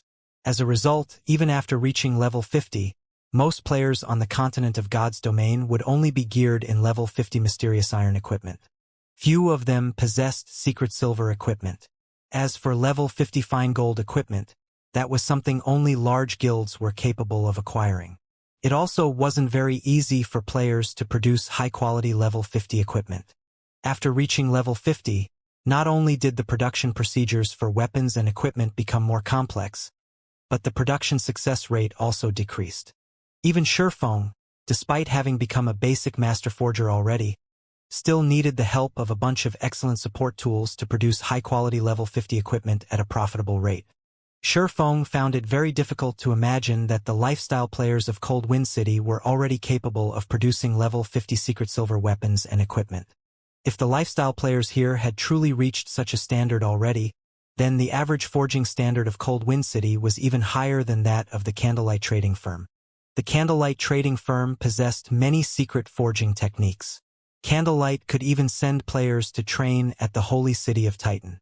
Members of Candlelight could also work and practice in the mana-rich environment of Zero Wing City, yet despite these factors, Candlelight's overall forging standard was still inferior to the forging standard of Cold Wind City. How could Feng not be surprised by this fact? Commander, those people over there seem to be members of our adventurer team, Solitary 9 said, smiling as he pointed at a 50-man team currently fighting against a level 56 Great Lord. Currently, 6 level 51 MTs were working together to pin down the level 56 Great Lord-ranked Frost Ape. The Frost Ape was very powerful. Even when 3 MTs worked together to receive one of its normal attacks, the MTs would still get pushed back and receive over 10,000 damage each. To cope with the Frost Ape's powerful attacks, the 6 MTs would take turns receiving its attacks. Of course, to level 51 MTs, losing 10,000 plus HP was not a cause for concern. Instead, the truly troublesome part about the Frost Ape was the freezing debuff its attacks inflicted. If one were struck by the Frost Ape, their body's movements would turn sluggish. If struck too many times, even their movement speed would decrease. At the same time, the damage they received would also increase. However, although the Frost Ape was very powerful, Azura's 50-man team was still able to reduce its HP steadily. It was only a matter of time before the Frost Ape died. After hearing Solitary 9's words, Lifeless Thorn, Cleansing Whistle, Dark Madness, Yenya, and the other members of Azura in the team turned to look in the Frost Ape's direction. For a moment, they all could not help but sigh ruefully. Although the Azura members that were currently in combat were relatively strong and high-leveled, in their eyes, these players were still too lacking when it came to combat standards. This was something they had learned after leaving the Ice Crystal world. The players of the Ice Crystal world might be higher-leveled, but the average combat standard of the players on the continent of God's domain was significantly higher. The Azura members in the Ice Crystal world needed 50 people to suppress the level 56 Great Lord-ranked Frost Ape. If the task were left to the various large guilds of God's domain, a 20-man team would be more than enough to deal with such an opponent. Just as Solitary 9 and the others were talking about their fellow companions' combat standards, an army of players suddenly entered the valley below them. There were easily over 3,000 players in this army. Meanwhile, these players all wore level 50 mysterious iron equipment of matching designs. It was obvious that the equipment was player-made. Some of the leader-level individuals in this army were also equipped in 5 or more pieces of secret silver equipment. As for the 100-man team moving in the lead of this army, over half of the equipment on them was level 50 secret silver rank. The gorgeous and neat equipment these players wore quickly earned them the envy of the other players present inside the snow rift. At the same time, fear surfaced in the eyes of the surrounding crowd. The players in this army all wore a guild emblem in the shape of a black lion. They were evidently guild players. When the players grinding in the snow rift saw the arrival of these players, they immediately started a discussion between themselves. Amazing! So, this is Hecate. Sure enough, Hecate isn't something the guilds of Cold Wind City can hope to compare to. It's no wonder the Matchless family decided to join Hecate. Moreover, with how much pressure Hecate is placing on the Centurion dynasty, I believe it won't be long before the Centurion dynasty disbands. I really wish I could join Hecate. I heard that there are plenty of weapons and equipment made available for exchange in the guild. One is eligible to exchange for level 50 secret silver equipment just by becoming an elite member. It's a pity Hecate's recruitment requirements are too high. As the players grinding in the snow rift watched Hecate's army slowly approach, they felt a sense of yearning towards the guild. Right now, they had to grind arduously for rare materials and then use these materials to trade for a piece of level 50 secret silver equipment from Hecate. If they could become members of Hecate, however, they would not have to go through all that trouble. They also wouldn't have to make unfavorable trades with Hecate. Hecate's reserving this place. Non-members leave this place immediately. If you're not gone within 5 minutes, we'll forcefully evict you from this place. Just as the spectating crowd was chatting among themselves, a few of Hecate's members suddenly started evicting players from the map. What? Hecate has occupied several high-resource leveling maps before. This leveling spot is something we found after going through great lengths. How can you guys just come here and take it from us? That's right. This is too much. Without this place, how are we supposed to grind for rare materials?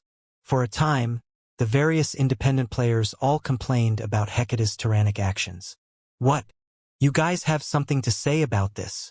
At this moment, a savage man wearing light blue armor walked out from Hecate's army. The man then sent a glance at the crowd before him, sneering, "If you have something to say, fine. Come say it to my face." Hearing this man's words, everyone suddenly went quiet. The savage man before them was named Vast Heaven, and very famous in Cold Wind City. On the first day he had arrived in Cold Wind City, he had killed over 30 experts from the Centurion dynasty. Afterward, in the guild war between Hecate and the Centurion dynasty, not only did Vast Heaven manage to kill over 100 players all by himself, he even managed to slay Centurion dynasty's guild leader, Sky Slicer. How could they possibly dare fight him? Everyone started quietly leaving the area, no longer daring to say anything about Hecate's actions. Meanwhile, Azura's 50-man team finally defeated the Frost Ape and were about to pick up their loot and leave as well. Wait a minute. This place is already under Hecate's management. You guys over there leave those materials behind. Vast Heaven shouted as he looked at Azura's members. Vast Heaven, we killed this boss. Don't you dare go overboard. The Berserker serving as the leader of Azura's 50-man team said as he looked at Vast Heaven. What? You guys want to fight? Vast Heaven laughed. Sure. Come at me. I'll even let all of you attack me together. If you manage to kill me, I'll immediately have my men leave the area. After Vast Heaven was done speaking, he stepped out from the crowd behind him and slowly walked towards Azura's 50-man team. When bathed in Vast Heaven's chilling aura, Azura's members felt greatly pressured. None of them dared reply to Vast Heaven's provocation. They knew very clearly what kind of temper Vast Heaven possessed. During the first few days after Hecate arrived in Cold Wind City, a situation similar to this had occurred. Some adventurer teams that were displeased with Hecate's tyrannical actions had challenged Vast Heaven. In the end, however, Vast Heaven had defeated every challenger.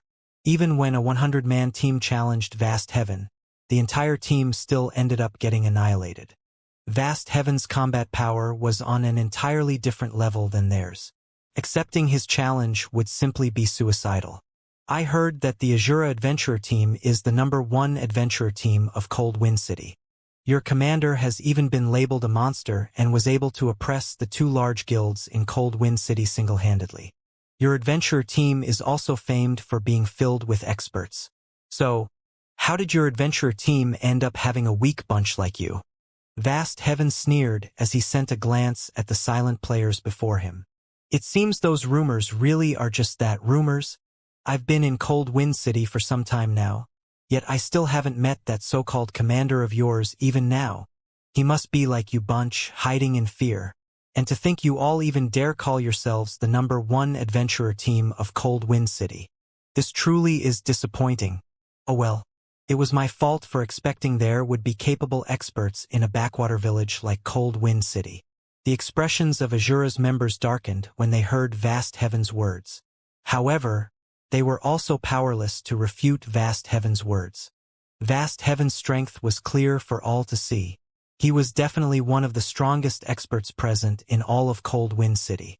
Even if their commander and the other experts of their adventurer team were present, they were unlikely to win against Vast Heaven. Leave the loot behind. We're leaving, said Stained Maple, the Berserker serving as the leader of Azura's team, gnashing his teeth. He knew that their team stood no chance against Vast Heaven whatsoever. It was definitely unwise to throw away the lives of the entire 50-man team just for the loot of a Frost Ape. Under the Berserker's lead, Azura's team turned around and left. Hold it! Who said you could go?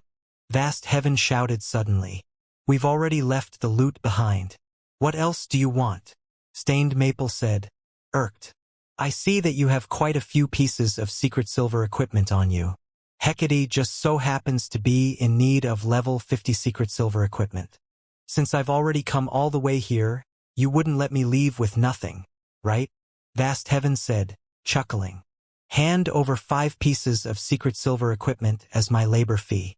Afterward, you guys can leave. Rage immediately burned in the eyes of Azura's members when they heard Vast Heaven's words. This was too much. They had already chosen to concede, Yet Vast Heaven was even telling them to hand over 5 pieces of secret silver equipment. That was basically asking for their lives. Nowadays, while it was indeed true that the mainstream players of Cold Wind City had already reached level 50 equipment was still scarce. Right now, even level 50 mysterious iron equipment was worth a fortune, not to mention secret silver equipment. Just one piece of level 50 secret silver equipment was already worth far more than the value of the Frost Apes' loot. They would have to kill over 20 Frost Apes to earn enough to purchase 5 pieces of level 50 secret silver equipment. Even though the Azura Adventurer team was Cold Wind City's #1 adventurer team, it did not possess a lot of secret silver equipment. As for their 50-man team altogether, they only had around a dozen or so pieces of level 50 secret silver equipment. What? Not willing to hand them over? Are you asking for me to make a move? Vast Heaven said as he swept a scrutinizing gaze over Azura's members. Meanwhile, Azura's members' rage burned brightly as they glared at Vast Heaven. Boss Maple, let's just duke it out with them. Isn't it just a single death? That's much better than just handing over 5 pieces of secret silver equipment. That's right. I refuse to believe our 50-man team can't kill one person. Azura's members were expressing their anger on the team chat one after another. They were all willing to fight against Vast Heaven rather than handing over 5 pieces of secret silver equipment without putting up a fight. All right, we'll fight with everything we got. Even if we can't kill him, we'll make him lose a few teeth, Stained Maple said after giving the matter some thought. After all was said and done, Vast Heaven was only a level 52 berserker. Even Stained Maple himself was a level 52 berserker. The weapons and equipment his team wore were also much stronger than before. Their chances of winning against Vast Heaven were not entirely zero. After Stained Maple agreed, Azura's members all unsheathed their weapons and started encircling Vast Heaven. You want to make a move? Vast Heaven could not help but laugh when he saw Stained Maple brimming with fighting spirit. Good. I just happen to be in need of some practice targets. Saying that, Vast Heaven unsheathed the silver spear hanging on his back. He then charged directly into Azura's team. So fast. Stained Maple could not help but be surprised when he saw Vast Heaven transforming into an afterimage. Despite Vast Heaven being a berserker, he was so fast that even Stained Maple's eyes could not keep up with him. In fact, Vast Heaven appeared to be even faster than Azura's assassins. This bunch from Azura Shore is unlucky. The boss has just been promoted to Tier 2 recently and had been fussing about not having any sparring partners. The boss is amazing. His speed is so high. Before this, the boss was famed for having immense strength. However, back then, his speed was lacking. His promotion to Tier 2 just so happens to have made up for this weakness of his. With this, he is most likely unbeatable in Cold Wind City now. Hecate's members started chatting merrily among themselves when they saw that Vast Heaven had already charged into the ranks of Azura's team. Previously, even when Vast Heaven was still a Tier 1 player, he had already managed to make a mess of the Centurion dynasty. Now that he had been promoted to Tier 2, he was definitely invincible in Cold Wind City. Let alone 50 players, even if Azura's team had 100 players, the outcome would still be the same. Seeing Vast Heaven's ridiculous movement speed, Stained Maple immediately commanded the ranged players to start attacking the enemy berserker. He also had the 6 MTs of the team try to surround Vast Heaven as much as possible, preventing the enemy berserker from coming close to the team's ranged DPS and healers. However, Vast Heaven was simply too fast. He was able to easily dodge any spells and arrows that were sent at him. As for the 6 MTs trying to pin him down, they were as slow as turtles before Vast Heaven. Very quickly, Vast Heaven managed to circle the 6 MTs and charged at Azura's healers and ranged DPS. Disappear! Vast Heaven dashed past the melee players that had tried to hinder his path and abruptly jumped into the air. When he was still in the air, he started rotating his spear and creating a storm with it. Immediately after, he slammed his spear down where Azura's healers were standing. Tier 2 skill, Bladestorm. Just when Vast Heaven was about to descend on the healers, however, a crimson light suddenly flew at him. Like a meteor, the crimson light flew at the Tier 2 berserker's defensive blind spot, the frightening power it carried even scorching the air around it into nothingness. However, Vast Heaven quickly noticed the attack and altered his spear's attack trajectory, forcibly canceling Bladestorm and executing Whirlwind Slash instead. Boom! There was an explosion, and dazzling sparks scattered around Vast Heaven. A powerful shockwave also spread from the point of collision. Like a cannonball, Vast Heaven's body was sent flying over 20 yards away and landed heavily on the ground. Only after taking 6 steps back did he manage to stabilize himself.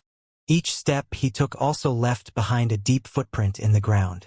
A damage of over -22,000 appeared above Vast Heaven's head, his HP bar decreasing by a significant portion. What's going on? Is there a monster attack? Whether it was Azura's members or Hecate's members, both had incredulous expressions on their faces as they looked at the scene that had just happened. This was especially true for Hecate's members. When they saw Vast Heaven instantly losing over 1/3 of his HP, their eyes nearly fell out of their sockets. Who is it? Who attacked me just now? What's there to be proud about? Executing an ambush. If you have the guts, come out and face me directly, Vast Heaven bellowed. Before Vast Heaven finished speaking, 10 people were already walking over from a short distance away. Although all 10 of these players were wearing black cloaks, none of them bothered hiding their appearances. Who are you guys? You actually dared to ambush me? Do you wish to make an enemy out of Hecate? Vast Heaven grew slightly afraid as he looked at the 10 approaching figures. Through the previous attack, he already understood that these newcomers were no ordinary people. At least, in terms of strength, he was no match for the expert that had just attacked him. Who am I? Shifeng smiled. Weren't you looking for Azura's commander? I'm the person you're looking for. You're Azura's commander? Vast Heaven revealed a stunned expression as he watched Shifeng walk towards him step by step. How is this possible? After he had arrived at Cold Wind City, he had heard many things about the Azura adventurer team. Even the guild leader and vice-guild leader of the Matchless family feared them. Originally, he had been eager to challenge Azura's members to a fight. However, the performance of the adventurer team during recent times was simply too disappointing. While it was indeed true that Azura had many expert members, in his opinion, these expert members were no different than amateurs that were not worth him spending energy to fight. After all, he had defeated several experts that were originally ranked in the top 10 of Cold Wind City. These top 10 experts were only slightly stronger than ordinary experts and were still far from rivaling him in terms of combat standards. As a result, he no longer paid any attention to the Azura adventurer team. In fact, in his eyes, even Cold Wind City's #1 expert was most likely a joke. But now someone had suddenly appeared before him, declaring that they were Azura's commander. Moreover, this person had even managed to push him back using just a single blow. How could he possibly believe this situation to be true? Commander! It's really the commander. Even the vice-commanders are with him. The oppressed Azura members had excited expressions when they saw Shifeng and his team members appear. They never thought that Shifeng's group would actually return to Cold Wind City. Moreover, Shifeng had even managed to send an expert like Vast Heaven flying with a single hit. Huh? So, he is the Azura adventurer team's commander. Didn't they say that Azura's commander brought a group of experts out for an exploration? The matter regarding the exploration should be a lie. They must have known that Hecate arrived at Cold Wind City and used exploration as an excuse to avoid coming across our guild. This is interesting. The Azura adventurer team has constantly refused to join our guild. The higher-ups have been fussing about looking for Azura's commander all this time. Now that he has actually shown himself before us, we'll see how Boss Vast takes care of him. However, Azura's commander looks quite strong as well. He actually managed to take away more than 1/3 of Boss Vast's HP in a single hit. That's just because he executed an ambush. He must have used some kind of powerful magic scroll for that attack. Don't forget, Boss Vast is a Tier 2 player. If he gets serious, who in Cold Wind City could possibly be his match? Hecate's members could not help but start a discussion among themselves when they saw Shifeng's group approaching, filled with curiosity about the Azura adventurer team's commander. At the same time, They also eagerly waited for Vast Heaven to teach Shi Feng a lesson. Nowadays, the Azura Adventurer team was in rapid decline. The only reason why the Adventurer team's members were still sticking around was that they still held hope that their commander and the top experts of the Adventurer team would return soon. Now that Azura's commander had returned, if said commander were to be killed by Vast Heaven, the Azura Adventurer team would most likely crumble instantly. After all, every member of Azura had placed their faith in Shi Feng.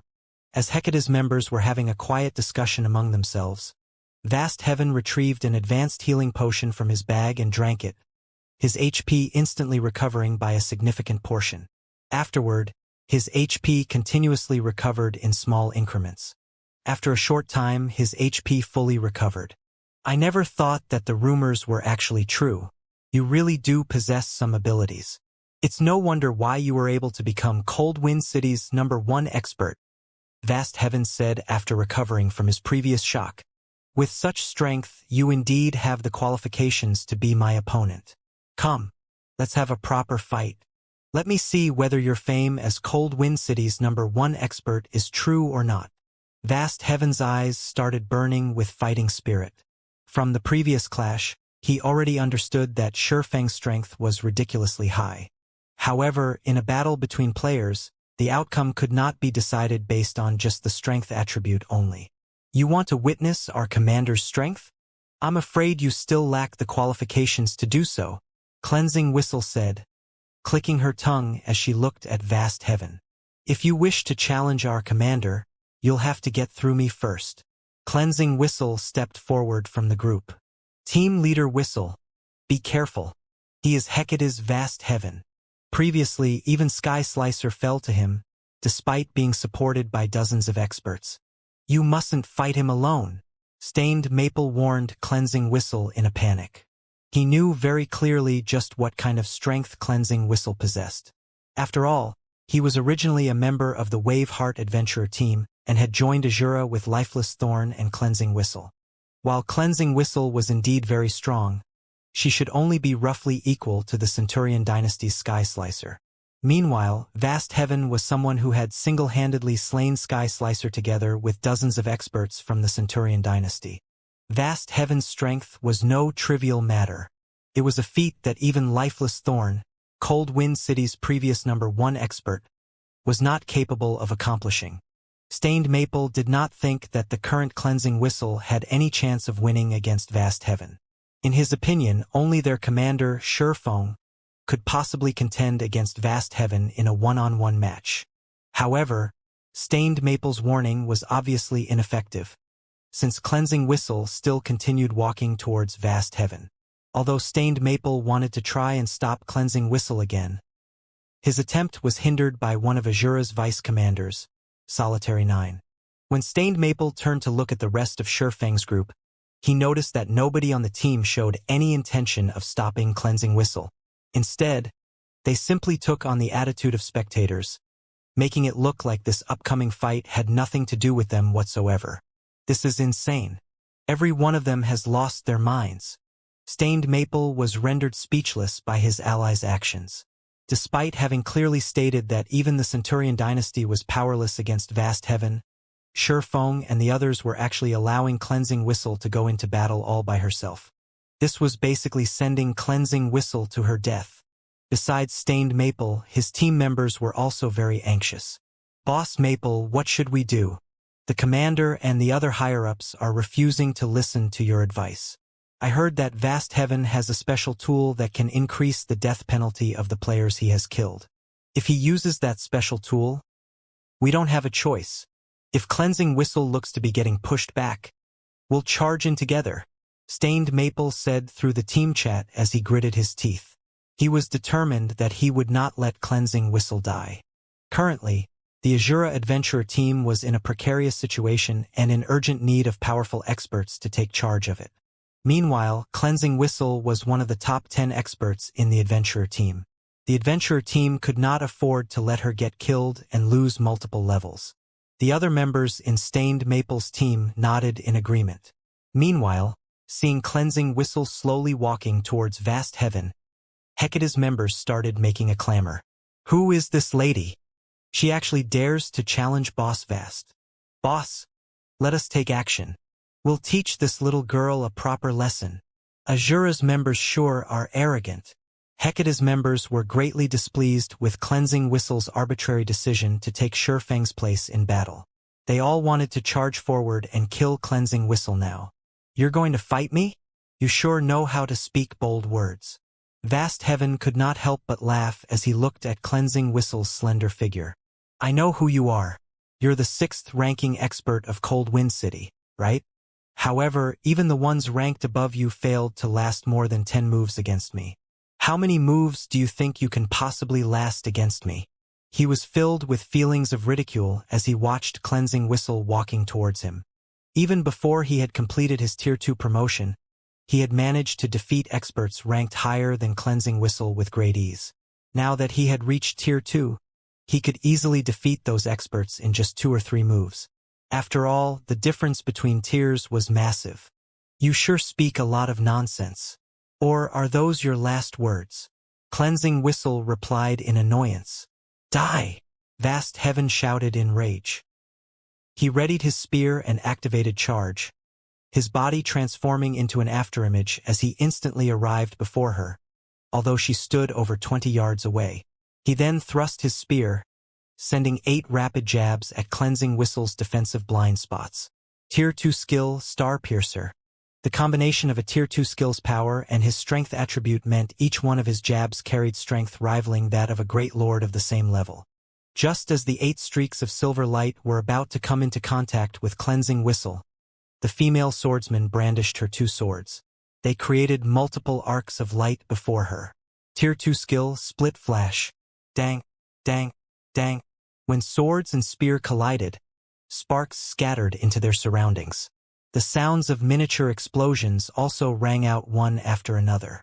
In the end, not only did Cleansing Whistle block all 8 spear jabs, but she even managed to force Vast Heaven to retreat 3 steps, damages ranging in the hundreds appearing above the berserker's head in succession. In contrast, Cleansing Whistle remained standing steadily in her original position, her HP still completely intact. Although both sides had only clashed once with each other, the difference in strength was already clear for all to see.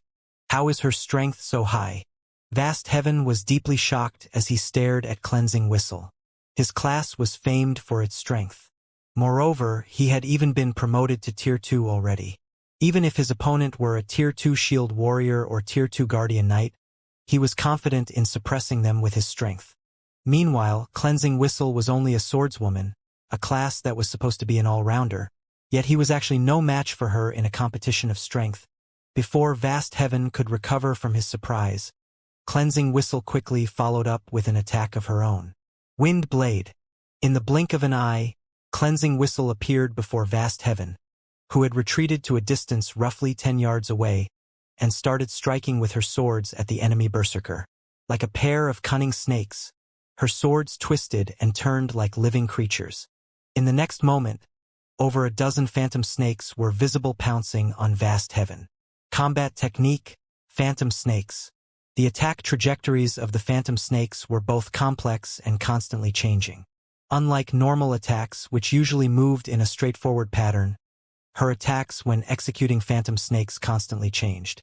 Even if her opponent managed to predict her attack trajectories in one moment, those attack trajectories would abruptly change in the next, preventing her attacks from easily being parried.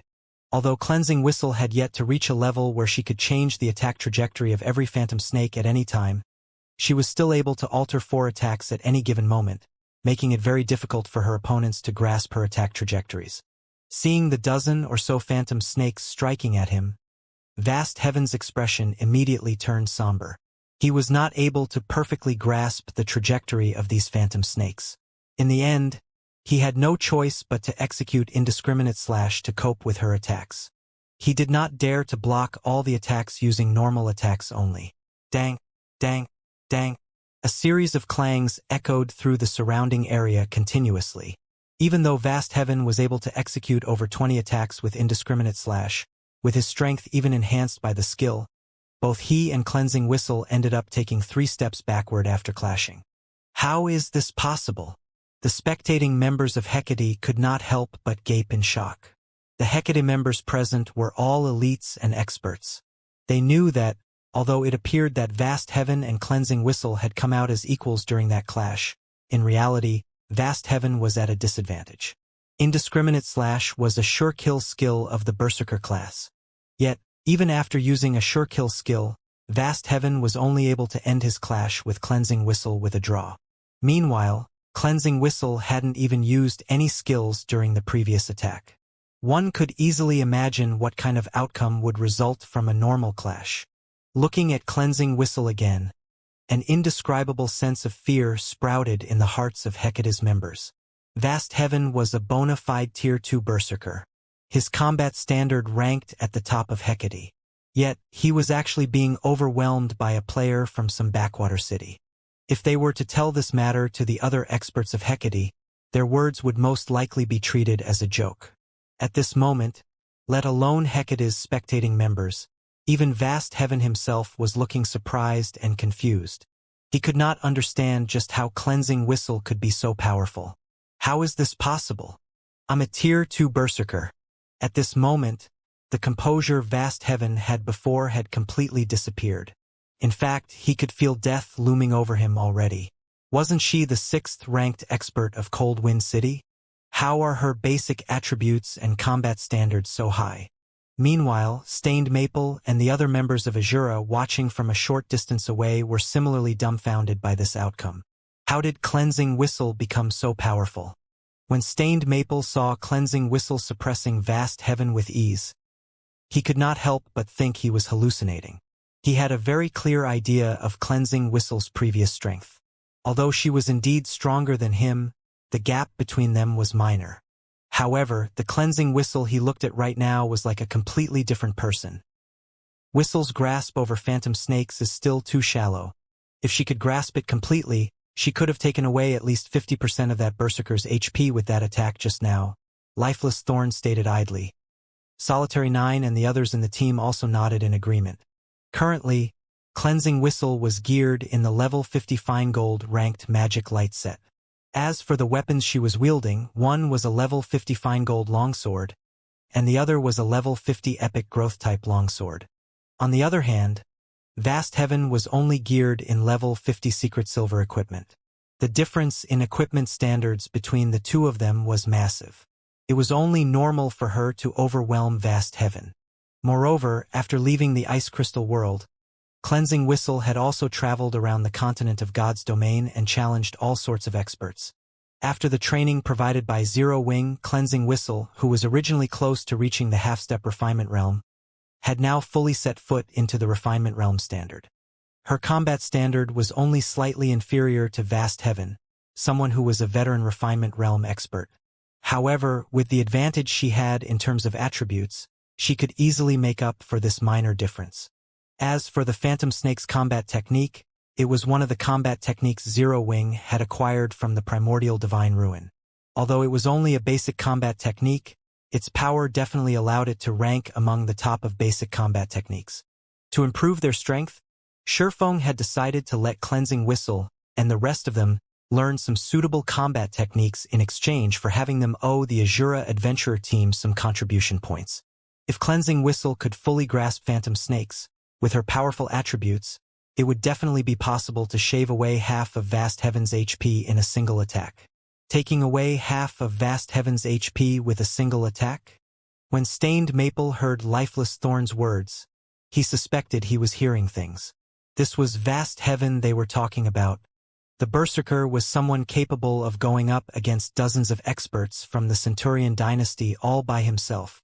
Yet, in the eyes of Lifeless Thorn's group, such an expert was like an ordinary player one could find anywhere on the street. Just as everyone was feeling shocked by the strength Cleansing Whistle had displayed, Cleansing Whistle immediately altered her footwork after stabilizing herself. She transformed into multiple afterimages, making it look like there were 5 copies of her as she dashed towards Vast Heaven. Combat technique, Residual Steps. Similar to Phantom Snakes, Residual Steps was also a combat technique acquired from the primordial Divine Ruin. It was a special footwork technique that relied on afterimages to confuse one's opponent.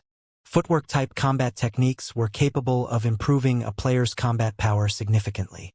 In terms of value, a basic footwork-type combat technique was equivalent to an advanced offensive or defensive combat technique. When one was fighting against an enemy of roughly equal combat standards, a footwork-type combat technique allowed one to take the initiative in battle. It was something crucial in a battle between experts. At the end of the day, Vast Heaven was only a refinement realm expert. As a result, he was not able to fully grasp the movement patterns of all 5 copies of Cleansing Whistle. When Cleansing Whistle was close to reaching him, he had no choice but to make a powerful stomp on the ground. Thunderclap, the ground around Vast Heaven trembled and shattered, preventing Cleansing Whistle from executing residual steps properly. As a result, her afterimages disappeared, and her real location was revealed. Die! Seeing an opportunity to strike, Vast Heaven immediately used his strongest Tier 2 skill, Death Charge. Vast Heaven's body increased in size, instantly becoming a 3-meter-tall giant. He raised his silver spear and stabbed it at Cleansing Whistle. Death Charge was a sacrificial skill that sacrificed 40% of his maximum HP to execute a charging assault on a target within 50 yards ahead of him.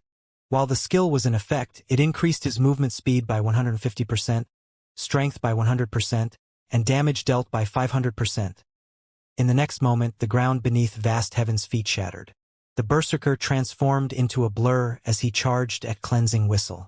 Just as Vast Heaven was about to reach Cleansing Whistle, the latter suddenly swapped out the level 50 fine gold long sword in her right hand and replaced it with a tattered long sword engraved with silver divine runes. She swung the tattered long sword at Vast Heaven. Just as the tattered longsword was about to collide with Vast Heaven's spear, the silver runes engraved on the longsword lit up brightly. Boom! There was an explosion, and the ground beneath the point of impact shattered. Contrary to expectations, Cleansing Whistle did not get sent flying. In fact, she was still standing steadily in her original position. On the other hand, Vast Heaven's charge had stopped abruptly. He took 3 steps back involuntarily, the spear in his hands trembling visibly. His body had also fallen into a complete paralyzed state for a brief moment. Vast Heaven was thoroughly dumbfounded by this outcome. He failed to understand what Cleansing Whistle had just done, actually overwhelming his strongest attack. However, before Vast Heaven could recover from his brief paralyzation, Cleansing Whistle quickly swung the epic growth-type long sword in her other hand. Tier 2 skill, Storm Fury. This move was the strongest Tier 2 skill Cleansing Whistle possessed. In the next moment, countless wind blades assaulted the immobilized Berserker, chipping away at his HP rapidly. By the time Vast Heaven recovered from his paralyzed state, he had less than 1/3 of his HP remaining. However, Cleansing Whistle had already followed up with another 2 slashes. A moment later, Vast Heaven's vision darkened, and his body collapsed to the ground powerlessly, as Vast Heaven's body transformed into particles of light and disappeared from the snow-covered field. An exquisite pair of silvery gray arm guards took the Berserker's place. Before the spectating crowd could recover from their daze, Cleansing Whistle collected the arm guards and stored it in her bag. She then shifted her gaze towards Hecate's army. "Who else wants to duel?" Cleansing Whistle asked with a faint smile as she glanced at Hecate's members. She had just acquired a piece of level 50 secret silver equipment by killing 1 player. This was far more profitable than raiding a team dungeon. Seeing the cute smile on Cleansing Whistle's face, dread filled the hearts of Hecate's members. Too scary. Vast Heaven was a Tier 2 expert, yet Cleansing Whistle had fought as if she had randomly encountered some common monster. Not only had she dealt with the Tier 2 Berserker so easily, but she had also killed him in an instant. This was a Tier 2 player they were talking about. Even if Cleansing Whistle were also a Tier 2 player, there shouldn't be such a huge difference between her and Vast Heaven. Moreover, a Tier 2 Berserker had even more HP than a Tier 1 metric ton of the same level. Yet Cleansing Whistle had, faced with such power, who would possibly dare challenge Cleansing Whistle to a duel? Hecate's members remained silent for a time. Meanwhile, Stained Maple and his companions were ecstatic once they snapped out of their daze. Hecate had constantly suppressed their adventurer team in Cold Wind City, So watching Cleansing Whistle kill Vast Heaven, one of Hecate's top fighters, was truly a joy to behold. Amazing! So, this is the effect of the special training the commander had mentioned. Stained Maple could not help but shift his gaze towards Shifeng, astounded. When Shifeng had first established the Azura Adventurer team, he had stated that as long as they were willing to work hard, he would help them grow stronger. He had assumed Shifeng's claim was merely a boast. Now, however, it would seem that Shifeng had told the truth. The man really had a way to make them stronger. Moreover, the improvement wasn't insignificant. Take Cleansing Whistle, for example. Compared to the last time he had seen her, when she had still been a member of the Waveheart Adventurer team, she was like an entirely different person. However, the increase in her strength wasn't limited to her basic attributes. He could also tell that Cleansing Whistle's combat standards had undergone a qualitative transformation. When Stained Maple looked at Cleansing Whistle now, he felt a mental pressure similar to Lifeless Thorn's previous aura. Only this pressure was not as intense Lifeless Thorn's. When Stained Maple thought about how Cleansing Whistle had grown so much stronger after leaving with Shifeng, passion and anticipation rose within him. He knew that Vast Heaven held a high position in Hecate. Although he had no hope of reaching Cleansing Whistle's current standard, as long as he became as strong as Vast Heaven, he would qualify to look down on the various large guilds. Meanwhile, when the distant spectating independent players saw Vast Heaven die, their jaws hit the ground. He died? Vast Heaven actually died. Who is that woman? I know her. She's Cleansing Whistle. She used to be the 6th strongest player in Cold Wind City. The 6th strongest player? Are you kidding me? Vast Heaven has defeated 2 players who ranked higher than Cleansing Whistle by himself. Even if Cleansing Whistle has become significantly more powerful in such a short time, she shouldn't be able to kill Vast Heaven so easily, right? As the spectating crowd watched Cleansing Whistle, they started to research the woman. However, what they learned shocked them. Vast Heaven was a berserker, while Cleansing Whistle was a swordsman. Normally, berserkers had an absolute advantage in terms of strength in a melee battle against swordsmen without the involvement of skills. Thus, in a one-on-one confrontation, berserkers were far stronger than swordsmen. Yet, when Cleansing Whistle had fought Vast Heaven, she had suppressed the enemy berserker from start to end. This proved that the woman wore higher quality equipment than Vast Heaven. But what surprised them most was the improvement speed of Cleansing Whistle's combat standards. Before joining the Azura Adventurer team, Cleansing Whistle's combat standard had only been slightly higher than independent experts like themselves. However, the combat standard the woman had just displayed was clearly far superior to theirs. The combat technique Cleansed Whistle had just employed, in particular, had seemed like some kind of skill or spell. They had never seen such mystifying combat techniques before. No one would believe that Cleansed Whistle had hidden her strength before she had disappeared. After all, before joining the Azura Adventurer team, Cleansing Whistle had constantly competed with Lifeless Thorn for the position of Cold Wind City's strongest expert. Why would she have held back while doing so? The only explanation was that Cleansing Whistle had drastically improved her combat techniques after she had joined the Azura Adventurer team and left Cold Wind City. For a time, the distant independent players were overwhelmed by their interest in and desire to join the Azura Adventurer team. Meanwhile, Hecate's members glared at Cleansed Whistle in silence, having lost their prior fear. Azura Adventurer team, huh? You actually dared to kill a member of Hecate? You must be tired of living. Autumn Changes, the army's vice commander, said as he strode forward. He sneered at Cleansed Whistle and the others as he said, "This is a good opportunity. We'll teach you who truly rules over Cold Wind City. Everyone, charge." Vast Heaven's death was indeed shocking. He had never thought that the Azura Adventurer team actually possessed an expert of such caliber. Normally, he'd simply avoid clashing with an expert like Cleansing Whistle, but he had an army of 3,000 players behind him, many of which were experts. Furthermore, he had to restore the reputation their guild had just lost due to Vast Heaven's defeat. Despicable! Stained Maple felt his scalp tingle as Hecate's army surged forward. He hadn't expected Hecate to be so shameless, going back on its previous promise. Including Shifeng's team, There were only 60 Azura members present. Meanwhile, Hecate had 3,000 members here. Hecate's army also consisted of elite and expert players. The Azura adventurer team members likely had no hope of escaping with their lives.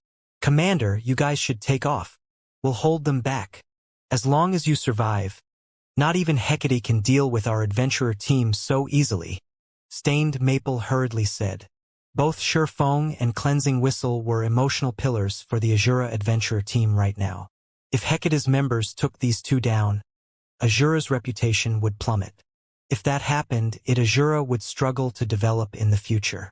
However, as soon as Stained Maple finished speaking, he noticed Surefong approaching Hecate's army with Lifeless Thorn and the others close behind. "Commander, what are you trying to do?" Stained Maple asked in a panic. "Do I really have to answer that? We're getting to work." Surefong laughed nonchalantly. "The 50 of you, get into a defensive formation and focus on dodging AoEs. Just don't die and leave the rest to us. We finally get to stretch after such a long trip." After exchanging a glance, Lifeless Thorn and the others charged at Hecate's army, as if they were charging at a group of common monsters that posed no threat whatsoever. As Stained Maple and his companions watched Surefeng's party rush forward, they were utterly dumbfounded. What was going on? 10 players were trying to take on an army of 3,000 players? But before Stained Maple could recover from his daze, Surefong used Flame Domain. A towering pillar of flames then emerged amidst Hecate's army, so massive that even the independent players over 1,000 yards away could see it clearly. With this single move, several hundred players instantly turned to ash as ownerless weapons and equipment took their places. As the towering pillar of fire dissipated, it revealed a charred circle within the snow-covered plain. Even players over 30 yards away could feel the rising heat that radiated from the scorched area. Aside from the weapons and equipment, nothing remained in the 70-yard radius of charred earth. A large-scale destruction spell? Autumn Changes paled when he saw the burned ground. Although he had his players spread out, Surefeng's large-scale destruction spell had slain over 300 of his people. That was more than 1/10 of Hecate's army. The players that had just died were all experts and elites from Hecate. This was the first time the guild had suffered such a devastating loss since Hecate had arrived in Cold Wind City. They'd need an astronomical amount of resources to recuperate from this. The responsibility he'd bear would also be massive. "Kill them. I want all of them dead." Autumn Changes bellowed as he glared at Surefong, the person who was responsible for this loss. He'd only be able to avoid a severe punishment if he annihilated the Azura members before him. Hearing Autumn Changes' command, Hecate's members snapped out of their daze. Although they still somewhat afraid of Surefeng's group and worried that their enemies had more large-scale destruction spells in store, they had over 2,600 players on their side. How could Azura possibly stop them all with just 60 members? Like a pack of hungry wolves, Hecate's members descended on their enemies. Of course, although Hecate's members had been stirred into a frenzy, their movements were still well organized. Their actions displayed these players' vast experience in team battles, and instead of charging as one, they split into dozens of smaller groups to deal with each individual opponent. Each of the groups that aimed for Surefeng's team of 10 consisted of 50 players. Stained Maple and his team became incredibly nervous as they watched the army of thousands approach. Although they had fought in many team battles before, they had been small-scale skirmishes, only involving 100 or 200 players. This was the first time they had participated in a battle involving thousands. As they watched the large groups rush towards them in an orderly manner, they struggled to breathe. Hecate's army outnumbered them by dozens of times. This overwhelming advantage couldn't be negated just because Surefong had used one large-scale destruction spell. The Azura adventurer team is finished now. There's no helping it.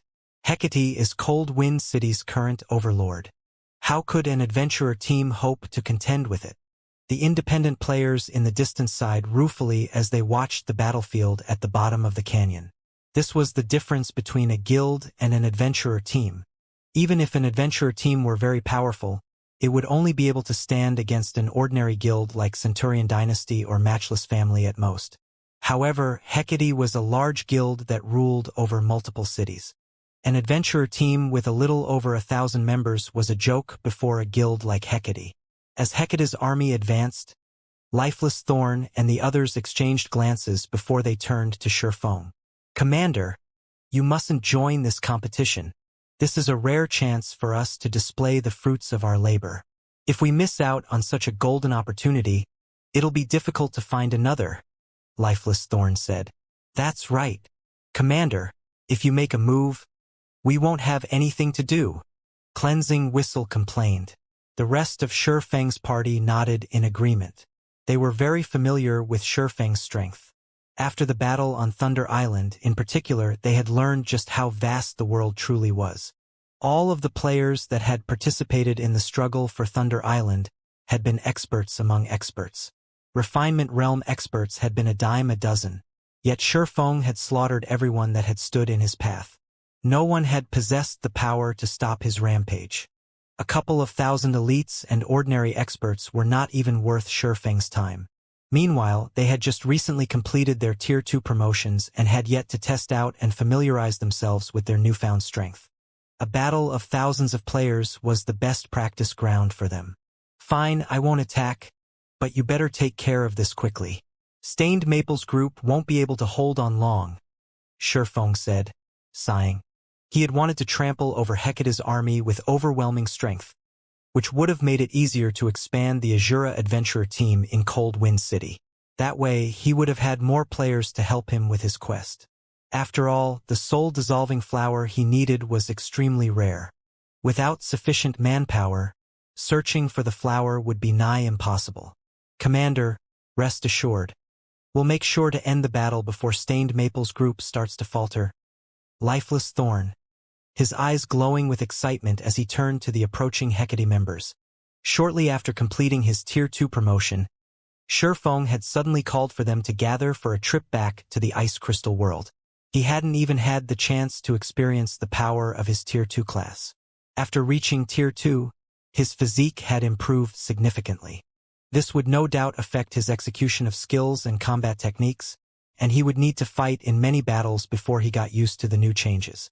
He could also use this chance to try out new combat methods, which he hadn't been able to use with his previous physique. 14:24, after reaching Tier 2, his physique had improved significantly. This would no doubt affect his execution of skills and combat techniques, and he would need to fight in many battles before he got used to the new changes. He could also use this chance to try out new combat methods, which he hadn't been able to use with his previous physique. After saying so, Lifeless Thorn eagerly raised his spear and dashed towards Hecate's forces, which were still over 100 yards away. The rest of the team also advanced, but instead of moving as a unit, they split up and rushed at different sections of the enemy army. They showed no intention of cooperating. What are they trying to do? Stained Maple felt devastated as he watched Lifeless Thorn and the others move independently. They were going up against an army of over 2,600 players. Yet Lifeless Thorn and the others planned to fight solo? Even Autumn Changes was stunned as the enemies rushed towards him. Have these people lost their minds? Autumn Changes could not help but rub his eyes to make sure that he was not hallucinating. Hecate's army still had over 2,600 elite and expert players remaining. Even Vast Heaven wouldn't recklessly charge into such a force by himself, using a roundabout strategy instead. Yet Lifeless Thorn and the other Azura members were running towards their army like a bunch of lunatics. Good. Since they wish to die so badly, we'll grant their wish. Ranged unit, prepare to attack. Once they're within 50 yards, launch your attacks and blast them to smithereens, Autumn Changes commanded. Hearing Autumn Changes' orders, the ranged players at the rear line readied their bows and channeled their spells. As soon as Lifeless Thorn was within range, they would launch their attacks. 90 yards, 80 yards, 60 yards. The moment Lifeless Thorn crossed the 50-yard mark, Hecate's ranged players fired their spells and arrows. These arrows and spells blotted out the sky. Come! Lifeless Thorn revealed a wild grin as the attacks rained down. He responded by swinging his spear at the incoming attacks. Tier 2 skill, Bladestorm. With a light swing, A storm formed before lifeless thorn. Like a barrier of wind, the violent storm blocked every spell and arrow Hecate's members had launched. Not a single attack had made it through. How is that possible? Hecate's members were stupefied when they saw lifeless thorn emerge unscathed. They had never dreamed that a skill could be used in such a way. Lifeless thorn had actually used an offensive skill as a defensive skill. Bladestorm had a 3-second duration. Taking advantage of the skill, Lifeless Thorn made his way towards Hecate's front line without receiving any damage. However, 8 MTs immediately stepped forward to intercept Lifeless Thorn. Seeing this, Lifeless Thorn swept his spear in a horizontal arc Tier 1 skill, Whirlwind Slash. Boom! The swing sent every MT that stood in Lifeless Thorn's path flying, their HPs decreasing by a significant chunk.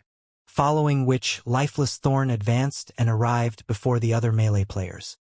His rapidly thrust his spear at his enemies, and the weapon transformed into over a dozen afterimages.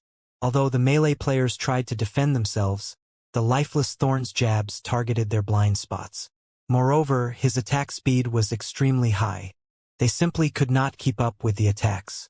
In the end, the spear struck these players multiple times before they transformed into streaks of light and vanished. The attacks Hecate's ranged players launched were utterly ineffective against Lifeless Thorn as he constantly and swiftly changed positions. Wherever Lifeless Thorn passed, players fell one after another. Moreover, Lifeless Thorn's movements became faster and smoother as he continued to fight. Solitary 9 and the others had also charged into Hecate's ranks by this point. Although their performance was not as violent as Lifeless Thorn's, they were just as unstoppable. Whenever they used a Tier 2 skill, they instantly killed 10 or more players. Although Solitary 9 and the others took some hits, they instantly recovered the lost HP with an advanced healing potion. Meanwhile, the Hecate members that had charged at Shurfeng were even more miserable. Before Hecate's members could reach him, Shurfeng activated Defensive Blade, which increased his attack range tremendously. He then lightly swung Killing Ray at the approaching players. The swordsman's strength was already beyond that of a Tier 3 Great Lord of the same level, and the players that had failed to block his attacks had fallen instantly. Although the players that had blocked the attack had survived, they were paralyzed for a brief moment. As a result, they couldn't block Shurfeng's following attacks.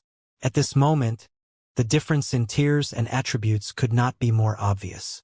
Azura and Hecate's members were on an entirely different level. How is this possible? Autumn Changes was racked with confusion as he watched this happen.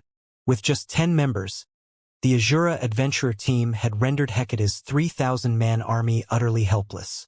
Just who are these people? Before even 1 minute had passed, Hecate's army had lost an additional 800 or so players. In contrast, Shurfeng's group of 10 had yet to suffer a single casualty. It's about time we end this battle. Seeing that the enemy's morale had plummeted, Shurfeng pulled out the Bible of Darkness and activated Demon Summoning. Immediately, a massive gate of white bone descended from the sky. As the gate opened, a 5-meter-tall, dual-horned, pitch-black demon emerged. The massive bone gate immediately caught the attention of everyone present. When the bone gate abruptly opened, power of darkness flooded out and instantly turned the snowy plain into a barren wasteland.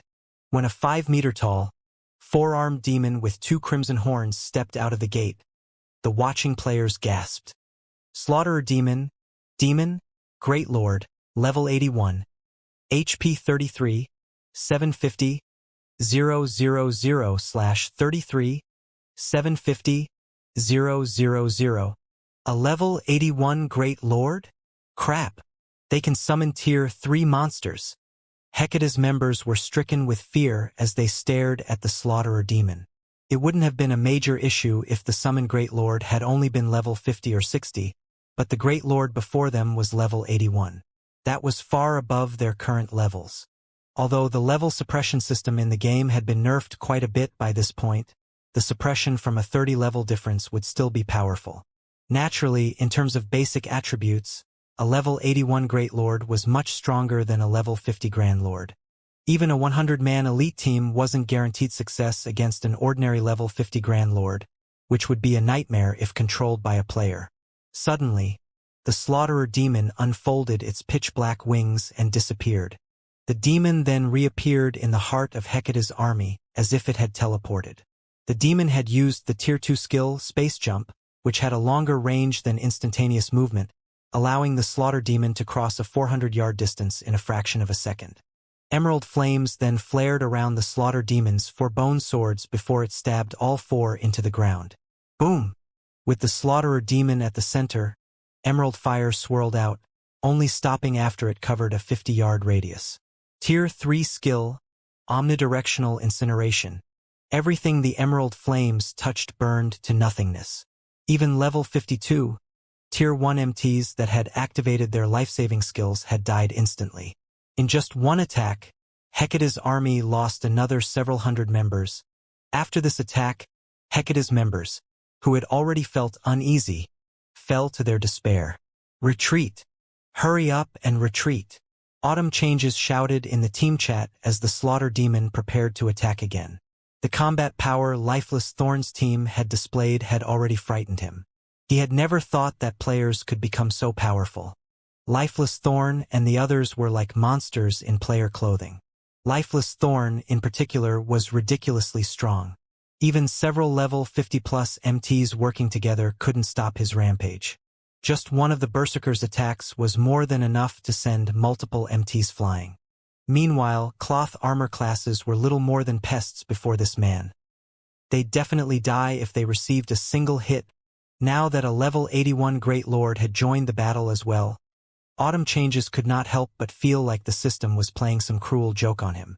However, although Autumn Changes had already ordered the retreat, before a Tier 3 demon strengthened by Demon Ruler, escape was impossible. The Slaughterer demon was simply too fast. Moreover, it only needed one hit to kill the fleeing players. Since Hecate's members were focused on escape, Lifeless Thorn and his companions had an easier time killing their enemies. 9 players and 1 demon chased after the 1,000-plus players that fled in all directions. The inconceivable scene left the distant independent players speechless. They had witnessed many accounts of 1,000-man armies chasing down groups of dozens of players, but they had never seen a handful of players chase after a 1,000-man army.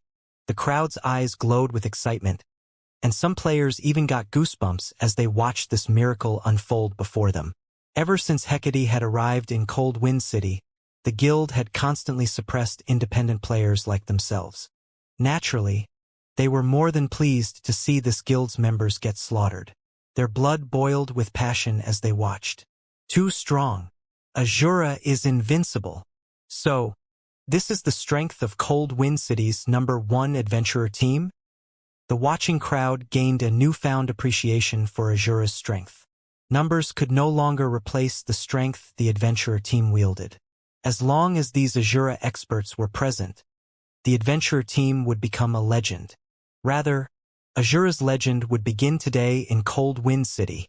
Meanwhile, Stained Maple and his teammates, who tried their best to keep Hecate's members from fleeing, felt an indescribable pride and excitement for their own adventurer team.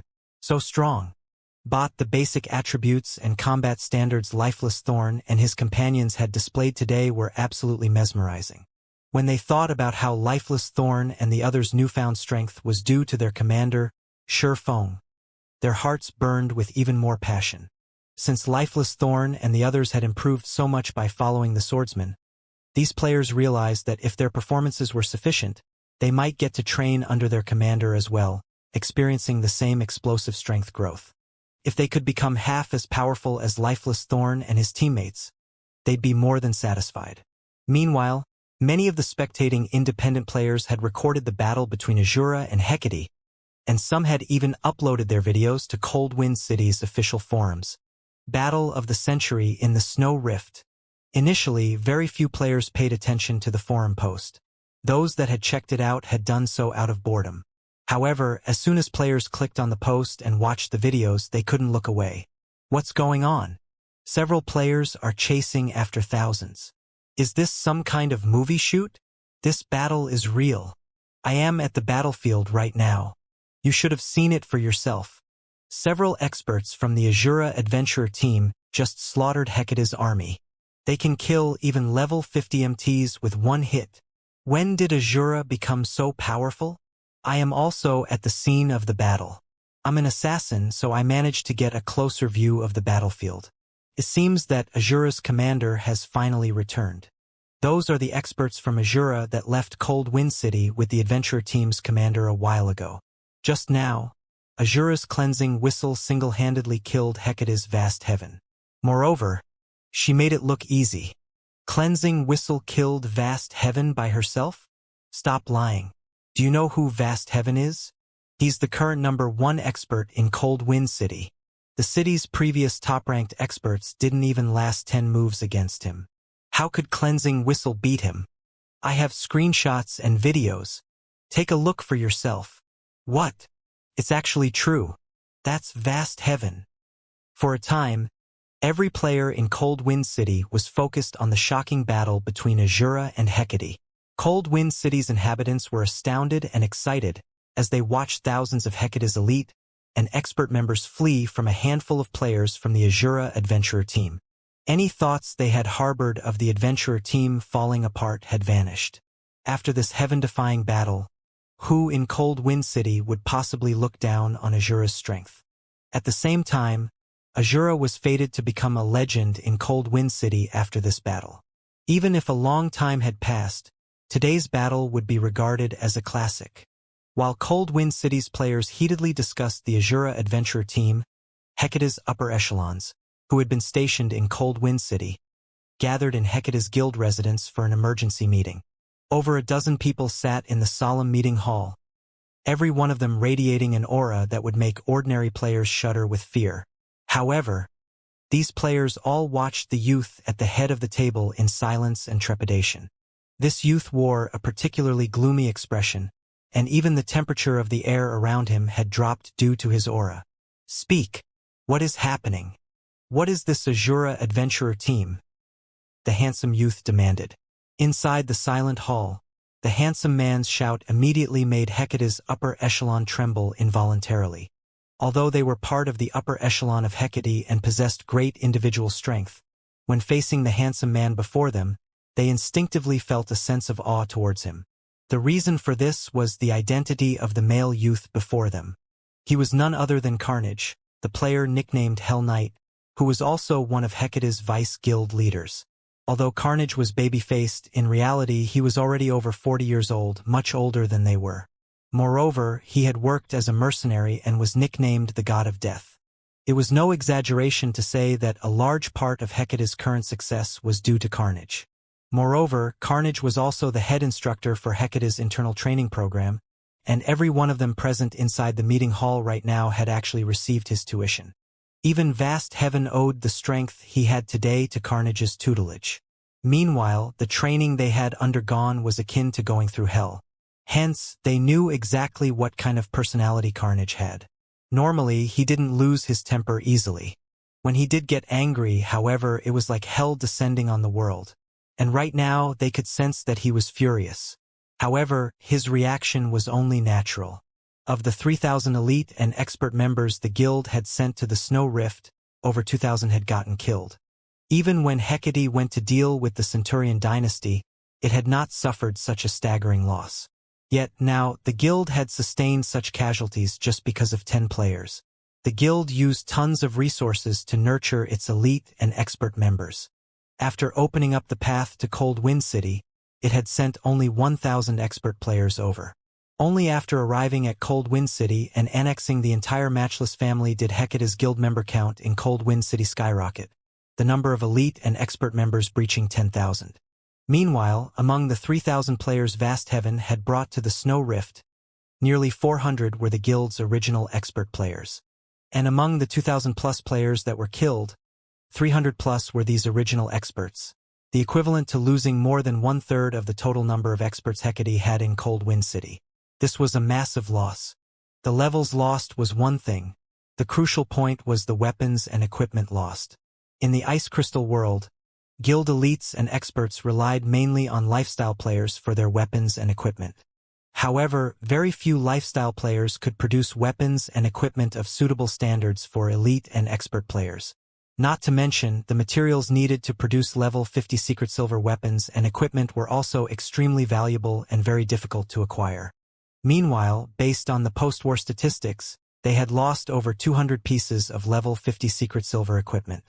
Since producing just one piece of level 50 secret silver equipment already required a lot of time and resources, all the more for 200 pieces, this loss would severely impact their guild's raid progress of the Snow Rift. Vice Guild Leader, we've already done a thorough investigation. The people who targeted us this time are all experts of the Azura Adventurer team that had disappeared previously. From what we heard, it seems that these experts had gone with their commander on an expedition. However, the strange part is that these experts weren't so strong before. Right now, we still don't know how they managed to gain the combat power they have. A level 52 elementalist reported in a careful tone. They suddenly became stronger? Carnage's lips curled up slightly as he read the report his subordinate sent him. This is interesting. They're just a bunch of hillbillies, yet not only did they gain a massive boost in basic attributes after going out on an expedition, but even their combat standards have undergone a qualitative transformation. It seems this Azura Adventurer team has quite a huge secret. Investigate this matter immediately. Use every means available to dig out this secret. As long as Hecate acquires it, then the day Hecate becomes the #1 guild in the north will be just around the corner. Right? Also notify the main branch to send the 12 heavens to Cold Wind City. Upon hearing Carnage's command, everyone in the room was shocked despite themselves. They had never thought that Carnage would actually summon the 12 heavens to a backwater like Cold Wind City. The 12 heavens were the apex combatants of Hecate. In Cold Wind City, aside from Carnage, Vast Heaven was the strongest member of Hecate present. Even so, Vast Heaven's level was still insufficient for him to become one of the 12 heavens, only qualifying as a reserve member at most. Normally, the 12 heavens would be split up and dispatched to Hecate's various branch guilds. Nevertheless, Carnage was having all 12 of them come. Hecate's upper echelon shuddered in fear just thinking about this matter. These people could still remember the last time the 12 heavens were all together. Back then, they were gathered to help repel the siege of a super first-rate guild's army. In the end, due to the 12 heavens, the invading super first-rate guild had no choice but to give up on capturing one of Hecate's guild towns. Yet now, Carnage was actually mobilizing the 12 heavens just to deal with a single adventurer team. This was simply insane. Elsewhere, Shurfeng and the others had already returned to Cold Wind City. After reaching the city, the group discovered that nothing much had changed there. The player population in the city had increased only slightly, with the majority of the newcomers being new players to God's domain, and a small portion being Hecate's guild members. Unlike on the continent of God's domain, players belonging to the Ice Crystal world couldn't travel freely between different cities.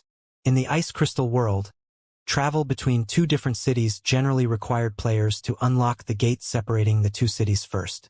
Another method was to use a special pathway. However, activating such special pathways was very troublesome. These pathways also had many restrictions. Hence, ordinary players couldn't travel freely between different cities. Currently, outside Azura's residence, Azura's members crowded around the entrance as they welcomed Shurfeng and the others' return. It's the commander. The commander is back. All hail the commander. Azura is invincible. The Azura Adventurer team's members were all thrilled to see Shurfeng. The shouting of thousands of players echoed throughout the streets of Cold Wind City, firing up the independent players that had come to join in on the fun.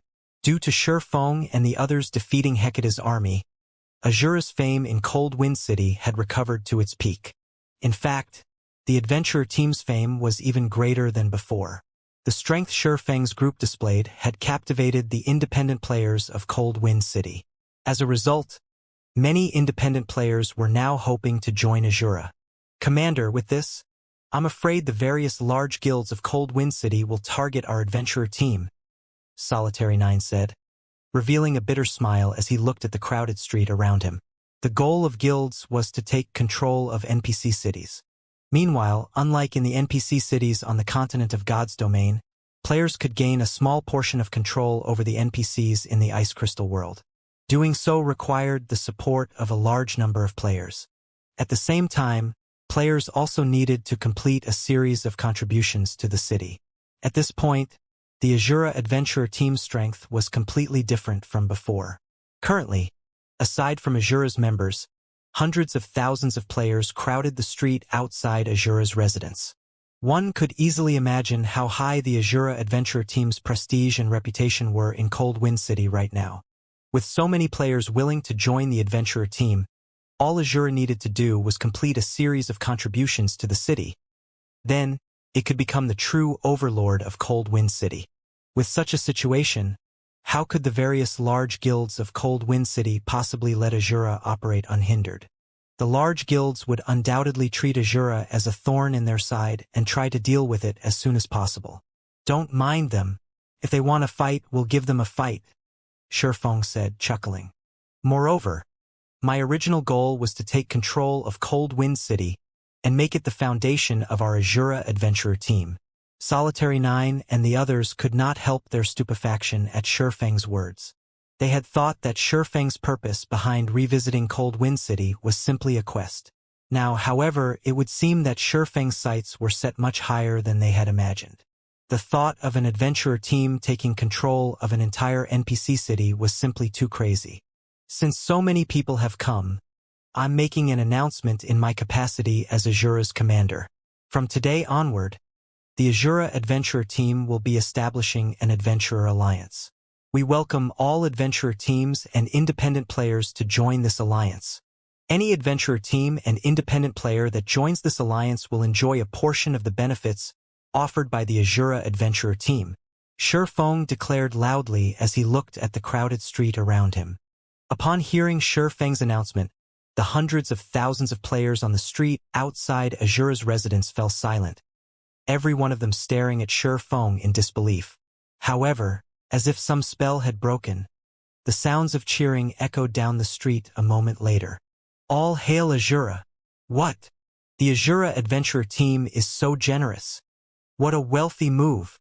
Does Azura plan to unify Cold Wind City? The Azura Adventurer team's sudden announcement stunned everyone in Cold Wind City. Meanwhile, some players from the various large guilds, who watched from a distance, gaped in shock. Solitary 9, Lifeless Thorn, and Azura's other members gave Shifeng incredulous looks. They all thought that Shifeng had gone crazy. An adventurer team wasn't like a guild. There were very few restrictions on an adventurer team's members. In fact, some adventurer teams didn't even place a single restriction. They were mostly a large group of players with the same goal. Meanwhile, the Azura offered particularly valuable benefits, even better than what some guilds offered their members. With the adventurer team's contribution points, one could purchase weapons, equipment, and basic combat techniques. However, the adventurer team had strict conditions for joining. Fortunately, Azura had plenty of experts, so the team had a much easier time gathering resources and developing. However, Shifeng's decision would allow every independent player to enjoy Azura's benefits without meeting any of the entry requirements. Yet the adventurer team had to pay for these benefits. Commander, are we really going through with this? Yenya hurriedly asked Shifeng. Even if they were going to acquire Cold Wind City, they had many other methods they could use to do so. There was no need to earn the public's hearts with such a wasteful option. Here are the details.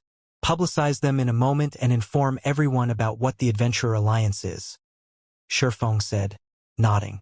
He then some details regarding the Adventurer Alliance he had intended to establish to Yenya and the others. In reality, he had planned to establish an Adventurer Alliance even before he had first visited the Ice Crystal world.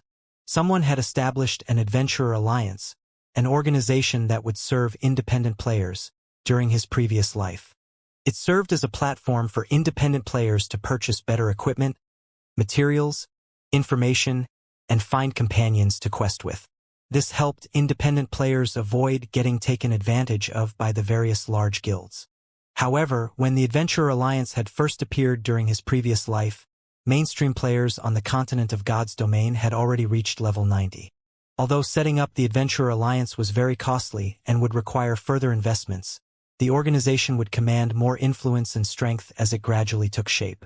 In the end, the Adventurer Alliance had become the #1 ranking adventurer team throughout God's domain. It had even become one of God's domain's apex powers. God's domain had many superpowers, but very few could be considered an apex power, every one of which had powerful backgrounds and countless experts. Meanwhile, not even ordinary super guilds had dared to provoke the Adventurer Alliance in the past due to its frightening member count. Many of God's domain's top-ranking apex experts had belonged to the Adventurer Alliance, including Tier 6 God-ranked players. Although the Adventurer Alliance had only established a few restrictions on its members, the Alliance and its members had been inseparable. If any super guild had harmed the Alliance, the independent apex experts and Tier 6 God-ranked experts would have taken action. This was why the Adventurer Alliance had become one of the game's apex powers. In terms of ability to collect materials, not even the Secret Pavilion had been a match for the Adventurer Alliance. No matter how many members a guild possessed, independent players far outnumbered them. Since nobody had established an organization like the Adventurer Alliance in this life yet, Sherfong wouldn't hesitate to take advantage of this idea.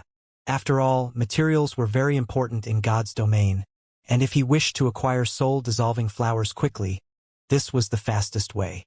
The Adventurer Alliance could also be a huge help to Zero Wing in the future. Unfortunately, establishing the Adventurer Alliance would require a lot of investments. This was especially true for the weapons, equipment, and the Alliance's resource bank. The Alliance would also require a large number of people to manage and operate the organization. Then it would have to earn a reputation and credibility among independent players. Hence, setting up the Adventurer Alliance's foundation certainly wouldn't be easy. However, Cold Wind City was currently the best place to establish the Adventurer Alliance. First, Cold Wind City wasn't particularly large, with a player population just over 2 million. Meanwhile, unlike the situation on the continent of God's domain, players in the Ice Crystal world could not communicate easily. So Sherfong didn't have to worry about too many players trying to join the Alliance at once. This also meant that the initial required investments wouldn't be as massive, and the Alliance wouldn't have to worry about collapsing in on itself before it could even take shape. When the Adventurer Alliance had first established in the past, the support it had received from multiple major corporations had been a large part of the reason for its survival during its infancy phases. These corporations had invested an astronomical amount of resources to help the Alliance mature. Sherfeng's second reason was the love independent players had for the Azura Adventurer team. By establishing the Adventurer Alliance, the Azura Adventurer team would also have an easier time taking control of Cold Wind City.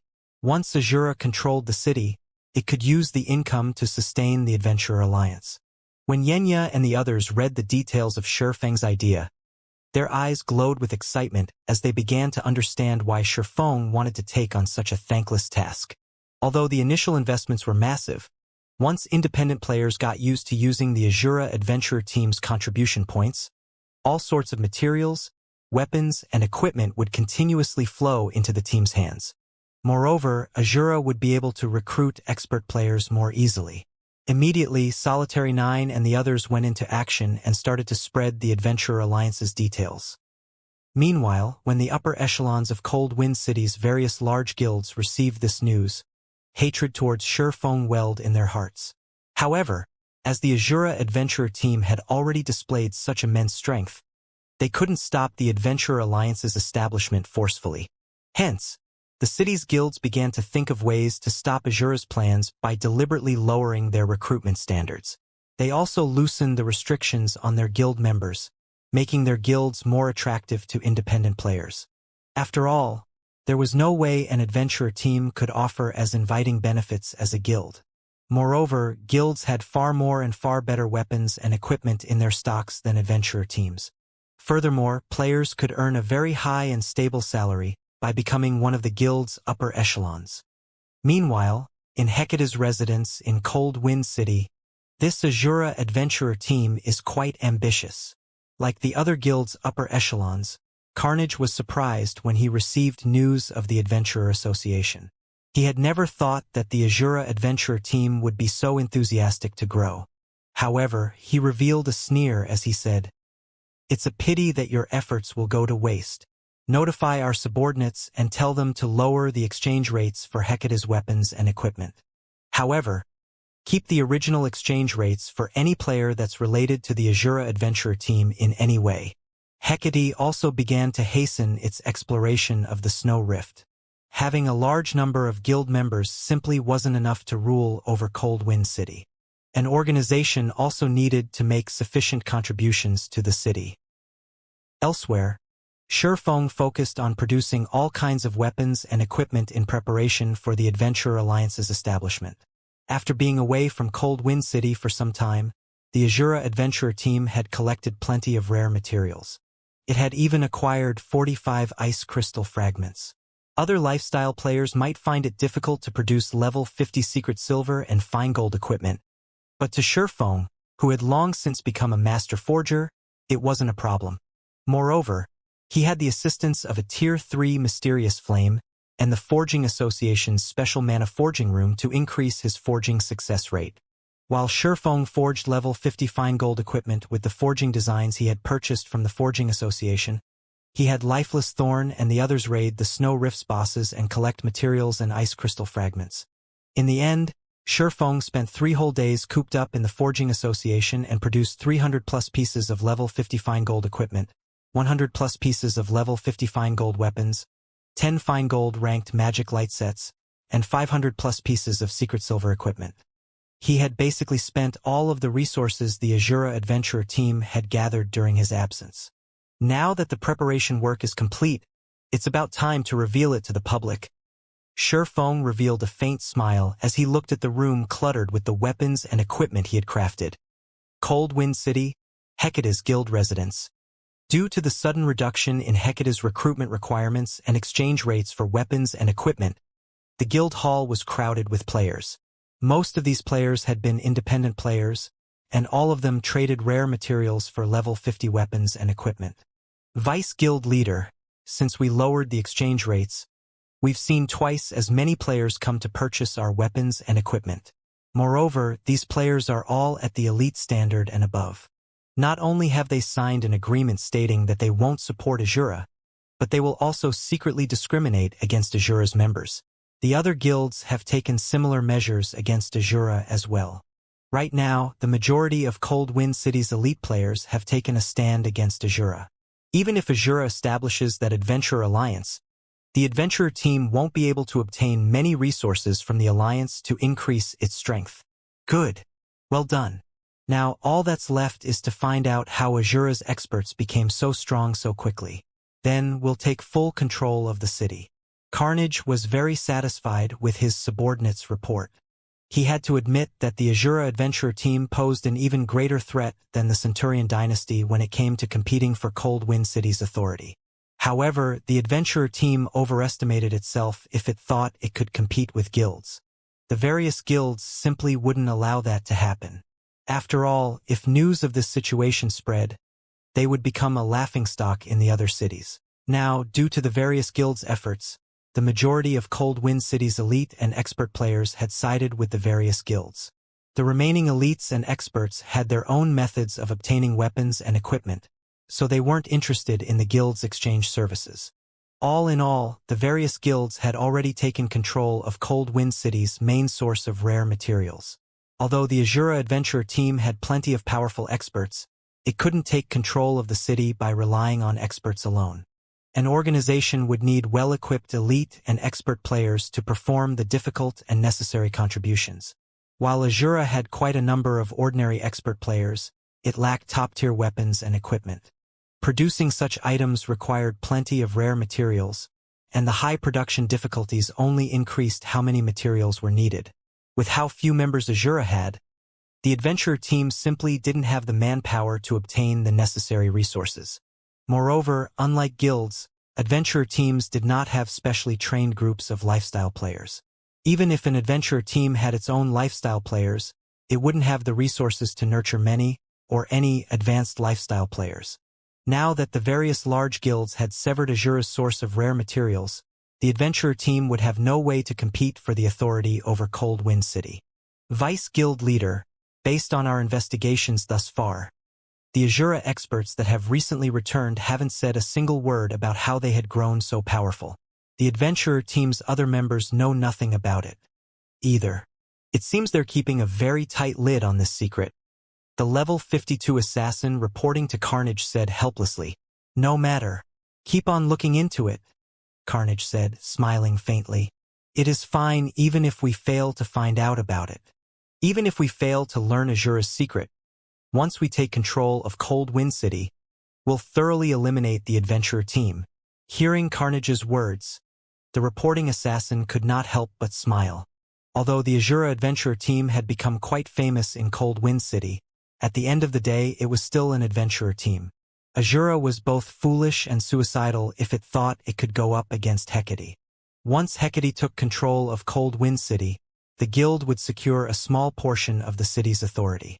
This fraction of authority, fortunately, would be more than enough to deal with one adventurer team.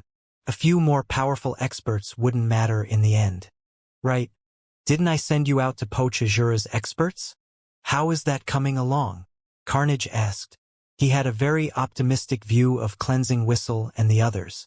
With such strength, they could become a great source of combat power for the guild if they joined Hecate.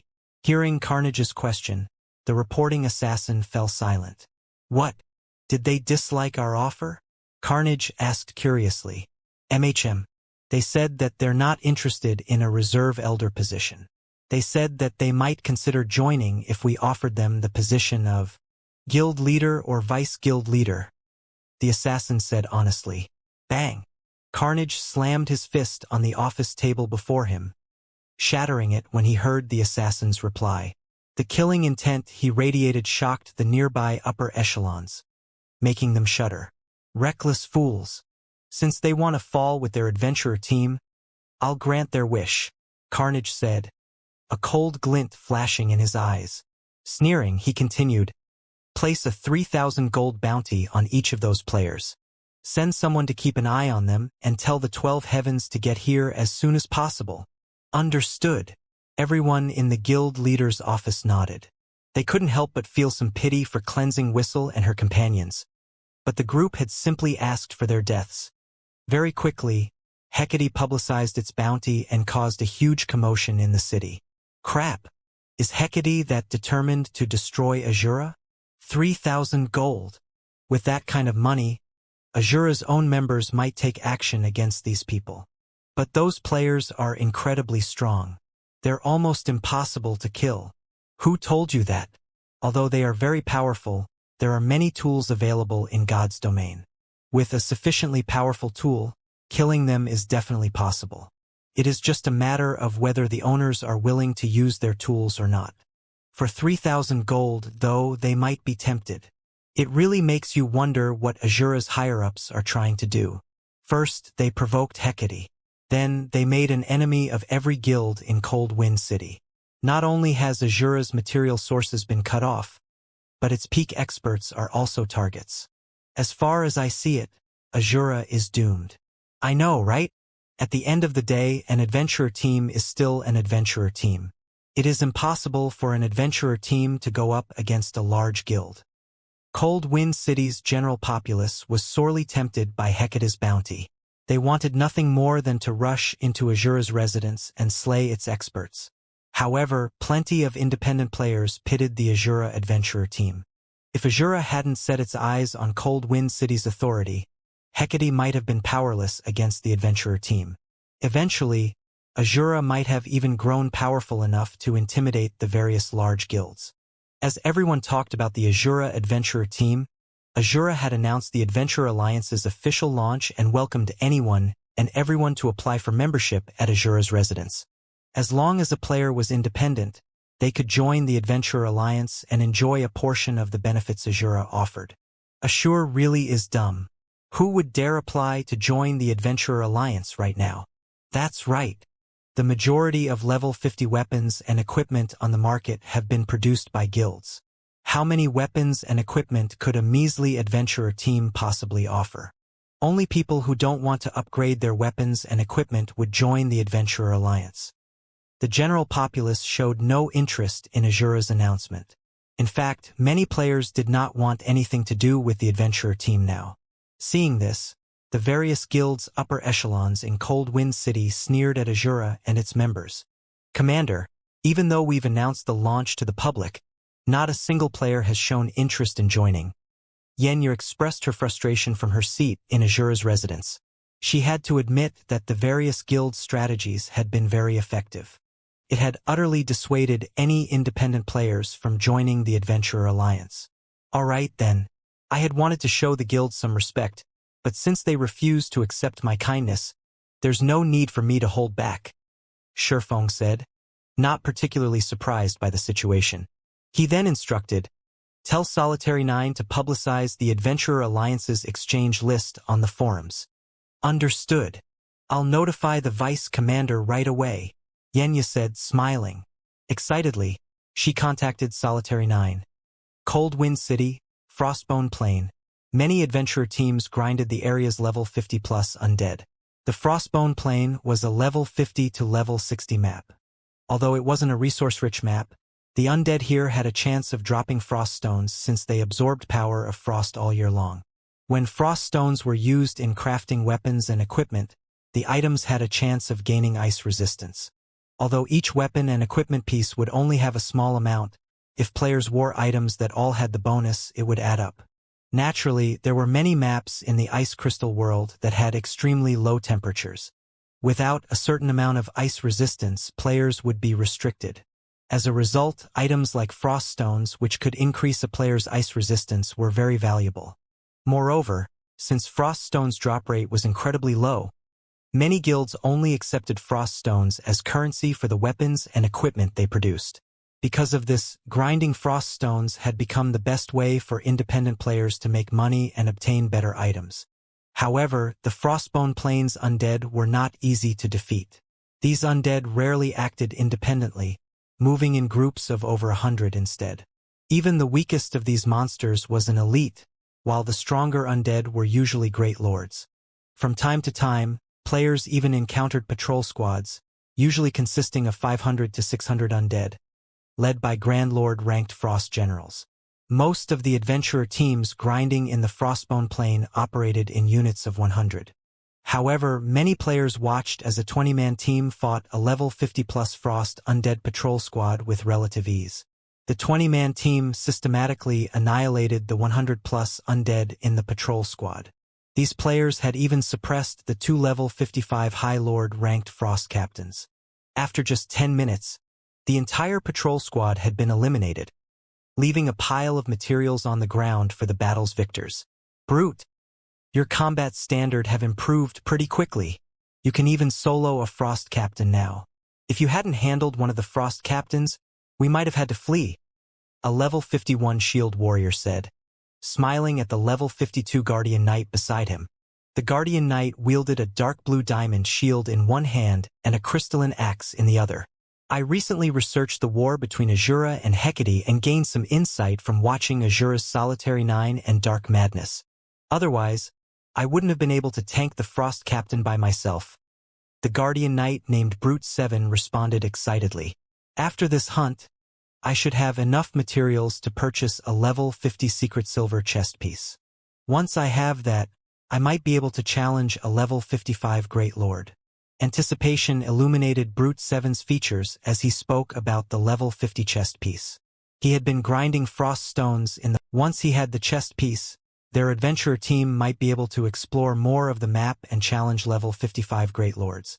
In the Ice Crystal world, materials drop rates drastically decreased after monsters hit level 50. Meanwhile, Great Lord rank acted like a dividing line for monsters. Not only would Great Lords drop more rare materials of high quality, but they also had a certain chance of dropping mysterious iron weapons and equipment. If their adventurer team could grind Great Lords, their income would increase significantly. The guilds are being too stingy right now. They're asking for several times more materials for each piece of secret silver equipment. Even now, I've only managed to collect half of the materials needed for a piece of secret silver equipment. It's a pity that our forger standards are so low. Otherwise, we could craft our own level 50 secret silver equipment, the shield warrior said, slightly envious when he heard Brute 7's plan. Although their adventurer team had nurtured its own advanced forgers, their advanced forgers were weaker than those in the various guilds in both techniques and their tools. Their adventurer team's advanced forgers even struggled to craft level 50 mysterious iron equipment, not to mention secret silver rank. Yet, without good equipment, they couldn't challenge stronger monsters and obtain better resources. Only the various guilds' forgers could produce level 50 secret silver equipment, and because of that, these guilds demanded exorbitant prices for the items, leaving adventurer team players no choice but to provide these guilds cheap labor. As Brute 7's team rested and chatted amongst themselves, one of the team's members abruptly shouted in the team chat, "Guys, look at the forums. Azura just announced that it has officially established the Adventurer Alliance, stating that anyone who wants to join can apply at Azura's residence. TCH. So what? Although the Adventurer Alliance's members get to enjoy some of Azura's benefits, Azura is only an adventurer team. Can't compare to a guild. Who would possibly join the Adventurer Alliance now that the various guilds have singled Azura out?" That's right. Since the guilds are the sole suppliers of level 50 secret silver weapons and equipment, only players who don't want to upgrade their items would consider joining the Adventurer Alliance. It really makes you wonder what Azura's upper echelons are thinking. They are actually trying to compete with the guilds for Cold Wind City. Isn't that just suicidal? None of the team's members showed any interest in joining the recently established Adventurer Alliance. They all thought that Azura's commander, Shurfeng, was a fool.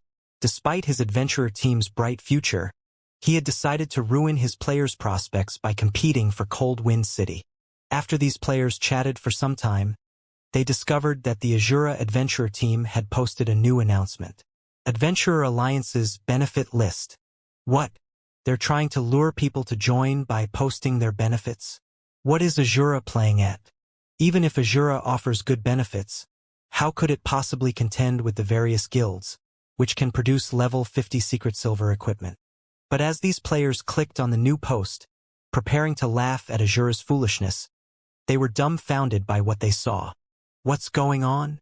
Am I seeing things? Crap. This is amazing. Not even large guilds can offer this. Is Azura really an adventurer team? Everyone's eyes glowed as they read the benefit list the Adventurer Alliance offered. Even just looking at the offered benefits excited them greatly.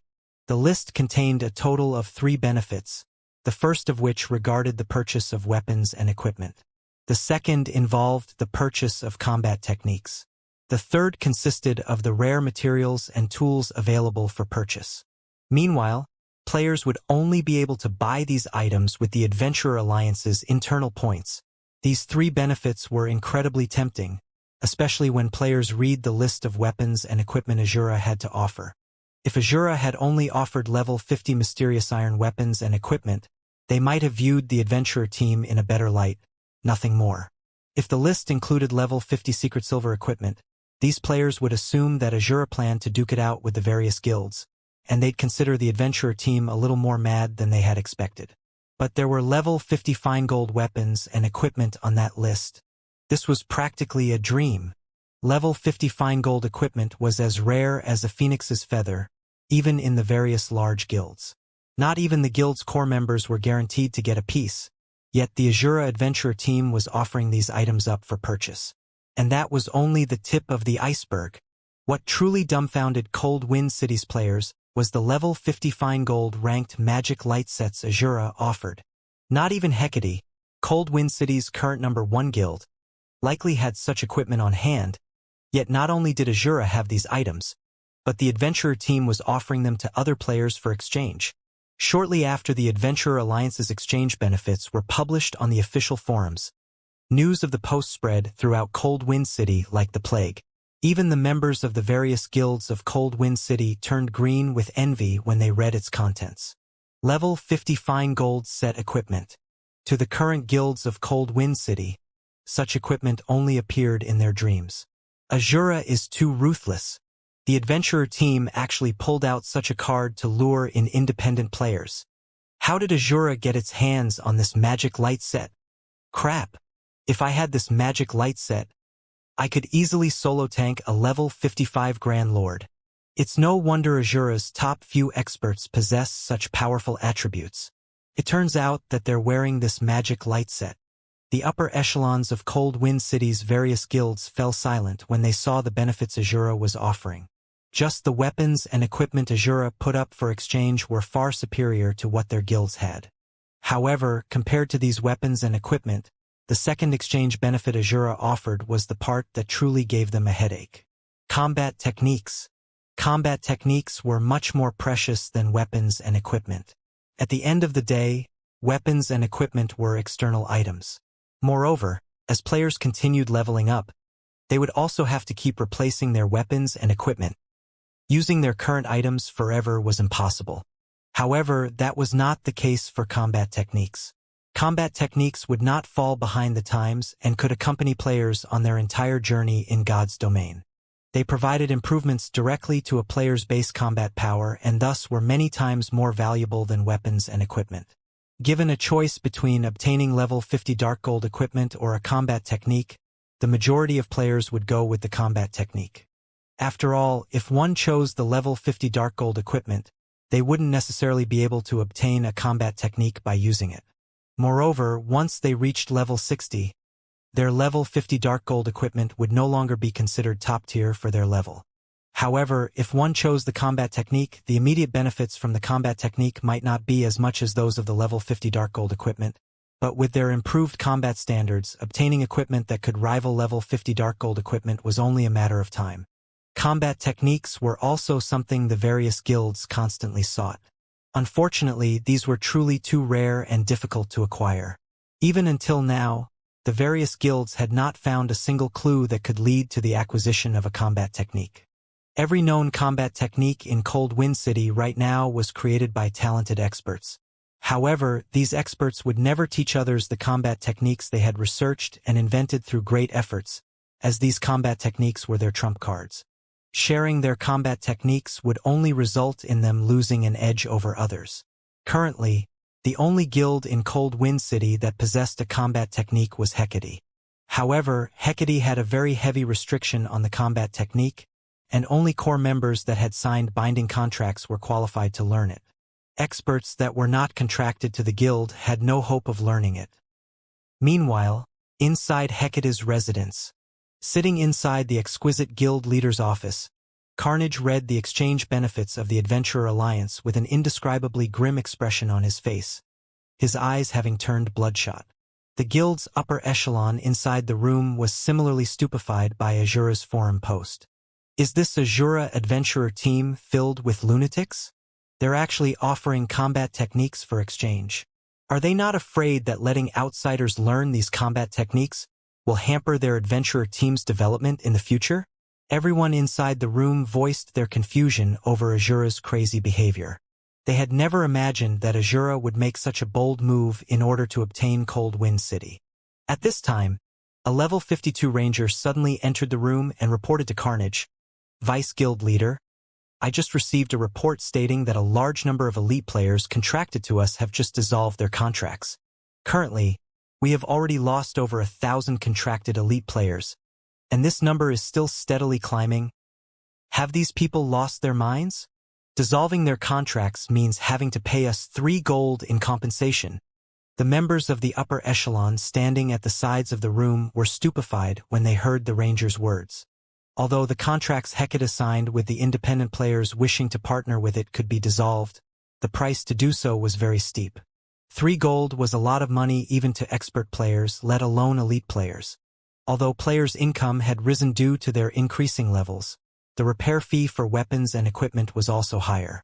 Moreover, players had many other expenses, such as potions and magic scrolls, food and accommodation.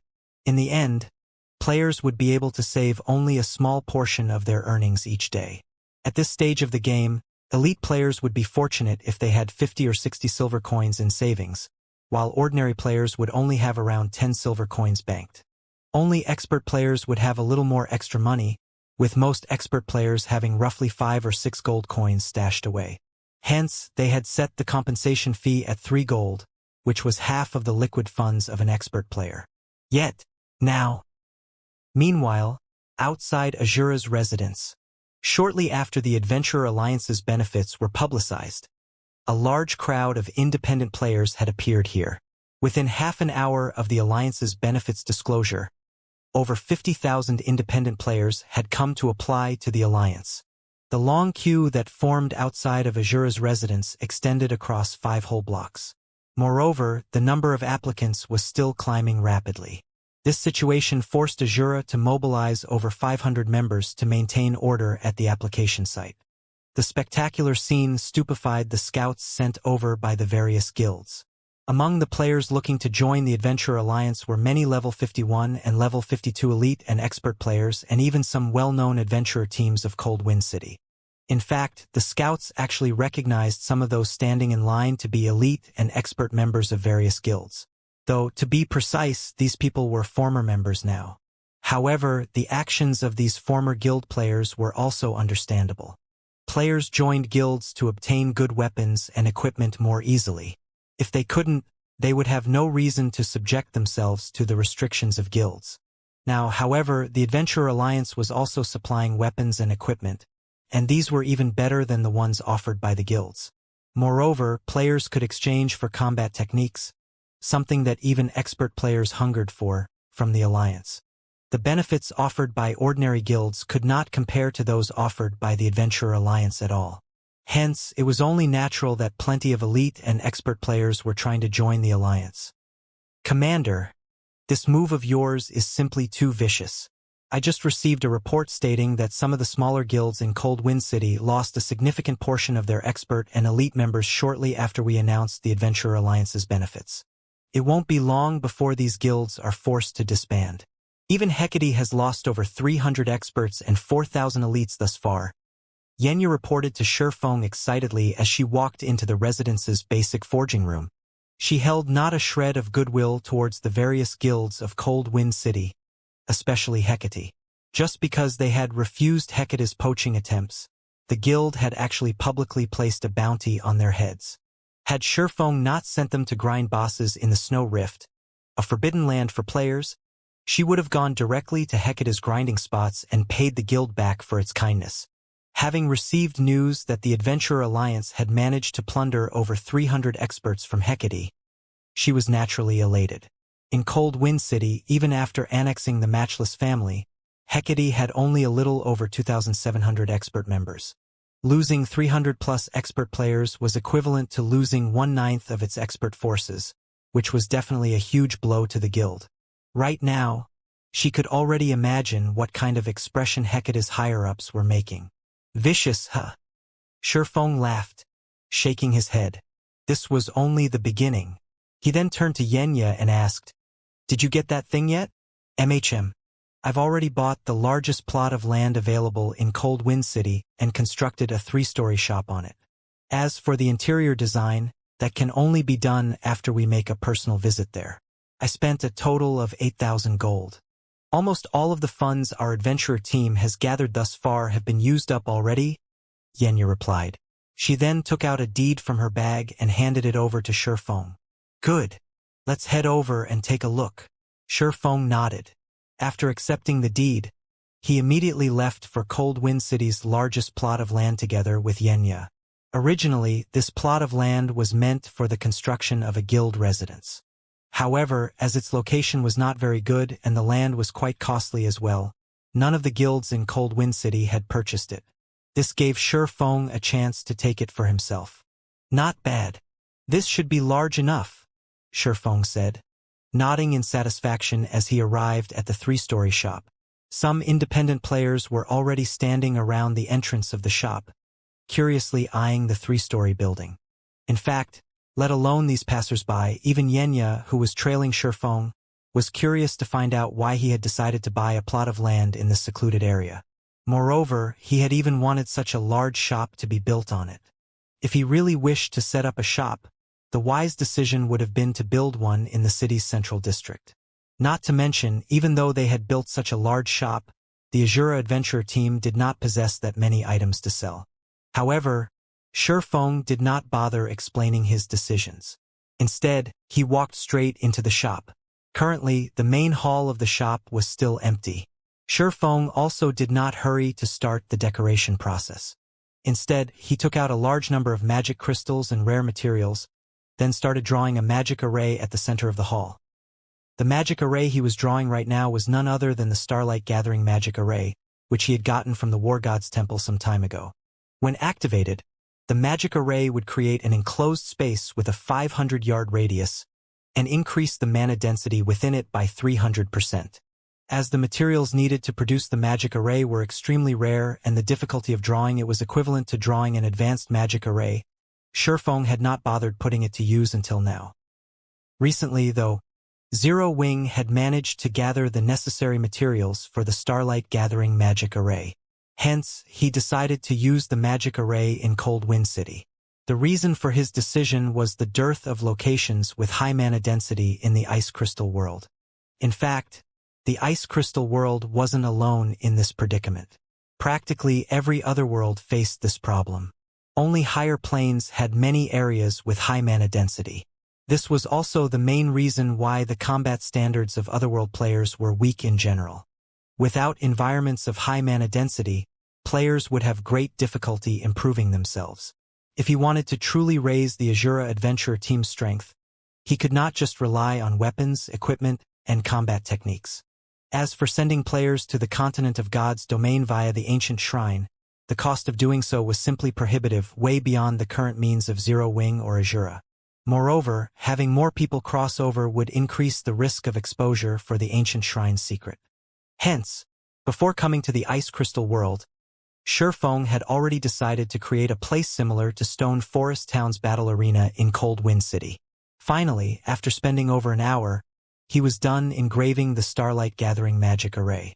The illusion of a dazzlingly beautiful galaxy then formed in the center of the hall. "Commander, what's this? It's so beautiful." Yenya was immediately captivated by the magic array. "What is this?" Shifeng smiled. "It's a new world." Saying so, Shifeng spent 500 magic crystals to activate the Starlight Gathering magic array. Inside the spacious hall, when the Starlight Gathering magic array activated, white mist began to fill the hall. The light then dimmed, and twinkling starlight glittered around the room. A short moment later, the mana density inside the hall swiftly started to rise. 100%, 200%, 300%. The Ice Crystal world's ambient mana density was already higher than that in God's domain, and now, after this 300% increase, the shop's mana was even denser than the mana in Zero Wing City. Celestial magic arrays truly are amazing. Shifeng was quite satisfied as he gazed at the galaxy that had appeared on the hall's ceiling. As he stood in the hall, he could feel his mind become tremendously clear. He could even push aside unwanted thoughts and block his sense until he only existed within his own consciousness. As long as he put a little effort in, his mind could easily process what he wanted and provide the desired results. In fact, he even felt physically lighter. As a magic array that had been passed down since ancient times, current magic arrays simply couldn't compare to the power of a celestial magic array like the Starlight Gathering magic array. Due to the celestial power, celestial magic arrays were able to operate at a cheaper cost and higher efficiency than present magic arrays of similar rank and functionality. That was also why any celestial magic arrays that had appeared on the market in the past had sold for astronomical prices. If he hadn't caught Abandoned Wave, he wouldn't have obtained the Starlight Gathering magic array. Yenya, who stood beside Shifeng, was utterly dumbfounded as she felt the change that had taken place around her. The strength of the Starlight Gathering magic array before her was simply too frightening. The entire hall felt like a revolving galaxy. The ambient mana was so dense that she felt almost omnipotent. If she could train in such an environment, she was confident that she could fully grasp the basic combat techniques which she had struggled with before in a short time. She even felt like she could learn the advanced combat technique, Void Steps. An advanced combat technique. Void Steps was an advanced footwork technique that not even Lifeless Thorn had mastered. If she could grasp this footwork technique, her combat power would rise to a whole new level. She was even confident that she'd be able to take on Flowing Water Realm experts. After all, with Void Steps, she would have absolute control over the battle's initiative. She could clash or retreat whenever she wanted, and her opponent would be powerless to stop her. Excitedly, Yenya turned to Shifeng and asked, "Commander, Are you planning to make this our adventurer team's training ground? With such a mana-rich environment, this place could definitely become a sacred training ground for players. Ordinary experts, particularly Cold Wind City's experts, did not understand the true benefits of mana-rich environments. However, Yenya had learned well the benefits of such an environment. After all, she had gone through plenty of hardships while learning her combat techniques. If not for the combat rooms in Zero Wing City's battle arena, she never would have grasped the several basic combat techniques she now knew so quickly. If she could train in such a mana-rich environment, she could practice her basic combat techniques relentlessly without running out of stamina or concentration. No, Shifeng said, shaking his head. I plan to make this the Adventurer Alliance's training ground. A training ground for the Adventurer Alliance? Shifeng's answer stunned Yenya.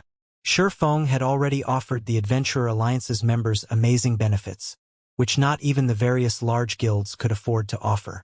Yet, he also intended to make this sacred ground one of the Alliance's benefits as well. She didn't dare imagine the craze in Cold Wind City if news of this went public. If Cold Wind City's various guilds learned of this, they'd want nothing more than to eat Shifeng alive. Of course, I will also segregate a portion of the space specifically for Azura's members, Shifeng said, chuckling. While reserving this place for Azura's members was a good idea, maintaining the Starlight Gathering magic array was not cheap. The magic array cost 500 magic crystals to operate per day. That was the equivalent of running a single magic tower. Since both towns generated massive amounts of income, it didn't really matter that the magic towers in Stone Forest Town and Silverwing Town were expensive to run. However, the Azura Adventurer team did not possess the ability to generate so much income. After all, Azura only had around 3,000 members. It might be fine if the Starlight Gathering magic array's operation required coins, as earning coins was relatively easy for an adventurer team of Azura's caliber, but it was a different story for magic crystals. Furthermore, magic crystals were rarer in the Ice Crystal world than in the Continent of God's domain. If Shifeng wanted to maintain the Starlight Gathering magic array, he needed a huge source of magic crystal income. Currently, Cold Wind City had over 2 million players, the majority of which were independent players. Shifeng wouldn't have to worry about a lack of interest in the new training ground with such high mana density. As long as he charged a small fee for using the training ground, he could easily maintain the Starlight Gathering magic array's operation. Moreover, by making the Starlight Gathering magic array available to the Adventurer Alliance, not only could he earn back the magic array's operation cost, but he could also attract more players to join the Alliance, killing two birds with one stone. Following which, Shifeng began to modify the shop's interior. All three of the shop's floors would become training grounds. He also set aside some room on the first floor to establish a restaurant and bar for players to rest. Using the remaining space, he constructed a total of 270 training rooms, 50 of which would be reserved for the Azura Adventurer team. However, although there were 220 training rooms left for the Adventurer Alliance's members, considering how many members the Alliance had, Shifeng ensured that each Alliance member could only rent a training room for 1 hour per day if they paid with coins or Adventurer Alliance points. If players paid their rent with magic crystals, they would be allowed to rent up to 2 hours a day. This way, Shifeng wouldn't have to worry about not earning enough magic crystals. This would also help reduce some of the points Alliance members accumulated. Whether players wanted to purchase the Adventurer Alliance's weapons, equipment, or combat techniques, they all required a large number of points. In other words, none of the Adventurer Alliance's services were cheap. If that were the case, it would only be a matter of time before the Adventurer Alliance collapsed in on itself. With the training ground absorbing some of the points the Alliance members accumulated normally, the Alliance's points would be more valuable and meaningful. After Shifeng finished arranging the training ground's layout, he made a trip to the Adventurers Association and hired 5 advanced NPCs and 100 basic NPCs to manage the training ground. This way, his players wouldn't have to waste their time with managing the building. Naturally, he set the training room's rent higher than the fee for Zero Wing City's battle arena. He decided on 5 silver coins worth of points per hour. This might be costly to ordinary players, but to elite players who normally had 50 to 60 silver coins in their pockets, it was affordable. Besides, they could only rent the training rooms for 1 hour per day with points. If they paid in magic crystals, they'd only have to spend 10 silver coins per day. For expert players, this expenditure was pocket change. Commander, the only thing left to do is name the training ground. Then we can open it to the public, Yenya said, as she looked at the dazzling training ground before her and watched the NPCs as they prepared to work. She couldn't help her growing excitement. A name. After giving the matter some thought, Shifeng said, "Let's call it Azura Hall then." His main goal in establishing this training ground was to strengthen the Azura adventurer team. Now that that was done, he had to put Azura's name on it, letting everyone know about the Azura adventurer team. Once Shifeng had stated his desired name for the establishment, the NPC managers engraved the name on a plaque on the building's entrance. The massive, golden engravings quickly caught the attention of the players passing by. Players could even see the words Azura Hall from a good distance away. Azura Hall? What's this place? It should be related to the Azura adventurer team. It seems to be open already. Let's go in and have a look. After the Azura Hall opened, the passers-by curiously entered the building. They had seen all kinds of shops before, but this was the first time they had seen one with such an ambiguous name. Furthermore, the shop seemed to be related to the Azura adventurer team.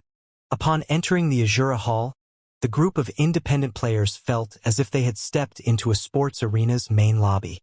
The ceiling was covered in a galaxy of stars, as if it were the actual night sky. It gave players a relaxed, happy feeling. What's going on? The mana density here is so high. Why do I feel like my mind has become so much clearer than before? This place is amazing.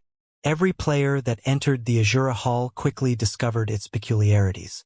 Not only did they feel calmer after entering the building, but they also felt physically lighter.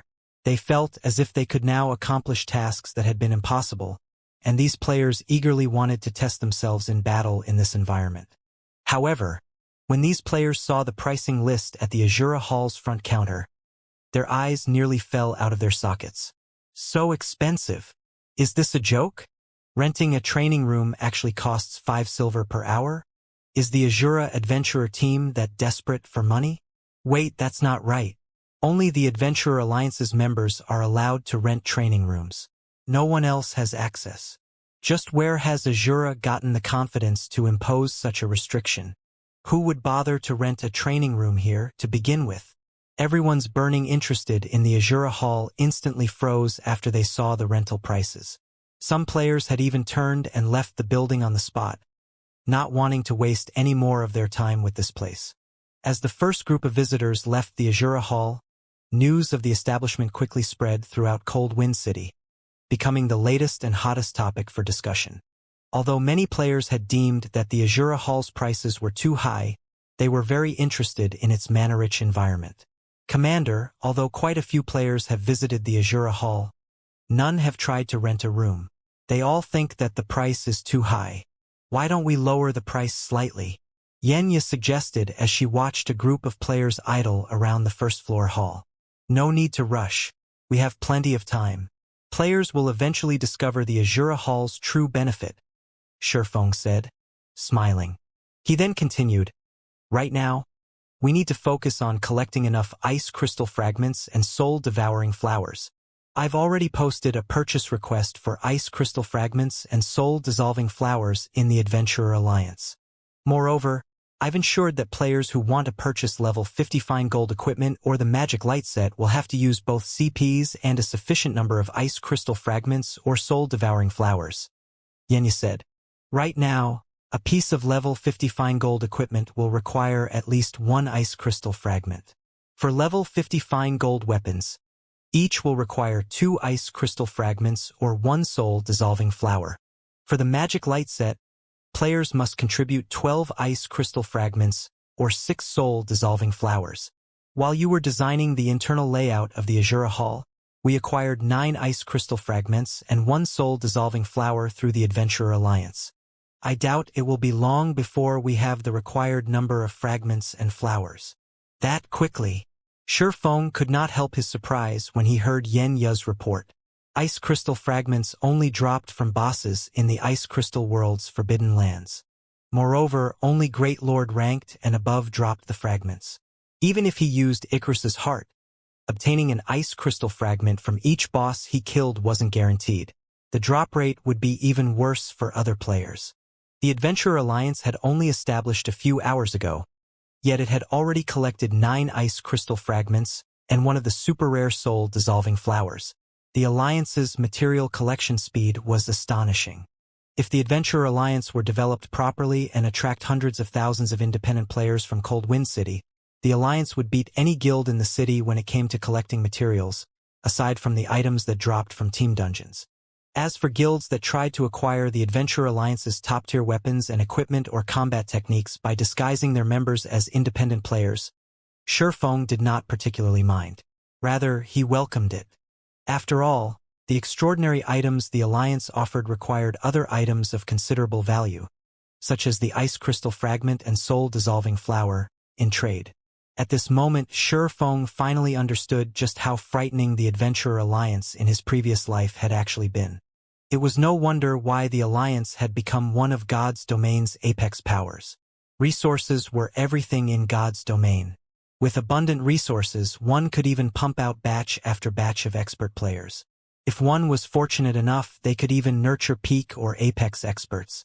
Although our resource collection speed is very fast right now, as more independent players join the Adventurer Alliance, our stock of weapons and equipment in the Alliance's inventory will begin to dwindle. If we don't replenish the items soon, aside from the valuable items that require ice crystal fragments or soul-dissolving flowers, everything will be gone. Yenya said with a bitter smile. The Adventurer Alliance indeed possessed a frightening resource collection ability. However, the cost of maintaining this ability was also frightening. At this point, the weapons and equipment they had gained from killing Hecate's members before had already been purchased with rare materials. These materials flooded the Adventurer Alliance's warehouse, and nobody had any intentions of purchasing the items. The Adventurer Alliance earned its income of coins and resources by buying and selling items, earning the price difference. For example, it would purchase a particular rare material using 9 CPs and selling them for 10 CPs, making a profit of 1 CP between trades. However, the problem now was that nobody in Cold Wind City wanted these rare materials. The Alliance was only gaining a mountain of rare materials that no one wanted while losing a bunch of weapons and equipment. You're right. Shurfeng smiled after listening to Yenya's concerns. Although the situation didn't surprise him. The Azura Adventure team wasn't like Zero Wing, which had the support of the Candlelight trading firm. So long as the guild had rare materials, it could quickly turn those materials into products that various players needed. However, the Azura Adventurer team lacked this ability. Let's do it this way then. Have Solitary 9 bring a few assassins and load them up with rare materials, then head to White River City and hand these materials to Melancholic Smile. We'll have Melancholic collect as much ice resistance equipment and items as possible and send the items back with the assassins. Meanwhile, I'll try to craft as many items as possible to cope with the Adventurer Alliance's current expenditure. While rare materials might not be particularly useful to adventurer teams, they were very valuable to the Candlelight trading firm. In Starmoon Kingdom, Candlelight had difficulty purchasing rare materials in bulk, and the prices for these materials were very high. However, the situation was the opposite in the Ice Crystal world. Rare resources were more common and cost significantly less. Shurfeng could take advantage of this situation and make a profit off of the price difference of rare materials between the two worlds. The only problem was the amount of time and magic crystals required to transport the materials to the continent of God's domain. But compared to the potential profits, the cost was practically negligible. Hearing Shurfeng's plan, Yenya's eyes glowed with realization. Equipment and tools that could increase one's ice resistance were worth a fortune in the ice crystal world. For example, level 50 mysterious iron equipment with ice resistance was worth 2 or 3 times more than equipment without ice resistance. If it were possible to convert these rare materials into equipment and tools that increased ice resistance, the Adventurer Alliance would attract plenty of independent players even if it ran out of magic light sets and level 50 fine gold equipment. Shurfeng then returned to the Forging Association to resume production of all sorts of level 50 weapons and equipment. This time, though, he only crafted secret silver equipment. He left the level 50 mysterious iron equipment to the lifestyle players Azura nurtured internally. Meanwhile, Yenya contacted Solitary 9 and had him gather 9 assassins. After filling their bags with rare materials, Solitary 9 and the assassins disguised themselves and made their way to the ancient shrine before heading to White River City's candlelight trading firm. Time passed quickly. After working for around half a day, Shifeng had made 50-plus pieces of level 50 secret silver equipment with the rare materials the Adventurer Alliance had acquired. During this time, his forging proficiency continuously increased. He also gained a lot of EXP. Now, he was at 41% of level 66. His leveling speed via forging was no slower than expert players' leveling speed. While Shifeng was in the midst of forging a piece of plate armor, Yenya sent him a message. The content was very simple. All 100 ice crystal fragments have been collected. The collection's done? Shifeng smiled as he read the message. It's about time that I pay the Countess a visit. Then, Black Dragon Empire, Lakeheart City. As soon as Shifeng walked out of the teleportation hall, he was greeted by the sight of a crowded street. The liveliness of the city was not the slightest bit inferior to White River Cities. In fact, it might even be livelier. Meanwhile, shortly after he exited the teleportation hall, players' shouts entered his ears. Seeking a powerful team to enter the underground maze's inner area. I'm a level 51 shield warrior with over 30,000 defense, 34% block rate, and combat standard at the late stage of the Trial Tower's 5th floor. Underground maze team looking for level 50+ powerful MTs and DPS. 32 waiting on 18. Noobs not welcomed. Purchasing Ice Jade for 30 silver each. Buying as many as you have. At this moment, both sides of the street Shifeng was on were teaming with players either hawking their wares or forming teams. Moreover, the players thronging the street were all very high-leveled, with the lowest-leveled player being level 49 and the majority being 50 and 51. Shifeng also spotted quite a few level 52 experts. Normally, such a scene could be found only in places like the Ice Crystal World, where the average level of players was slightly higher than that of the continent of God's domain. Yet now, the players in Lakeheart City could actually rival the players of Cold Wind City in terms of levels. Looking at this scene, Shifeng even thought that he was still in Cold Wind City right now.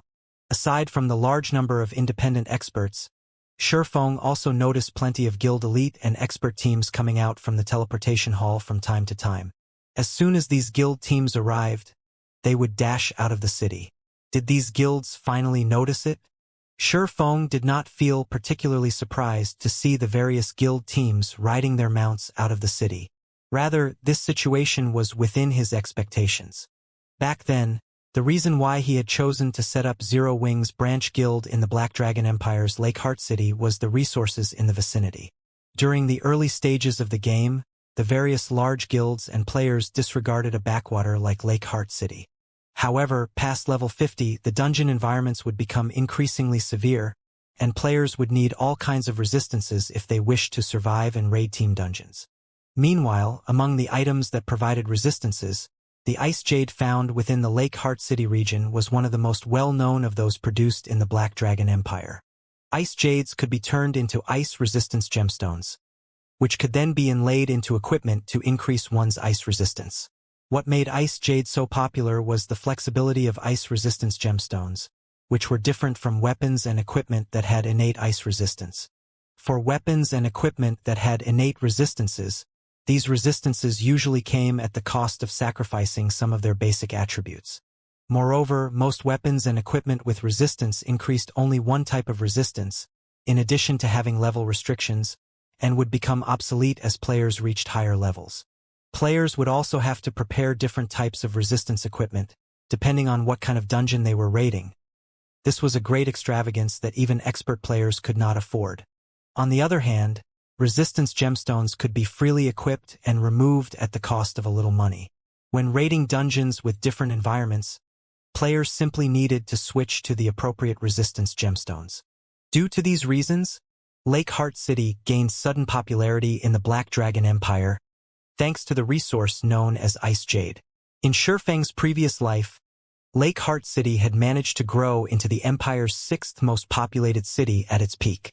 For comparison, since the player population in an empire far exceeded that of a kingdom, even an empire's 6th-ranking city would have a higher player population than the capital city of a kingdom. Finally, Shi Feng's previous plans and investments were coming to fruition. With the increased number of players attracted to Lake Heart City, Zero Wings Branch Guild would undoubtedly be able to recruit plenty of elite and expert players. Soon, it would be able to truly contend against the first-rate guilds of the Black Dragon Empire. After Shi Feng was done observing the situation of Lake Heart City, he rode an advanced horse carriage to Countess Katie Green's mansion. Having nothing better to do while seated inside the carriage, Shi Feng contacted Gentle Snow. Back when he sent Gentle Snow to develop in Lake Heart City, he had her continuously collect ice jades. Now, the perfect time to let the ice jades display their true value had come. "Guild leader, you're done with your quest already?" Gentle Snow asked, feeling slightly surprised to receive a call from Shi Feng. Before he had left, he had informed Zero Wings core upper echelon that he was going to do a quest and would be incommunicado for a short period. He had also instructed them to handle the guild's affairs at their discretion and to contact him only for extremely important matters. "My quest is still ongoing. It'll most likely take a while longer to complete it," Shi Feng replied, shaking his head. Collecting soul-dissolving flowers was easier said than done. It had been over half a day since he established the Adventurer Alliance. Yet the Alliance had managed to collect only 5 soul-dissolving flowers thus far. It would be quite some time before he would have all 20 soul-dissolving flowers he needed. "Do you have some business with me, then?" Gentle Snow asked. How is the collection of ice jade coming along?" Shi Feng said, nodding. "Ice jade?" When Gentle Snow heard Shi Feng's question, her lips curled into a contented smile. She then raised 4 of her jade-white fingers to the screen. 40,000? That's quite a lot. Shi Feng was slightly surprised. Although Lake Heart City produced ice jade, it was not available in large quantities. Back when ice jade became very popular, even super guilds had needed to invest a lot of time and effort to collect as many as 40,000 ice jades. Meanwhile, 40,000 ice jades were enough to fully equip several thousand players with ice resistance gemstones. "Guild leader, you guessed wrong this time," Gentle Snow said, smiling as she shook her head. "Thus far, we've collected 400,000 ice jades already. Roughly 60% of the ice jades available in Lake Heart City right now is in our hands." 400,000? Shi Feng could not help but be stunned. Although he had asked Gentle Snow to collect ice jades, he had never imagined she could collect so many. 400,000 ice jades. If converted to coins right now, they would be worth 120,000 gold. Meanwhile, this price was only the beginning.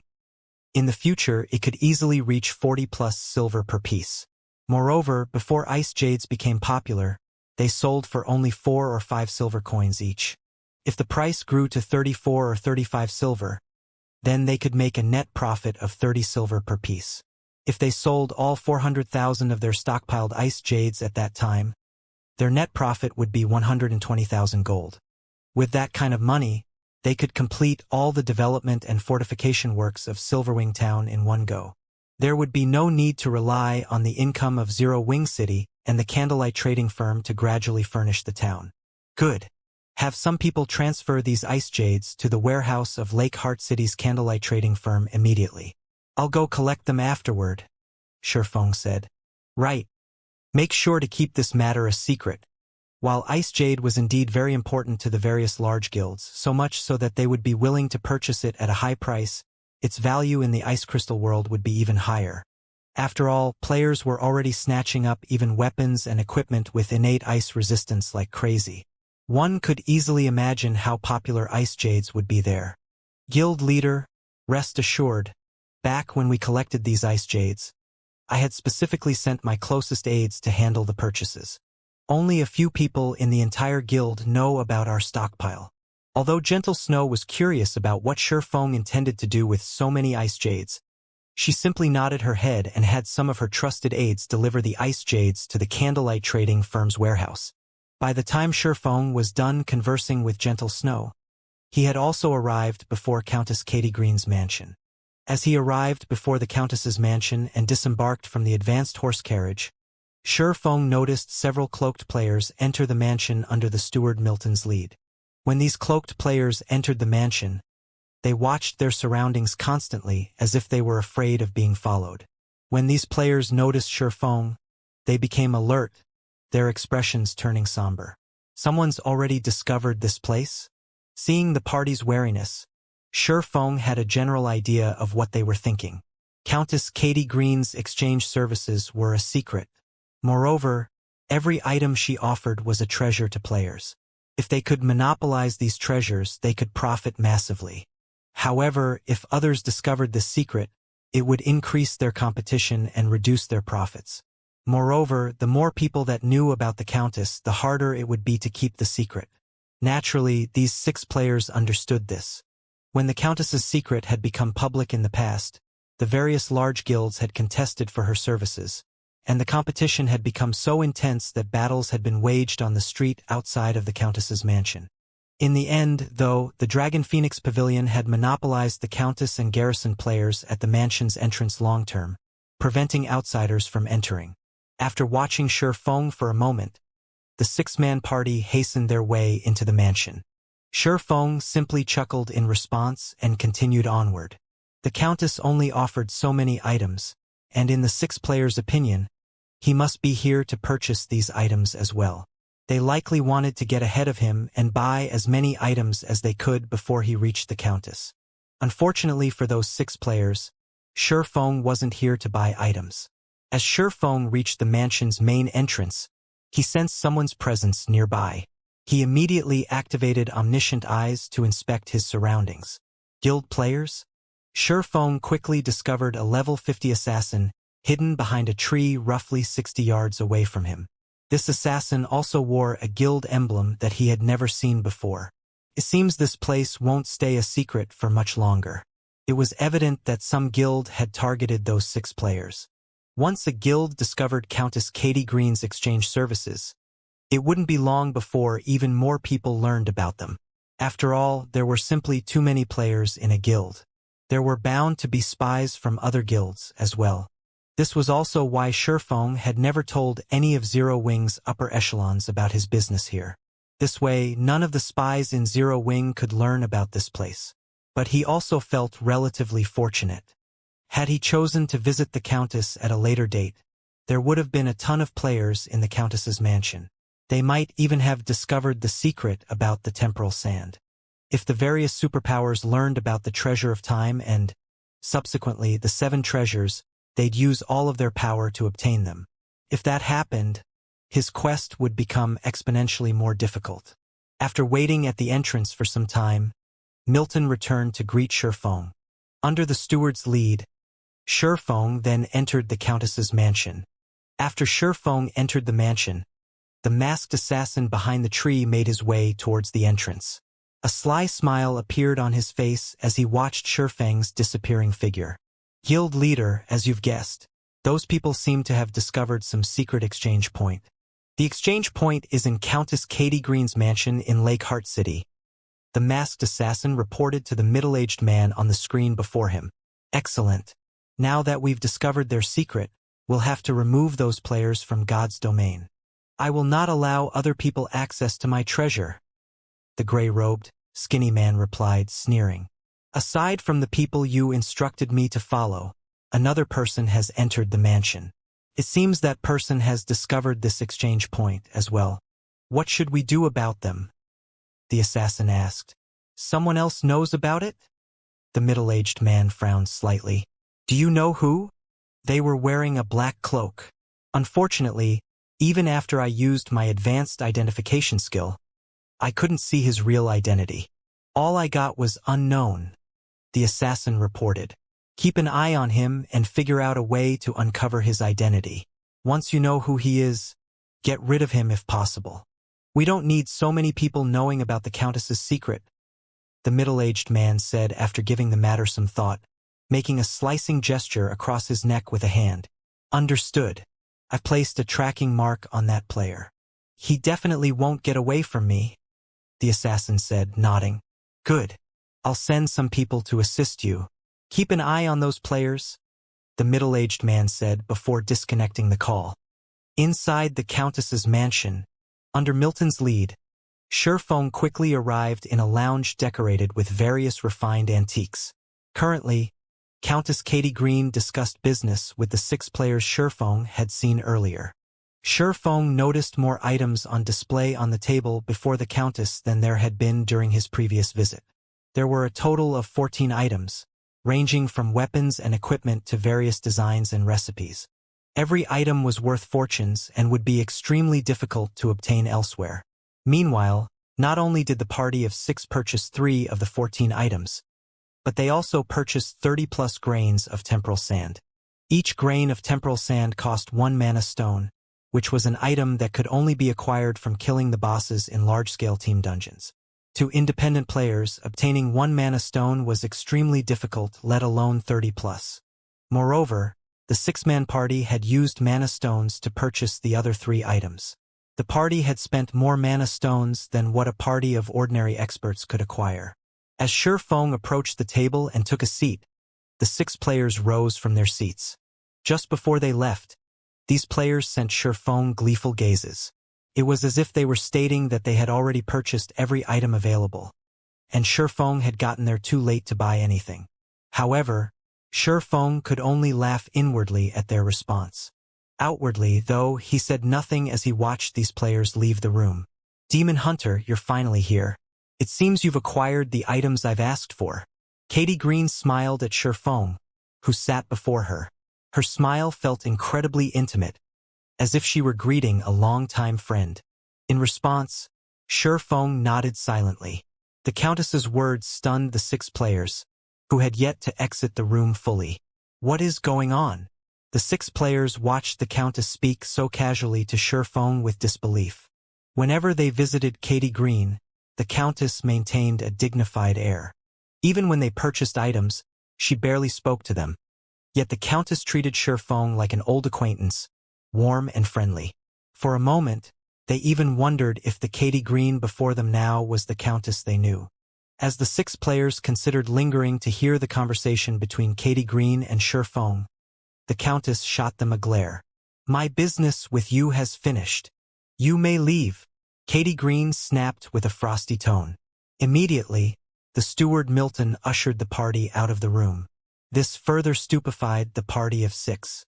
They could not help but wonder about Sherfang's identity to warrant such treatment from a Countess of the Black Dragon Empire. However, even if they wanted to know more about Sherfang's identity and his purpose here, 2 guards began to walk towards them. It was evident that the guards intended to use force to evict them from the mansion. After a short moment, the party of 6 was chased out of the mansion. Meanwhile, only Sherfong and Countess Katie Green remained in the quiet, elegant lounge. All right, they're gone. You can show me the items now, Katie Green said, anticipation flashing in her eyes as she watched Sherfong. Her desire for the eternal ice crystals was evident. Without speaking, Sherfong retrieved the synthesized eternal ice crystals from his bag and lined them up on the table before him, one after another. When he placed the 10 eternal ice crystals on the table, the room's temperature fell abruptly. If not for his sufficiently high ice resistance, he might have had difficulty moving. Wonderful! These are indeed the eternal ice crystals I have been looking for. Excitement lit up Katie Green's flawless face. Immediately, she stored the eternal ice crystals away before retrieving a dark gray pearl bracelet from the void, tossing it to Sherfong. The instant Sherfong received the bracelet, a series of system announcements bombarded his ears, stunning him. System, congratulations! Epic ranked main storyline quest, Ice Crystal World, completed.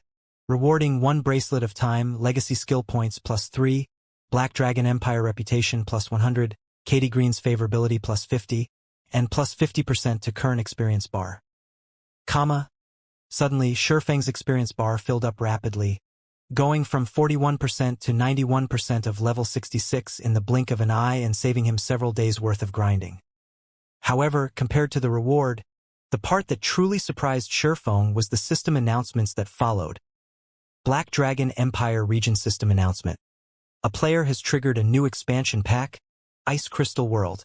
The Empire has conferred Countess Katie Green the title of High Lord, and she will become the Empire's 8th High Lord. From now onward, Lakeheart City will become High Lord Katie Green's territory. Black Dragon Empire Region System Announcement. In 3 hours, High Lord Katie Green will open a gate to the Ice Crystal World in Lakeheart City, and will lead the Black Dragon Empire's first division on the conquest of the Ice Crystal World, officially starting the Empire's conquest of other worlds. The system announcements repeated 3 times, echoing in the ears of every player in the Black Dragon Empire. At this moment, let alone Shurfeng, even the upper echelons of the Empire's various large guilds were stupefied by these announcements. Conquest of other worlds? Is this a joke? Who managed to trigger such an amazing expansion pack? This was definitely the first time they had encountered a situation where an empire launched an expedition against another world. As for this so-called other world, ordinary players might not have an idea what it was, but those in the upper echelons of large guilds had a general notion because the libraries within the empire contained some basic information introducing other worlds. One could easily find this information with a careful search. Meanwhile, the information introducing otherworlds stated that otherworlds were incomplete, smaller worlds containing many resources that could not be found on the continent of God's domain. According to rumor, ancient gods created these otherworlds to store their treasures. Hence, regardless of which era it was on the continent of God's domain, there were bound to be kingdoms and empires that would try to conquer these otherworlds to monopolize the resources available there.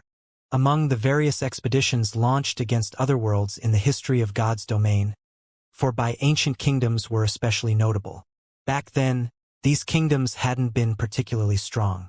However, after conquering an otherworld, they had grown into empires within a very short period. Hence, the conquest of an otherworld was a major event in any kingdom or empire. Meanwhile, this was also a major event to players, as it meant that they would gain access to the resources of the targeted otherworld. The resources available in an otherworld were much more abundant than those on the continent of God's domain. If a guild managed to monopolize the resources of an otherworld, they could develop rapidly. The upper echelons of the Black Dragon Empire's various large guilds glowed upon seeing the system announcements. They immediately held emergency meetings to discuss matters regarding the otherworld expedition. Lakeheart City, outside of High Lord Katie Green's mansion. After the steward Milton chased the 6 players out of the mansion, they all stood stock still with dumbfounded expressions on their faces as they looked at the latest system announcements. Boss, isn't the NPC we just traded with called Katie Green? Why did she suddenly become one of the Empire's High Lords? What's more, she's even launching a conquest of the Ice Crystal World. No, that's not right. The system announcement appeared as soon as we left Katie Green's mansion. And according to that, a player triggered the new expansion pack. It must be related to that cloaked swordsman. Indeed, based on the Countess's behavior when she was dealing with that swordsman, there must be some kind of secret between them. Boss, what should we do now? Our luck is really good. Since that person triggered the new expansion pack, he should have plenty of information about the expansion pack itself. We'll wait here for him. If we can get some information on the expansion pack from that guy, we'll have a head start over everyone else. Right? As long as we get that kid to spill information on the new expansion pack, our Eternal Song Adventurer team might be able to become one of the top few adventurer teams of the Black Dragon Empire just like that. All 6 in the party nodded in agreement with the level 51 swordsman's suggestion.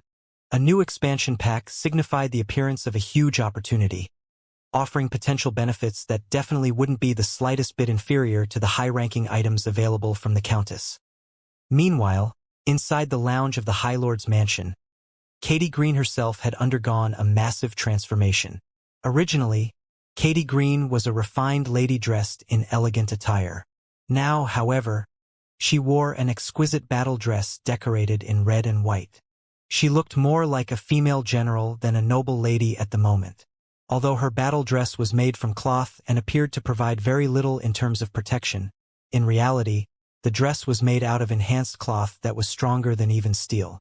At her waist hung a light blue long sword that not only looked dazzlingly beautiful but also radiated a frightening aura.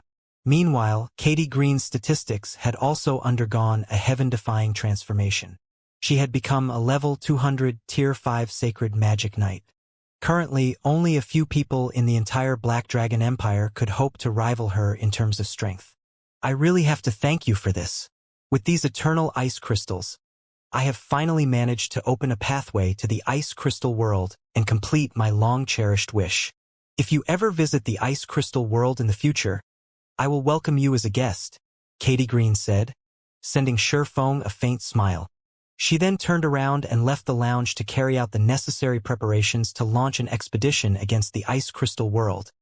System, congratulations! You have received Katie Green's favor and obtained the Honorary Knight title. Honorary Knight, enjoy the authority of a noble when present within any territory ruled by Katie Green. When Shifeng fully processed everything that just happened, a frown formed on his face. The recent developments were too sudden. Had he known something like this would happen, he never would have completed this epic ranked main storyline quest so quickly.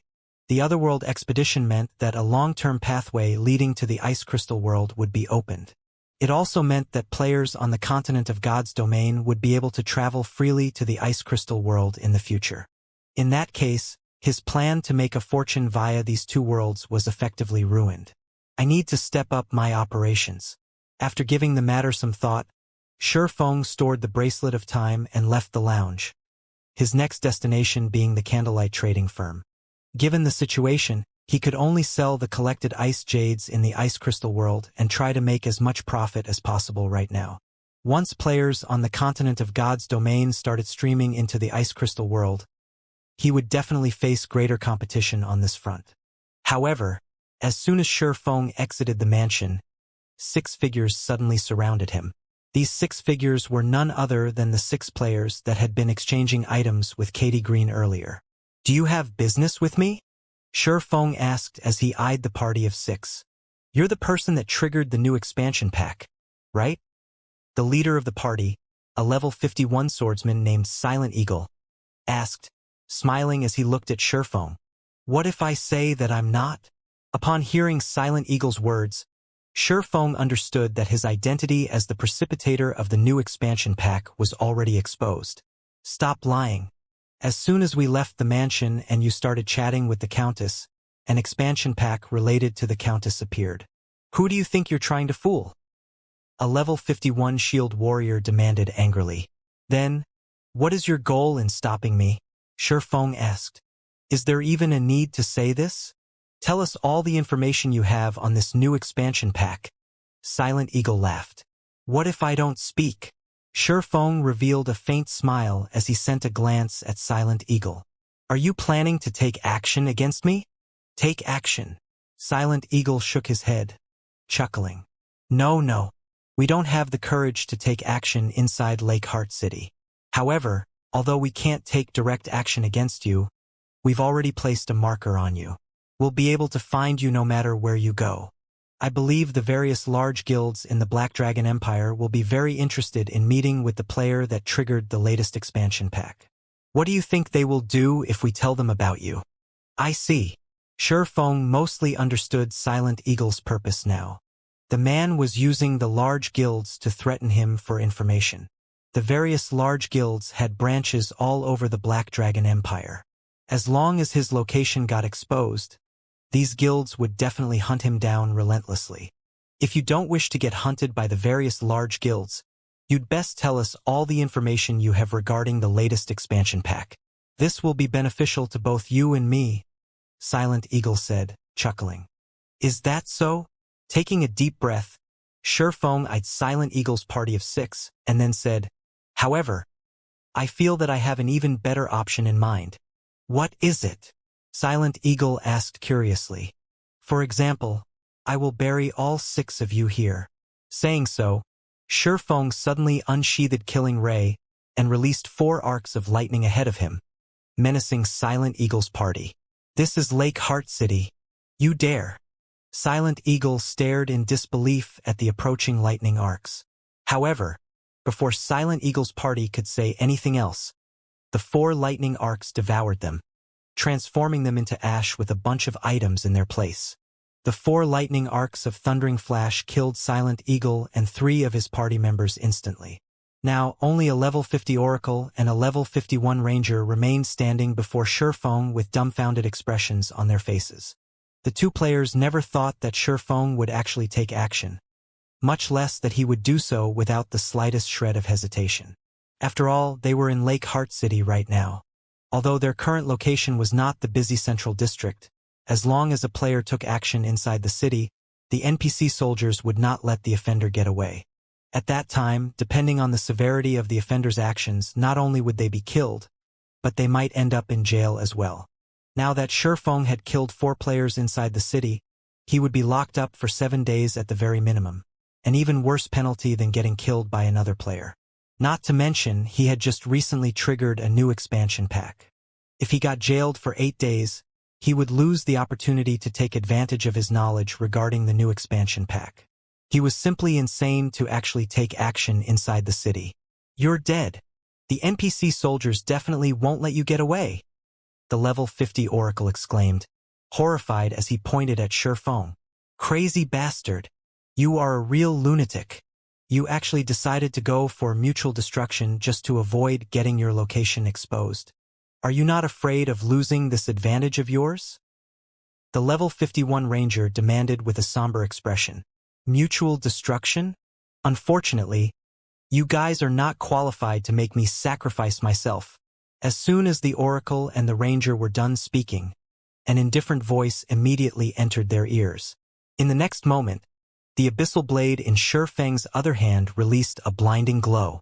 The swordsman then suddenly disappeared from where he stood. By the time he reappeared, he was already standing in front of them. Void steps. Flame burst.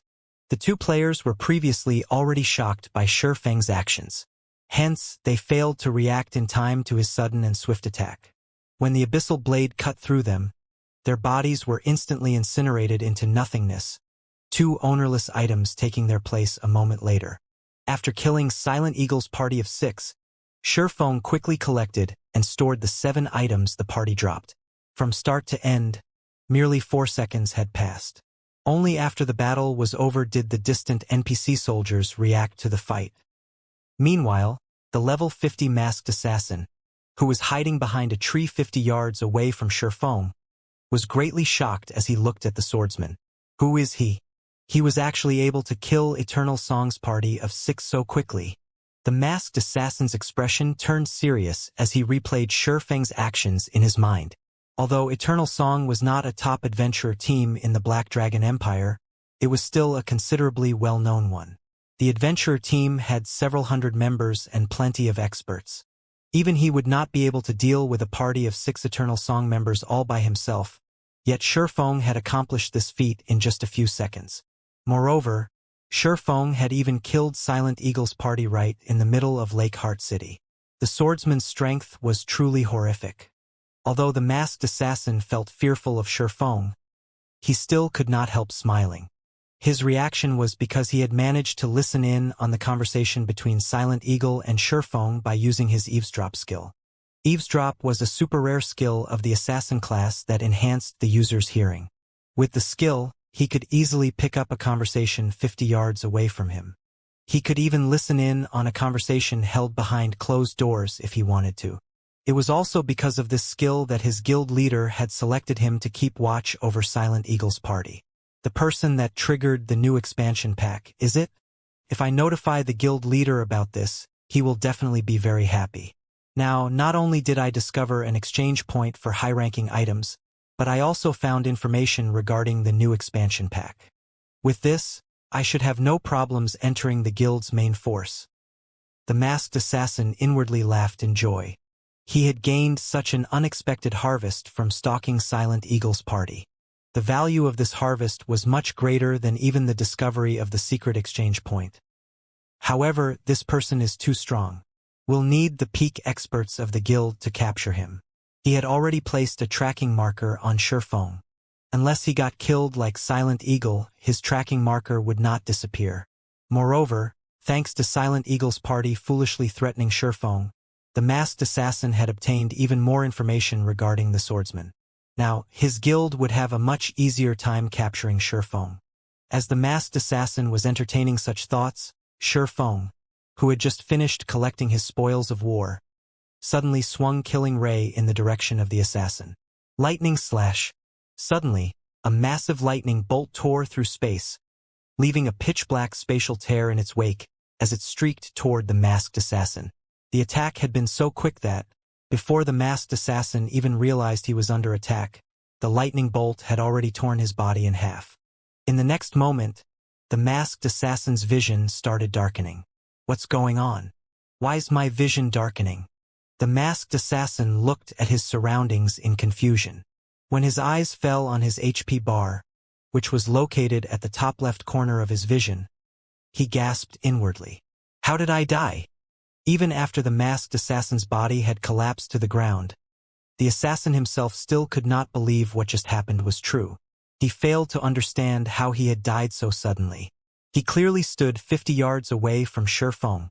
Moreover, he had remained in stealth all this time. Even a Tier 2 expert should not be able to detect his presence. Despite that, the swordsman managed not only to discover him but also to strike with pinpoint accuracy. The attack had been so fast that the assassin didn't even realize he had been attacked.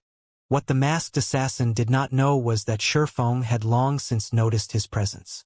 Shurfeng was no ordinary Tier 2 player. Currently, he had already reached level 66. Hence, the masked assassin's stealth skill had a greatly reduced effect against him. Not to mention, Shurfeng also possessed extraordinary basic attributes. Although he could not see the masked assassin's figure clearly, he could still grasp the assassin's general location fairly easily. Moreover, with omniscient eye's 100-yard perception range, it was simply impossible for a level 50 Tier 1 assassin to hide from him. Now that the final fly has been dealt with, it's about time I left this place. After taking one last glance at the tree the masked assassin had hidden behind, Shurfeng promptly decided to hightail it, not even bothering to loot the item the assassin dropped. At this time, the NPC soldiers were already running toward his direction. As he did not notice anything special about the item the assassin dropped, he decided not to waste any more time here. He immediately activated space movement and departed from Lake Heart City. Meanwhile, some players were currently standing a few hundred yards from Katie Green's mansion with bewildered expressions on their faces.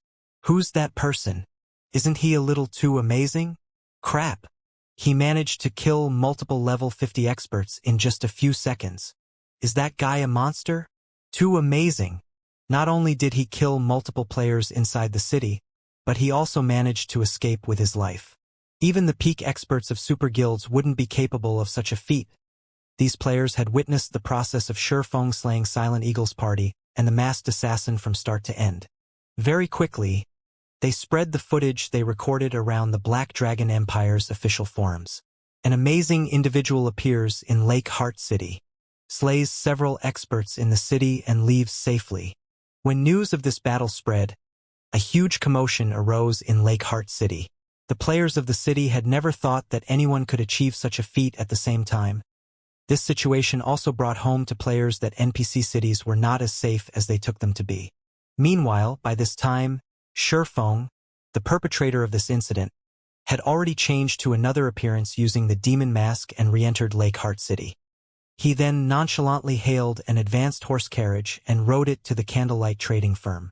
With nothing better to do, he started inspecting the loot from Silent Eagle's party.